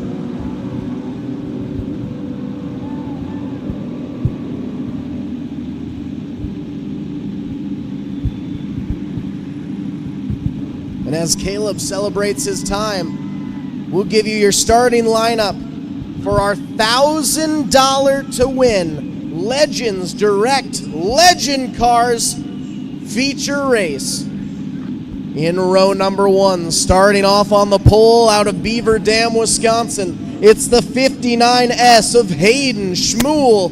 And to Hayden's right, hailing from Cedar Rapids, Iowa, Keith Moline racing the 5X. Inside of row number 2, it's the 86 out of Sparta, Wisconsin, Davey Pinnell. And Teddy Kashadi racing the 7K from Ramsey, Minnesota. Row number 3, it's Beaver Dam, Wisconsin's Talon Newman in the 14T, and the 51 of Tim Franz from Oshkosh, Wisconsin. Row number 4 from Greenfield, it's Ryan Meck in the 29, alongside the 49 of Cumberland, Wisconsin's Aiden Erickson. Row number 5 from Pierre, South Dakota, the 60 of Mark Brewer, and Cal Swenson piloting the 19X from Hortonville, Wisconsin. Row number 6, the 94 from Ridgeland, it's Levi Brewer, Cade Reisdorf out of Sun Prairie in the 57 to his right. Row number 7 out of Brownsville, Wisconsin, the 4C of Connor Carey, and the 37 of Greenfield, Wisconsin's Dan Meck. And in that 8th and final row, battling from Osseo, Wisconsin in the 4S, it's Chris Sleep and Keith Carey racing the 5K out of Brownsville, Wisconsin. 16 racers battling for $1,000 to win. 20 laps. Who is it going to be? Green flag is out. Shmuel gonna lead them into 1 and 2.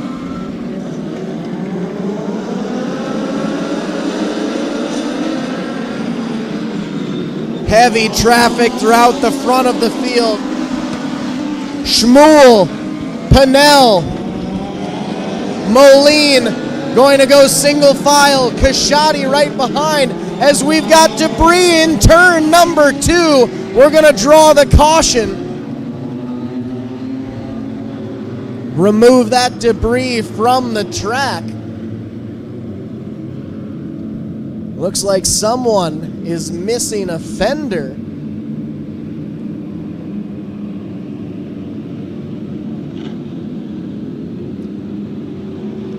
Fender has been removed from the track. So we will get everyone re-lined up.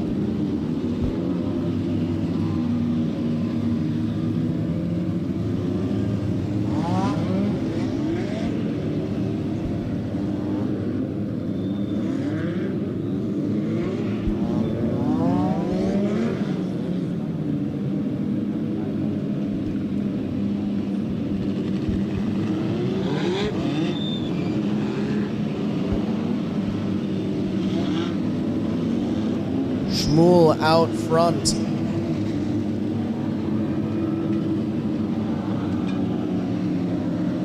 Moline going way high through 1 and 2. Checking the lines, seeing how it's like up there. And we're going to get this Delaware double file restart good to go. Shmuel all alone up front. First full row is going to be Pennell and Moline. Second row we have Kashadi and the 14T of Newman. Then it's Erickson and the 51 of Franz. 29 of Meck. And the 19X of Swenson. Then it's a Brewer row. Lights are out. Green flag flies. And we are racing. Pennell trying to get into the infield to get underneath Shmuel, but Shmuel's got that low line covered. Kashadi trying to get into the mix as well. Moline looking high, seeing if he might be able to get around the outside. Check out the 14T of Newman though. He's got that high line working well for him. Onto the front straightaway through 1 and 2. Coming out of turn 2. We're flirting with 3 wide as Kashadi's on the inside. Moline's on the in the midline. Newman up high. Pennell keeps trying to go low. Shmuel keeps going lower as our top 5 go single file.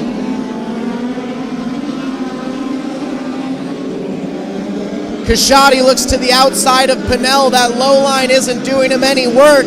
So he's going to try a second line. Pennell down to the inside, 3 wide on the front straightaway as we've got a new race leader and even a new one. Kashadi now up to the top spot. Pennell back to second, Shmuel back to third.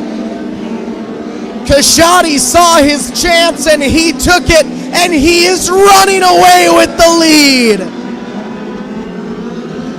Pennell not gonna let him go that easy, tries to reel him in, stays within 2 car lengths, but those straightaways are what Kashadi likes as he's got an open track ahead of him.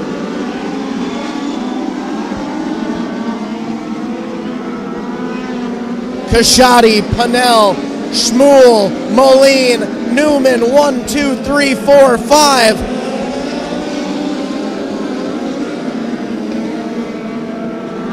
Kashadi sees that he has a nice gap behind him. He's trying to play it safe. He wants 1,000 big ones lining his pocket. Shmuel, on the other hand, trying to take that second place spot over from Pinnell again.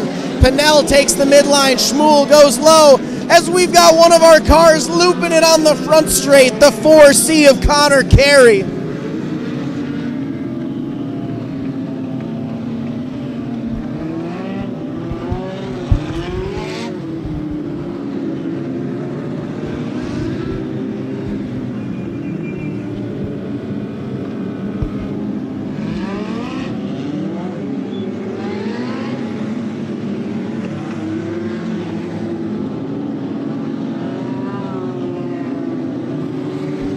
Halfway through this Legend Direct Legend Cars main event, and we've already seen 3 race leaders, Shmuel, Pinnell, and now Kashadi.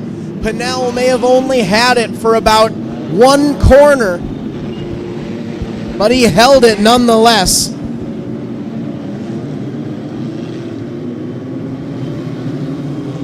Lights are down. Green flag coming through 3 and 4. The hammer is down. Kashadi leads the pack into 1 and 2. Pinnell with the low line, driving it deep into 1 and 2. He gets side by side coming out of 4. Slight advantage to Kashadi, but through 1 and 2. Pinnell is your new race leader, and he's pulling away.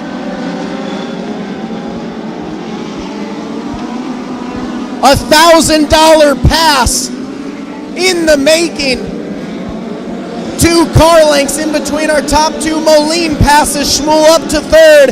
He wants to fight for a chance up front as Sleep goes around in 3 and 4.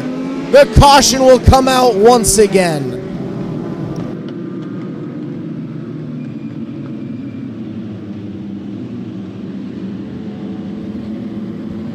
These racers are giving it their absolute all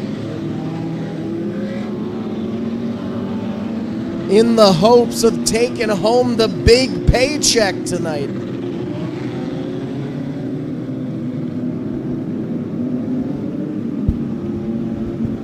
Sleep still at a stop.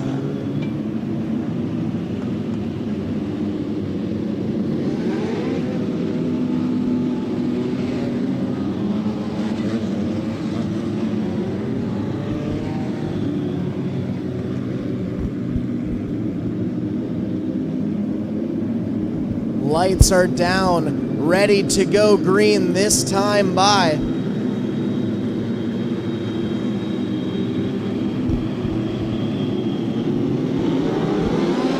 Flags are out, and away we go.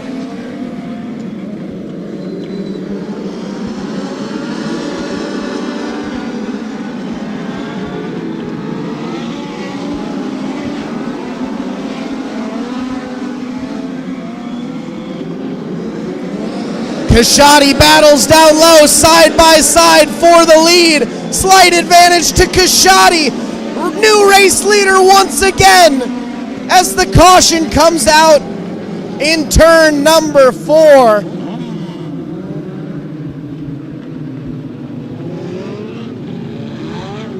Looks like that's Chris Sleep once again spinning it in turn 4. Or Sleep's off the track.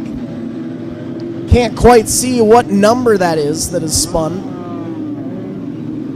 The 60 of Mark Brewer going around.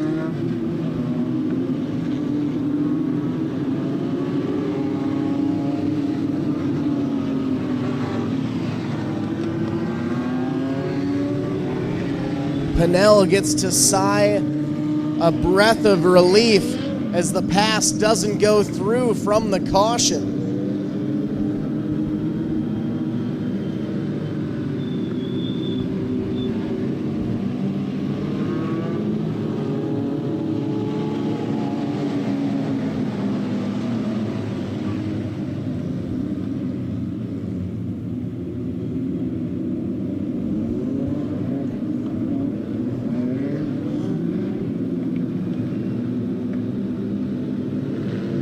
Lights are down. We're gonna give it another shot here. 7 laps to go in this 20-lap $1,000 to win race. Kashadi goes high, Moline into the mix. 3 wide on the back straightaway for second, third, and fourth. Shmuel down low, trying to take that second place spot over. The caution is out, the 49 of Erickson at a stop on the back stretch.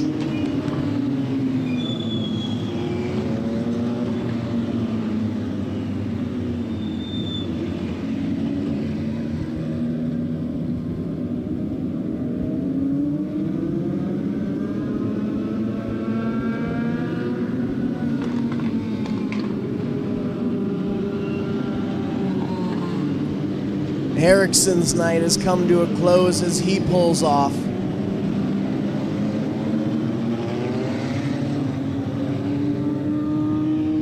Lights are out. Lineup is good.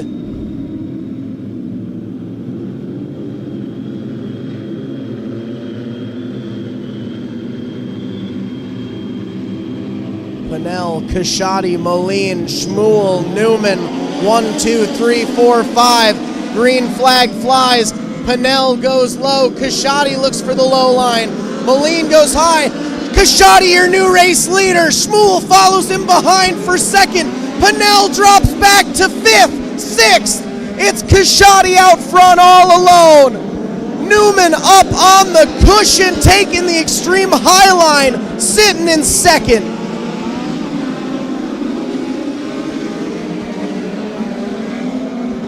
Newman trying to make that high line work. He watched it for the micro sprints, wants to try it in the Legends. Kashadi goes high on the straights, ducks down low for the corners. It's Kashadi, Newman, Shmuel, Pinnell, Moline, Brewer.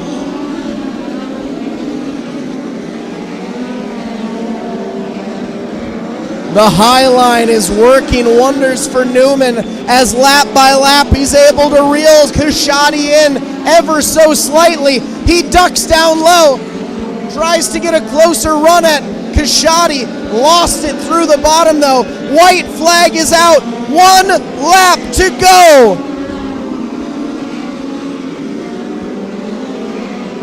One final time out of 3 and 4. Checkered flag is in his sights. And Teddy Kashadi's $1,000 richer. The 14T of Talon Newman going to finish second. The 59 of Shmuel will round out your podium. Then it's the 94 of Brewer and the 5 of Moline, finishing off your top 5. For an ever exciting Legends Direct Legend Cars main event.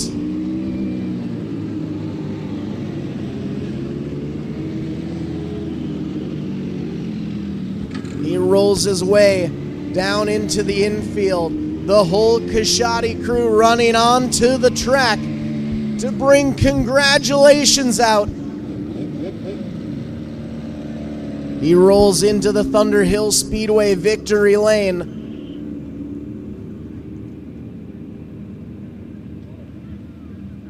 Climbs out of his car.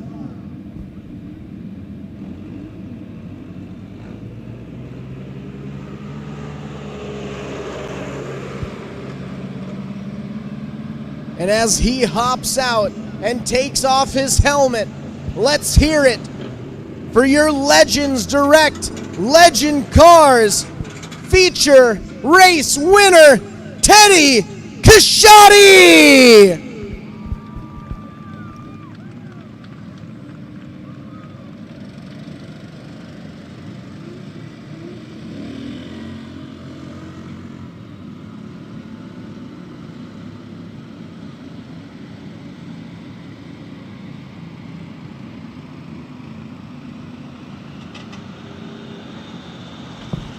A very eventful Legends race here.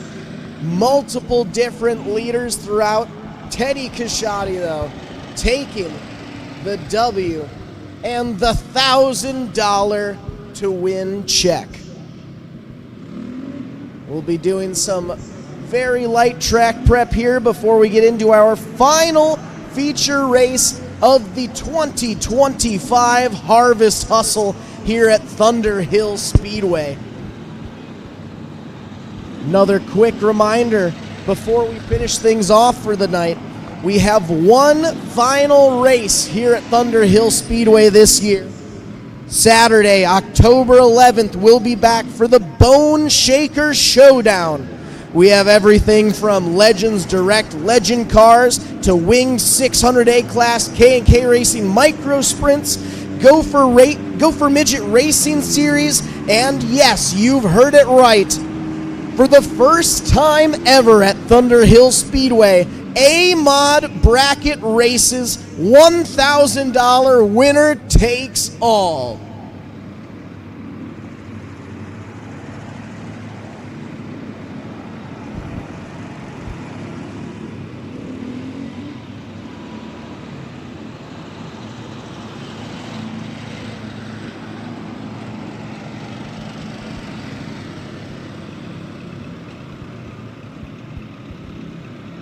One final race for the evening.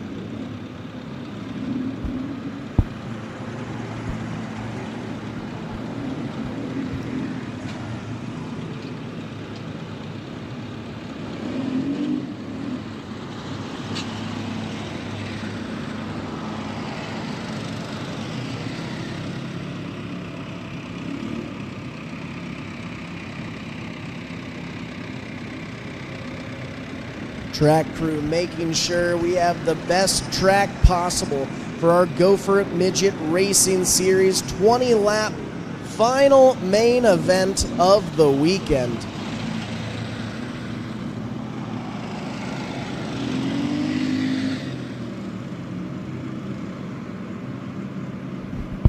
I want to give a final shout out to a few more of our sponsors along for the ride this year. Cedar Lake Speedway, Red Cedar Speedway, Olson Funeral Home and Cremation Service, Hollywood Tan, K1 Race Gear, and Jig E Signs and Graphics, all along for the 2025 season here at Thunder Hill Speedway.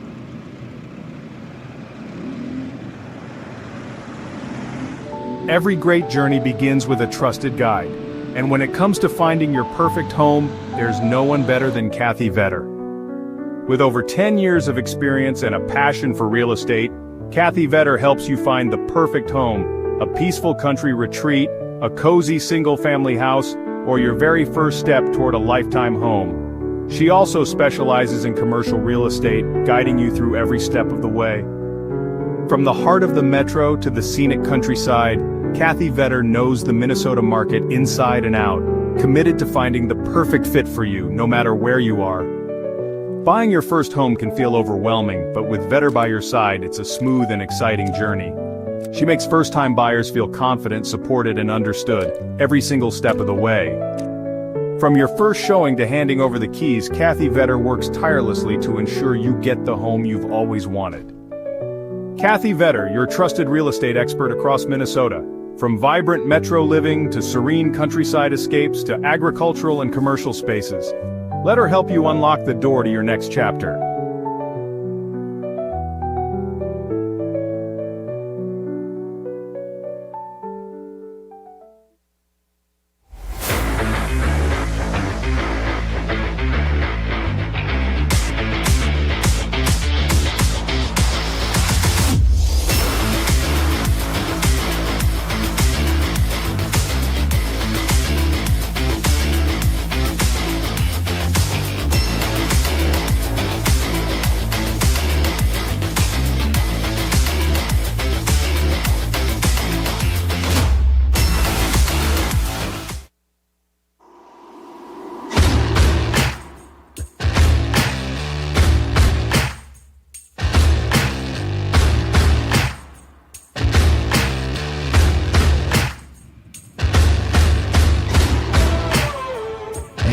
just like that, our track prep has officially come to a close.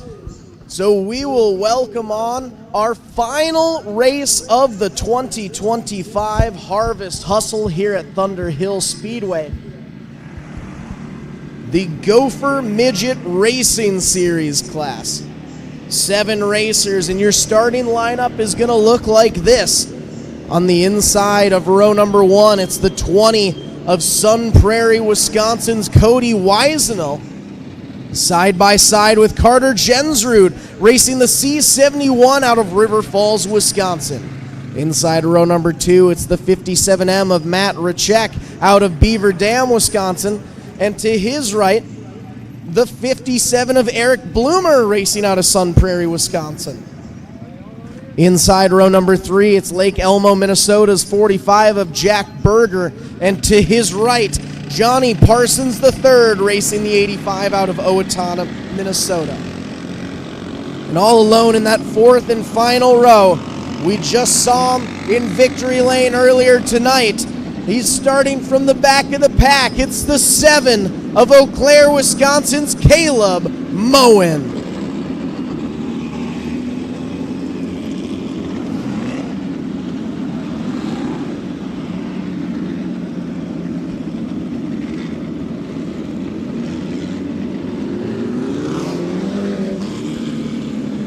Seven racers, 20 laps for one final time.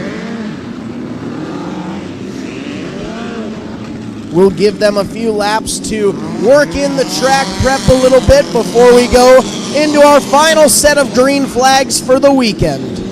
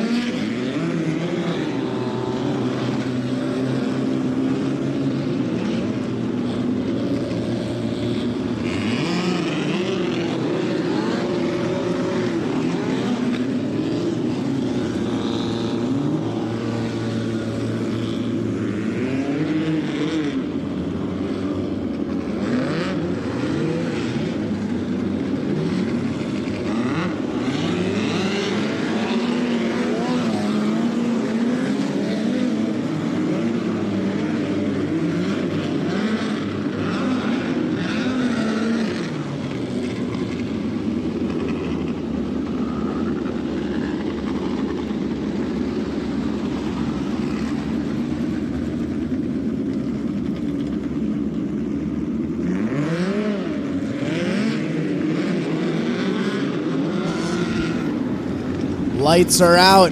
Caleb Moen is pulled into the infield. So they've turned the lights back on. Gonna see if we might be able to get Moen back out here.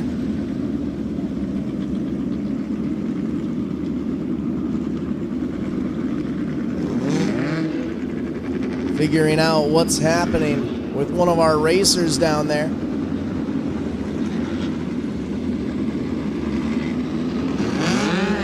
Looks like we'll give him a quick bump start here.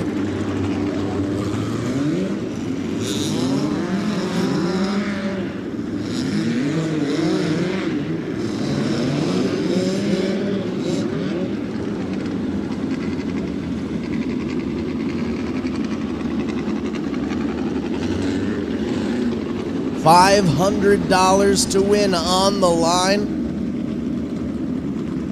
Moen is back out onto the track.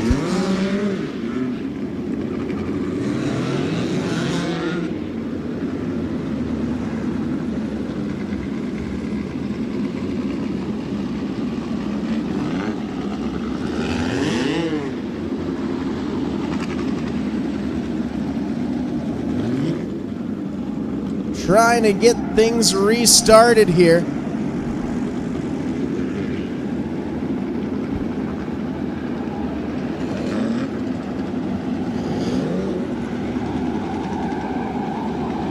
Track a little too wet to get those rear tires spinning.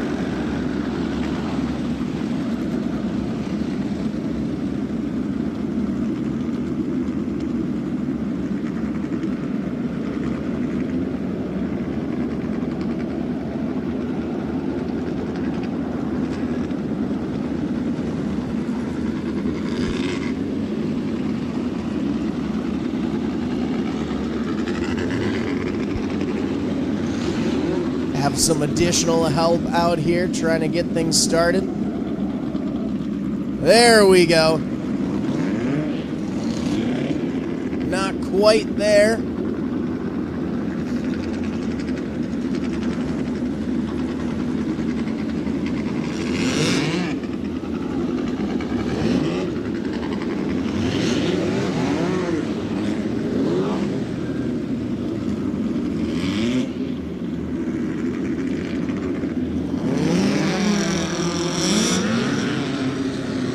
And Moen brings it into the infield. His night has come to a close, unfortunately.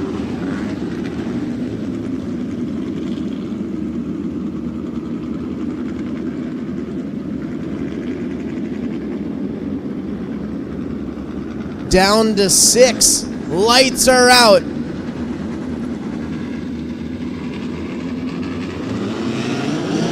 Green flag flies. And it's Weisenel leading the pack into 1 and 2. Jensrud looks high. The 57M of Racek goes down low. New race leader. Weisenel passes back. 45 of Berger getting into the mix. It's a 4-car battle for the lead.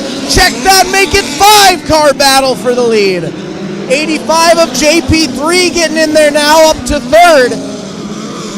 Jensrud all sorts of bumping and banging on the high line. Up on the wall, trying to get by Weisenel.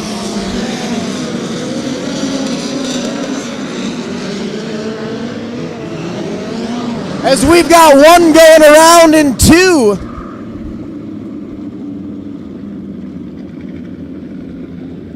Looks like that.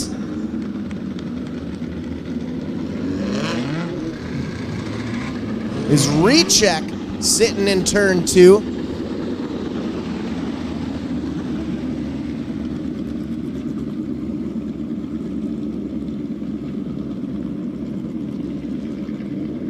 Gonna give him a quick bump start. We may only have 6 cars out there, but boy, oh boy, is it an eventful race so far. Racek is restarted.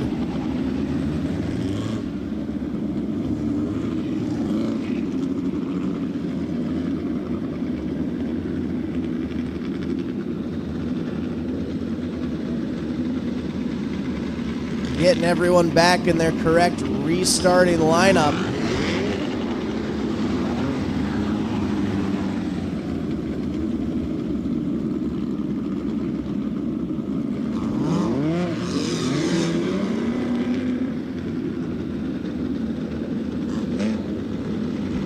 Out front in this Delaware double file restart, it will be the 45 of Jack Berger leading the charge, 20 of Weisenel, and the C71 of Jensrud in that first full row.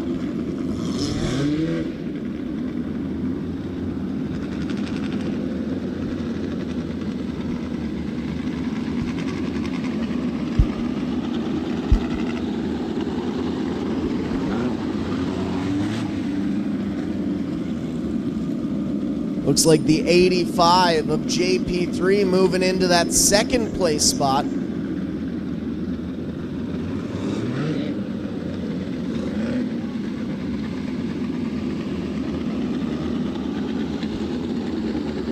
'57 stalled on the front stretch. Gonna get another bump start here.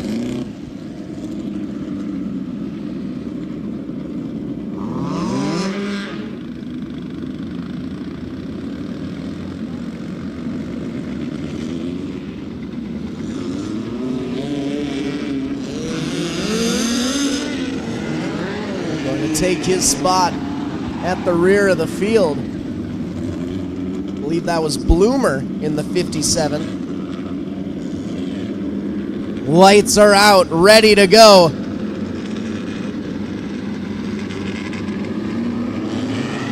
Green flag flies and Berger's gonna lead him into 1 and 2. JP3 right behind him.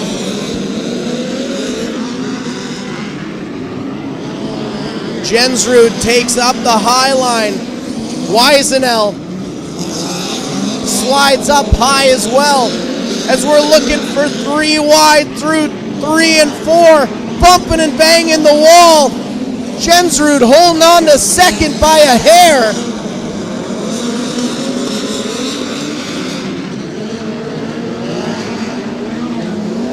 Every lap, Jensrud gets closer to turn 3.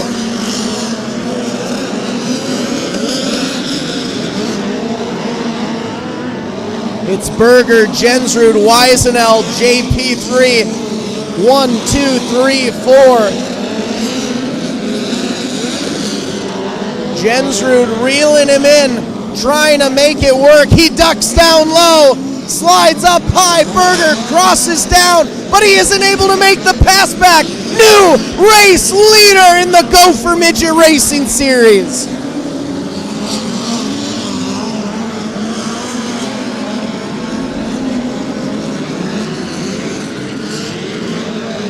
Parsons down low, holding on to 4th. It's Weisenel up top in 3rd.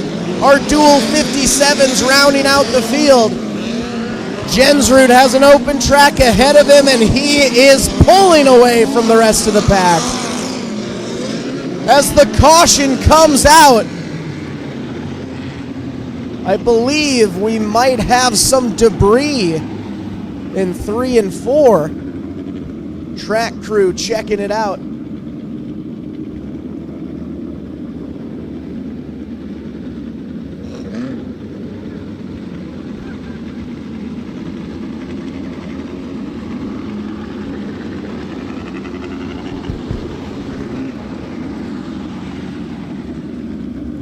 Nine laps left to go, just over the halfway mark in our final race of the evening. Lights are down, Jensrud's out front.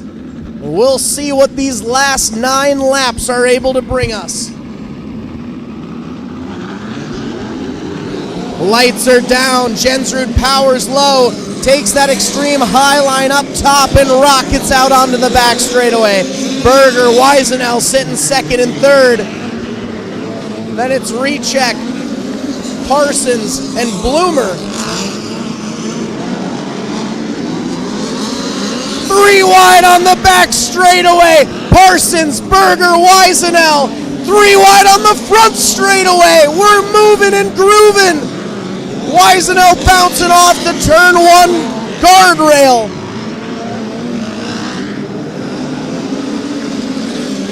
Parsons up to 2nd, Weisenel in 3rd. Recheck in 4th. Bloomer 5th. Berger 6th. Half a lap ahead, it is Jensrud out front. Our 2nd place on back have swapped just about every corner. Parsons, Weisenel, Recheck. Another lap in the books for Jensrud.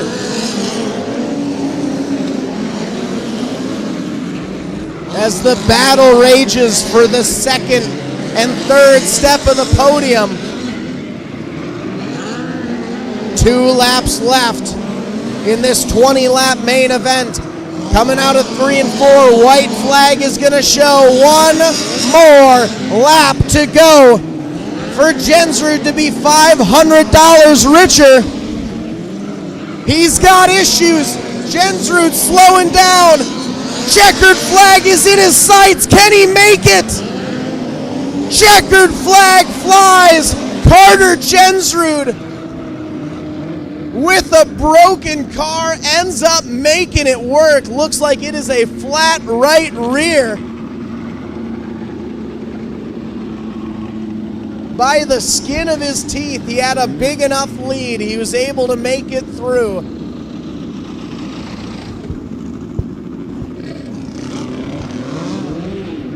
May not have been a flat, but something broke there on the back of Jensrud's card.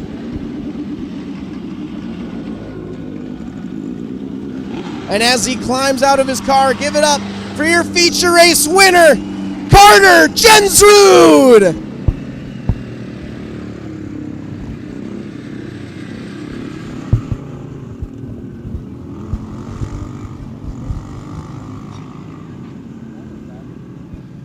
Well, ladies and gentlemen, we had a great weekend of racing here at Thunder Hill Speedway for the 2025 Harvest Hustle. Just a reminder, we will be out here for our final race of the season in just a couple weeks. Saturday, October 11th, return for the Bone Shaker Showdown. Thank you all for sticking around with us last night and tonight. On behalf of Chad and the team here at Thunder Hill Speedway, Matt, Mark, the team at MBTV Sports, my name is Zach Bailey. Thanking you all for coming out. Drive safe on your way home, and we will see you at the Bone Shaker Showdown in 2 weeks. Good night, everybody. With over 40 years of experience producing quality racing components, we're excited to unveil the Kevco Drive Shaft. Our Kevco Drive Shafts are 100% made in the USA from USA-sourced materials. We have developed our drive shafts using precision machine yokes that offer more clearance with higher strength than any other shaft on the market. Our yokes are then zinc-plated black for long-lasting protection. All our drive shafts are meticulously hand-built and balanced on our brand new superior Driveline Shaft Master drive shaft machine. Every carbon fiber Kevco drive shaft comes loaded with Spicer 1310, solid body, non-greasable universal joints for superior strength. We offer U-joints, U-bolts, slip yokes, and anything you may need for your drive shaft. Kevco has the ability to custom build any length drive shaft for any application you may need, whether it be mild steel, chromoly, aluminum, or carbon fiber. Call us today at 800-770-3557 or check us out on the web at kevcoracing.com. Painful steps shouldn't be part of your daily routine. At Foot and Ankle Clinics, PA, we specialize in diagnosing and treating a wide range of foot and ankle conditions, from heel pain and bunions to diabetic foot care and sports injuries. Our board-certified podiatrists, Dr. Jeff Pellersells and Dr. Russell John Hill, bring decades of experience and a compassionate approach to every patient. At our clinic, we are dedicated to serving the community with the highest level of care. Your well-being is our top priority. Serving the communities of Woodbury, West St. Paul, and Edina, we're committed to providing personalized care tailored to your needs. Don't let foot or ankle pain hold you back.